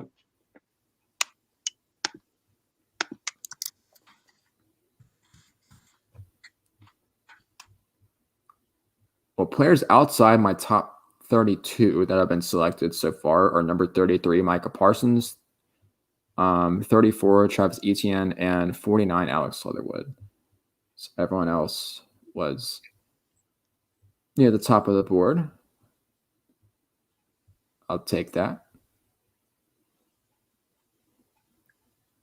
And the camera is panning in on Elijah Moore. He's one of the top prospects left. He's my number 37. My 5th ranked wide receiver. I just think people say he's a good route runner, and then you watch him on tape and you realize it's not. He just like his feet move fast and he's really like quick and stuff. It's like, man, he's a good route runner. He gets separation. Rashad just like is also in the conversation in Minnesota. I really want to like Bateman. I do. He does the little things well. He's just so boring and like kind of slow. I don't think he's really going to be able to separate in the NFL. Like, he has good releases and stuff. And he's like technically sound. He's just like, he doesn't seem to play Ravens got Bateman, Rashad Bateman in Minnesota. Right. Prove me wrong, I guess, Bateman. Again, I liked Bateman. Just whenever I watched somebody else, I was like, whenever I have this guy Rashad Bateman, I just kept putting people above Bateman. And he ended up outside my top 50. He's like 51. Just second rounder, dude. Again, you want like a strong, sure-handed target who's a good route runner with great strong hands. That's Rashad Bateman. Like, he's just a good possession dude.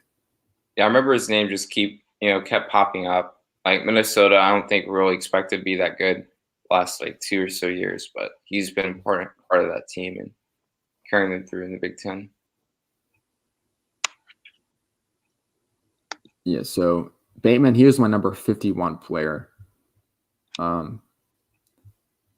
I do think that, again, just from my board, this is a reach for a need, a reach for a very specific kind of player. However, it's also possible that other just teams just like the player more than I do. So it's like, okay, if you want him, you're probably not going to get him in the second round. And if you're drafting him at 28, it means you're not sure he's going to be there at 30 or 27. It means you're not sure he's going to be there when you pick again at 31, which would mean what, who else is picked? Like the Bills, Packers. I guess the Packers would be a candidate for him, like the Saints and stuff, like the Bills.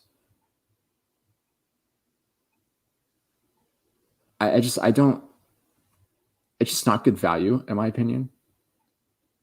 He's just kind of a boring vanilla possession receiver. And if you want a boring vanilla possession receiver, you could get it later. But if you look at the receivers that are going to be available in the second and third round, it's not the kind of receiver they're looking for. So from that perspective, it makes sense. You get the guy that you want, even if it's a reach, but you know he's going to bring to the table. You have a plan for him, which is to be in the short to intermediate game, just a reliable, strong, sure-handed target for Lamar Jackson. Just those little errant throws and those broken plays. It's like when you need a bucket on a passing down, you got Rashad Bateman. So I think it makes sense. It's just, I think the Ravens, if there was another player like Rashad Bateman in the day 2 of the draft, they might not do this kind of thing. Imagine if, going back to Mac Jones, if he's the next Ryan Leaf. I think Ryan Leaf, he wasn't right in this part. That's the most between the ears is what really makes a quarterback. And Mac Jones has it, and Ryan Leaf clearly as evidenced by his atrocious play on the field, did not. It makes a big difference. Or Ryan Leaf. Like Rashad Bateman's the equivalent of getting socks, but like a receiver. He's like this, just getting socks, but a receiver. It's like a t-shirt. Like you're gonna wear a t-shirt, but it's like a boring t-shirt with nothing on it. It's just like a gray t-shirt. You probably like wear it to bed. Rashad Bateman's a great t-shirt. You can wear it in a lot of situations, you know, and it's like if you get something on it, it's not gonna like stand out like if it was a white t-shirt. It's just a boring gray t-shirt. It's fine.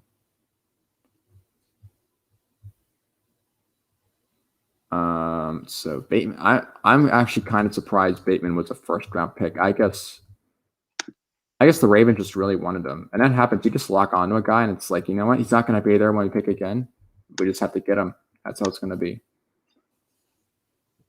You know what else is surprising? We still haven't seen Richie Grant get the draft. If Richie Grant falls out of the first round, that would be very sad. He's just gonna be awesome. They've proven right that he should have been the 16th pick. Yeah. Our whole night here would have gone to waste if Richie Grant doesn't get drafted tonight. I would feel very sad if Richie Grant didn't get picked. He's been brought up more than any other player. Yeah. All right, well, we got the Saints. You know what? I feel like I have Nick Bolton, the Missouri linebacker, on my mock going here. I like Nick Bolton a lot. He's like Micah Parsons, but a good football player.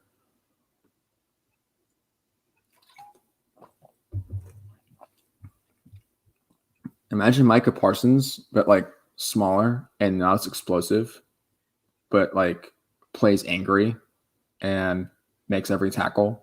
I'm just like, man, I wish that guy was playing linebacker on my defense. That's Nick Bolton. I think he's really good. His Bama tape was pretty good.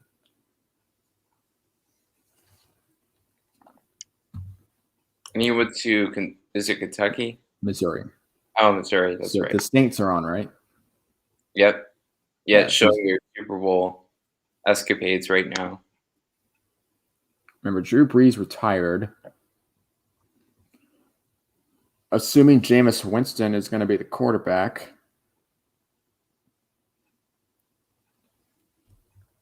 I could see receiver going here. I could see someone like Elijah Moore. Just like make life easy for your new quarterback. I'd be fine with that. I think they do need help.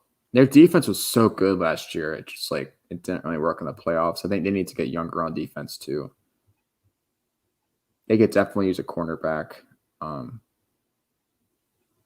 think like Asante Samuel Jr. would fit in really well with like the Saints culture and stuff. He's just a gritty dude. They play a lot of man coverage too on defense. I think Melifonwu, he's my number 27 player. He's also a corner. He's like more of a zone guy. I'd rather have him on like the Packers. All right, looks like they're gonna make a pick momentarily. It's brought a fan up with a little tiny Saints umbrella. Ooh. Yeah, I'm interested in this pick. I think they go a lot of different directions here. Asante Samuel would be a good guess. Yeah, I like Samuel a lot.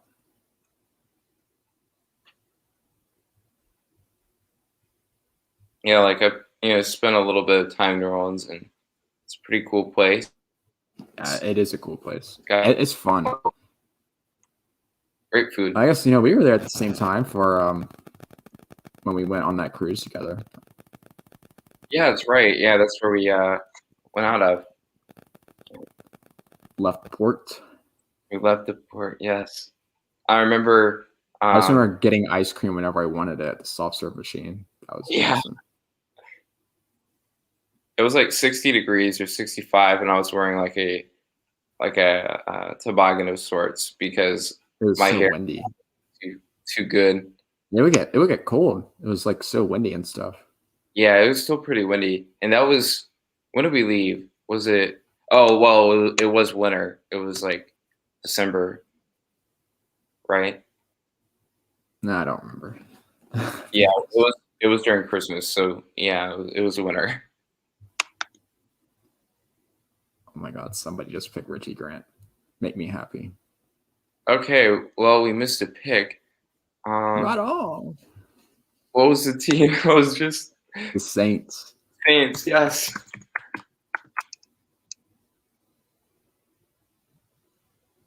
Defensive end Peyton Turner from Houston. Hey, my man, dude, I knew Turner was going to the first round. Okay, people don't talk about this guy at all. I was like, this guy's crazy. He's huge. He's strong. He's long. He hits dudes. Like, oh, I feel good about Peyton Turner's my number 31 player, and I was super high on Peyton Turner. I think I've had him higher than anyone else that I've seen. Peyton Turner. He's like Richie Grant for me, but like edge players. So to see me like someone agrees with me, that's pretty high. I like it. Peyton Turner is so fun. I had him going 32 to the Buccaneers in my mock draft. Yep. He was 30. I think he was 31 on my big board. Oh, he's 32 on the board. It looks like the Packers are going to try to draft Aaron Rodgers' personality. Yeah, and Peyton Turner is he's huge. He can rush standing up. He can put his hand on the dirt. He can slide in and rush inside at 3 tech or 5 tech or whatever. He's just super long, super strong. He does stuff with his hands. Actually, he's got some like a little bit of moves to him. He's got a little bit of bend. I think he could be a really productive NFL player. I'm a pretty big fan of his. His BYU tape is awesome.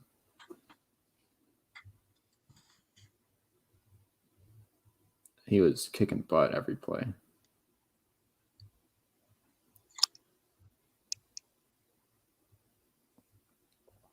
All right, who's next? I got the Packers, right? You just said. Yep. So even though we have the Aaron Rodgers story where he doesn't want to play there anymore, they have his replacement, Jordan Love. So it's definitely not going to be a quarterback. Kept picking Kellen Mond. Yeah, that'd be something. Packers definitely need help at defensive back, like corner specifically. Even though their secondary was very good, just like I don't think they want to start Kevin King anymore after what happened in the playoffs because he's terrible. I have Melifonwu here, I think, in my mock draft. The Syracuse guy, 6'2", 200, just huge, rangy, long dude. Yeah. No, you had Owusu Karamoa from Notre Dame. Oh, that might have been my initial mock. And my second, yeah. I have Asante Samuel, actually, in my most recent one. Okay. Because the Packers play man. Yeah, that's why I did it. Or that hybrid. And it's like, yeah, they kind of need nickel slot dude, right? Because they already got like Jaire Alexander. I mean, Samuel and Melifonwu, they grade very closely. They're two good corners. Either of them would be fine here. Samuel more the slot dude. He can't play outside. I just like, you see the beginning of like the Clemson game. You're like, I don't know. Wisconsin got Eric Stokes from Georgia, cornerback. I have Stokes. I don't think he's in my top 50. Wow. They got him. They actually picked Stokes? Yeah. I don't know. I can't. That's a reach. Not a reach. I'm not a fan of that at all. I have at least 3 cornerbacks rated over Stokes. Let's see. Melifonwu, Samuel, Molden, Kelvin Joseph. Stokes is my number 57 player. All right, here's what I don't like about Stokes. His change of direction is just kind of bad. He's got good size and he runs really fast. You know, he doesn't really play that fast. He was definitely the better of the 2 Georgia corners. The one like Tyson Campbell's the guy's like, oh, he's gonna run a 4.2, and then you watch people run by him on tape. It's like, all right, then his Bama tape, like Tyson Campbell's Bama tape was terrible. Just like Stokes is fine.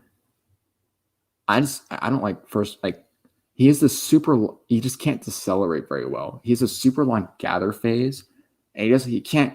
When receivers are like doing the in breaking routes and running outs and curls, you can't decelerate and then explode back onto the ball.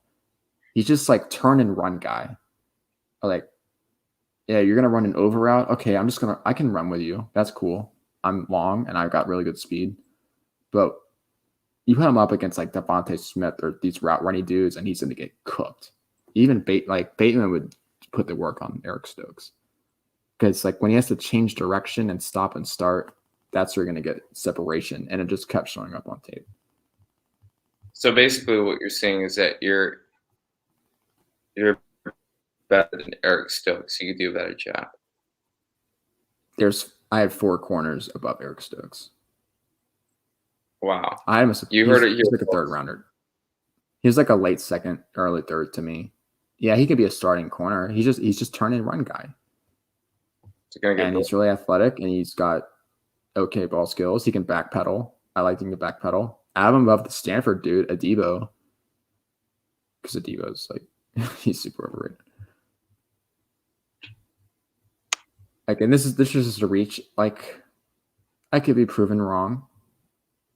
You know, they didn't need a corner, so at least they picked one, right? Filling a major position in need. I think they got the wrong corner. That's all. And again, when I like say why I don't like dudes, like you want these guys to be successful. I want to be proven right, and I want. I put in the work to watch players, so I'm going to tell you how I feel about the player when I watch them on tape. Yeah, that's fair. You definitely put a lot more work than I have. I like watching football, so I'm happy to do it. Yeah. I only really had today and yesterday to kind of catch up on everything because I was busy with exams and final papers. Yeah. You did a pass. That's cool. I did around half the work between like January and like mid-March or so, or I guess like December to mid-March, and then I like got super far behind it, then did a whole bunch of stuff in the last like 10 days. Yeah, you're really busy. Bills are up. Yeah. This is where I have Melifonwu. I think corner is definitely in play here also. Samuel Melifonwu, even Molden. I am a huge Molden guy. I know some teams think he's going to be a safety, which I think he could play safety. So I'd be cool with that. Running back is in play. They like Javonte Williams on North Carolina. Certainly makes sense. One of the edge, Ojulari is still there. Ronnie Perkins is there. Mm-hmm.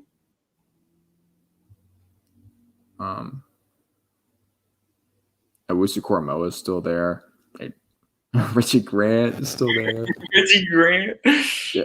No, don't escape the first round. I mean, last chance is going to be the Ravens at 31, I think. I'm not sure if the Bucs are going to pick him. If he makes it to the Eagles in the second round, that would be awesome. What do they get to pick in the second round? I don't even know. I'm not even keeping track. Getting to Devontae Smith is just I just expect the Eagles to do something stupid every time we draft because that's what we do every time we draft. I think we're legit one of the 5 worst drafting teams in the NFL year after year after year. It's why our roster is just so bad. We're good at drafting 2 things: offensive line, for the most part, except for Danny Watkins, that was pretty terrible, and defensive line. We're great at drafting D line. Rest terrible.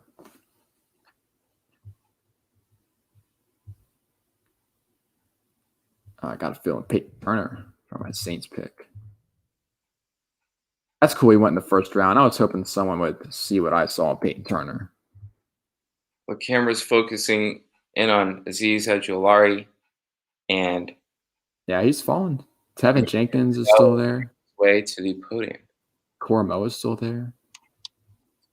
I think, yeah, he's still in it. Richard Grant's still there.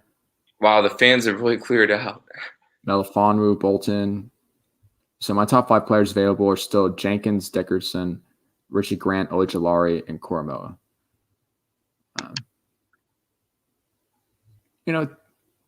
I'm not surprised that they're all still there. Gregory Rousseau from Miami. Oh my God, no, they didn't. You haven't even talked about him. Because it's a 5th rounder. He's terrible. What? They made a terrible mistake. That's by far the worst pick. That's twice as bad as the Leatherwood. That's so. He's massive. I don't care. He's terrible. He doesn't know. Like, they're showing his this is the Bills, right? He's about 6'7". I like the Bills. Why do they have to do something stupid like this? Why couldn't the Cowboys do this, or the Buccaneers or something? He could barely tackle a quarterback. He had so much time. He got him by the leg. We're gonna talk about how many sacks he got, but it's like he's not really creating the sacks. It just kind of happened because it just. I didn't talk about him because he's I have him as a 5th rounder. I watched him because people have him rated highly, and I'm like, oh my god, he's not good at anything. The best thing I can see for him is put 15 pounds on him and make him play 3 tech. And I guess he'll be fine. He can rush a little bit. He's like a long dude, He's almost 6'7". Those of you who are wondering. Yeah, if you want a long dude who can rush inside, that's Greg Rousseau, sort of. Sort of. Well, let's talk about him. He's 6'6", 250 something, whatever. He's skinnier than that, actually. He's like 240 something. Massive frame with long arms. First step is meh. His main assets are his length and range as a pass rusher, sloppy footwork and body mechanics in most areas of his game, gets pushed around against the run and plays with poor leverage. Doesn't break down on the edge and squeeze inside. His best work against the run comes when he extends his arms and lowers his passes at the edge, but is very inconsistent in this area. Lacks lower body strength, has really skinny legs.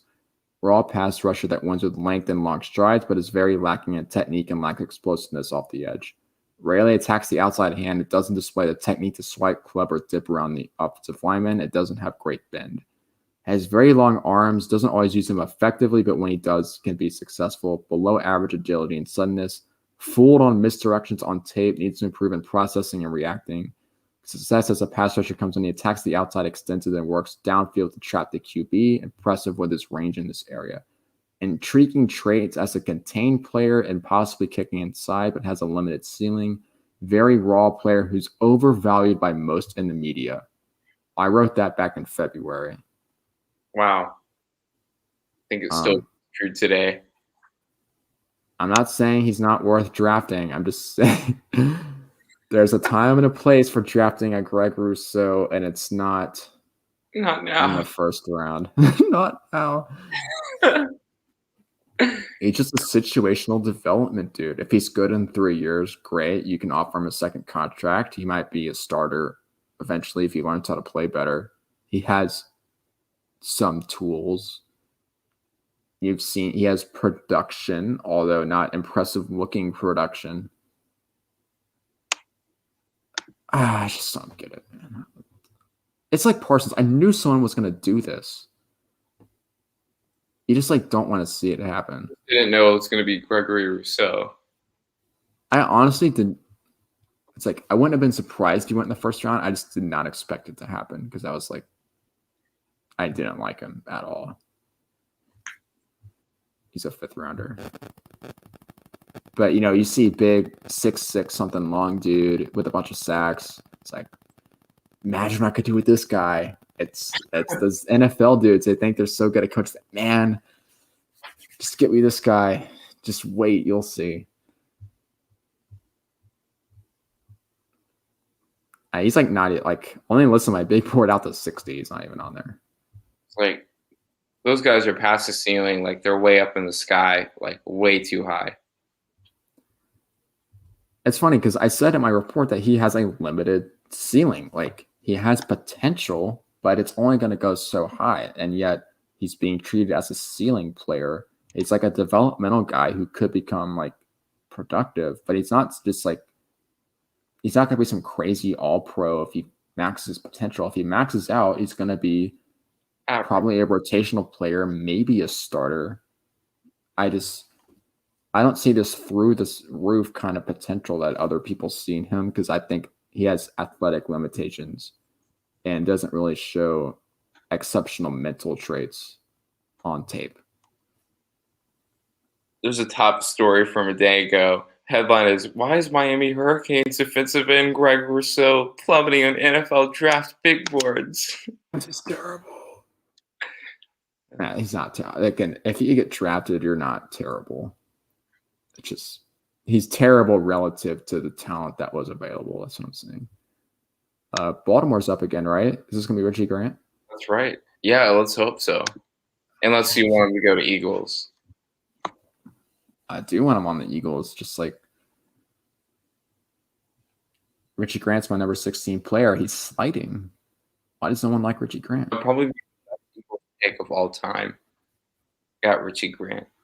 Dude, steal of the draft. Rashawn Slater's the steal of the draft, right? Remember early on, like 4 hours ago, like, man, why is he slipping? 13. Why is he going to 13? What's going on? Did he fail a drug test or something? Do we not know about it? The Chargers made it like bandits, A+ pick. Yep. I don't care what they do tomorrow. It's a wrap. No, if they get Richie Grant tomorrow, then that would be nice. They can just leave the draft. Like, don't worry about the other. Don't worry about Saturday. The round's 47. Forget about it. Like, we good. Go ahead and just let your fans join the team. Just don't worry even about picking. They can play for free. We got 2 high-quality starters in first 2 rounds. Bet. Let's see it. Ravens, I had them picking Trevon Merrick, free safety out of TCU, just because I thought Richie Grant would be gone by now. So if they're going to go safety, logically, you would assume that they would pick the best one, which is logically Richie Grant. But NFL doesn't always use logic. NFL teams are stupid.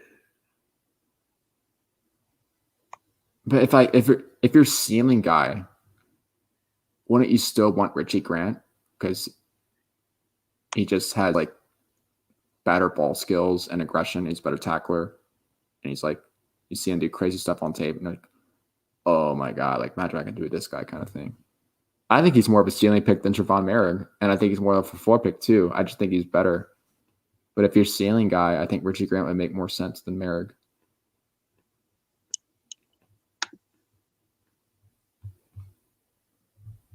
Oh, we got, I think, 2 more picks for the night. Although I'm seeing Jacksonville show up in the 33rd slot. Is that meant to be for tomorrow? They're going to pick first again tomorrow, round 2. We're not going to be live for that. We've done enough for tonight, I think. But yeah, we'll be. For those of you who did join us and those of you who might watch later, we're certainly. If you're listening to us now, we're happy you're here. If you've gotten this far, like. Applause to you for getting us for sure. Yeah, we certainly did enjoy preparing for this and trying to go live for the first time. So, yeah, hopefully we'll do it again. Probably not for a draft, but for something else. Yeah, definitely not a 5-hour stream like this one is. Yeah, certainly been fun to debate. Glad we could have our friend Will in the chat to talk about all things Jets. They got in on the action. They made a trade. They got their quarterback and a lineman to. Ravens get Jason Owe from Penn State. Oh my God! Another bad pick. I knew someone was going to do this too. All right, I talked about Jason Owe 4 hours ago. I said he's 6'3", 240, runs a 4.3. 6'8" cone, 40-inch vertical guy, like Batman. Imagine what DK Metcalf did at the combine, but like better, and that's Jason Owe. But he's also the guy that has no sacks. Oh. He's just not.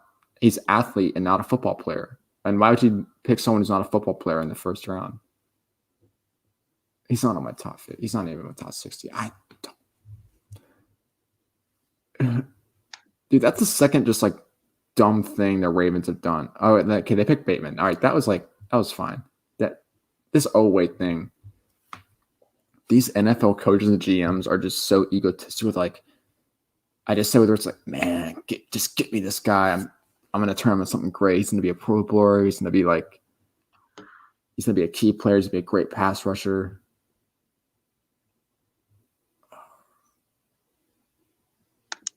Parsons, Russo, Stokes, Oweh. It's like you knew someone's going to do it because they're big and they run fast.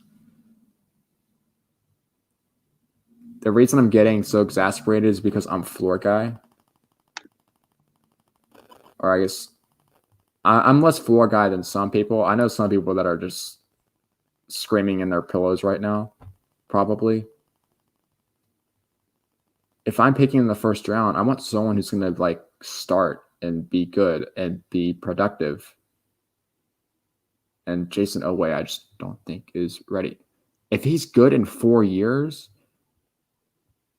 it's like then he has 1 year left on his contract.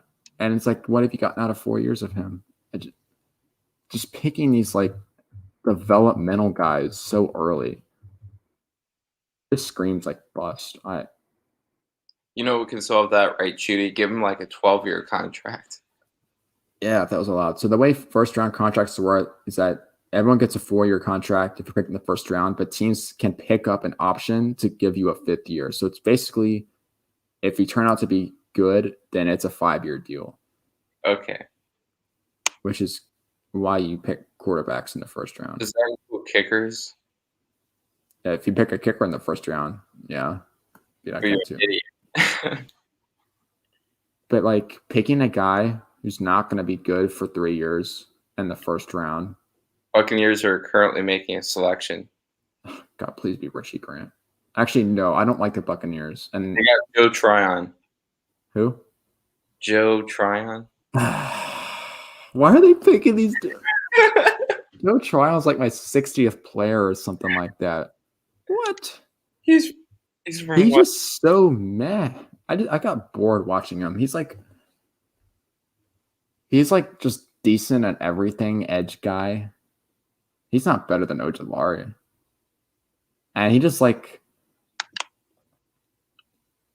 there's just something missing in his game. Like he's not like some destructive playmaker, dude. I thought his teammate on Muzurike was better than him. He just like he kind of does his job, and he shows some things. Like he's got some pass rushy move stuff. He uses his hands. He's got some pretty good athleticism and strength and stuff. You just don't see it turn into production. He doesn't like get a bunch of sacks. Like he's not really affecting the quarterback that much. He's not making splash plays in the run game. He's not like batting balls and stuff. He's just so meh, even though you see things that you like. I would have taken him over Oweh, and I would have taken him over Russo. And how are these teams that drafted the end of the first round? These are the good teams that went deep in the playoffs, and they're just playing dumb now. They do whatever they want. That's a disappointing way to end the first round. So before we sign off, once again, anyone who tuned in at any point, we definitely appreciate you being a part of this journey with us. People that are still on the board, Tevin Jenkins, Landon Dickerson, Richie Grant, Azeez Ojulari, Owusu Koramoah, Ifeatu Melifonwu, Nick Bolton, Ronnie Perkins, Asante Samuel. Those are my top guys that are still there. I'm sure we'll see them all go tomorrow, probably in the second round. Oh, my man, Richie Grant. I can't believe no one picked Richie Grant. Wherever he goes, he's going to be a steal. I know it. I believe in Richie Grant.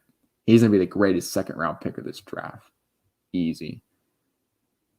But, yeah, thanks for coming along for the ride, everyone. Hope you enjoyed this as much as I did, Drew. It's certainly my voice is getting a bit tired. I've talked an awful lot. Hope you all guys learned something about football. I did put a lot of effort into watching all these dudes doing the scouting reports. The last few picks are disappointing, put it lightly. I was difference in philosophy there, but we'll see how it all turns out. Again, we won't know how these picks are going to be for the next couple of years. You know, it's all a process. NFL is a league. It takes time. All right. Anything to wrap up, Drew?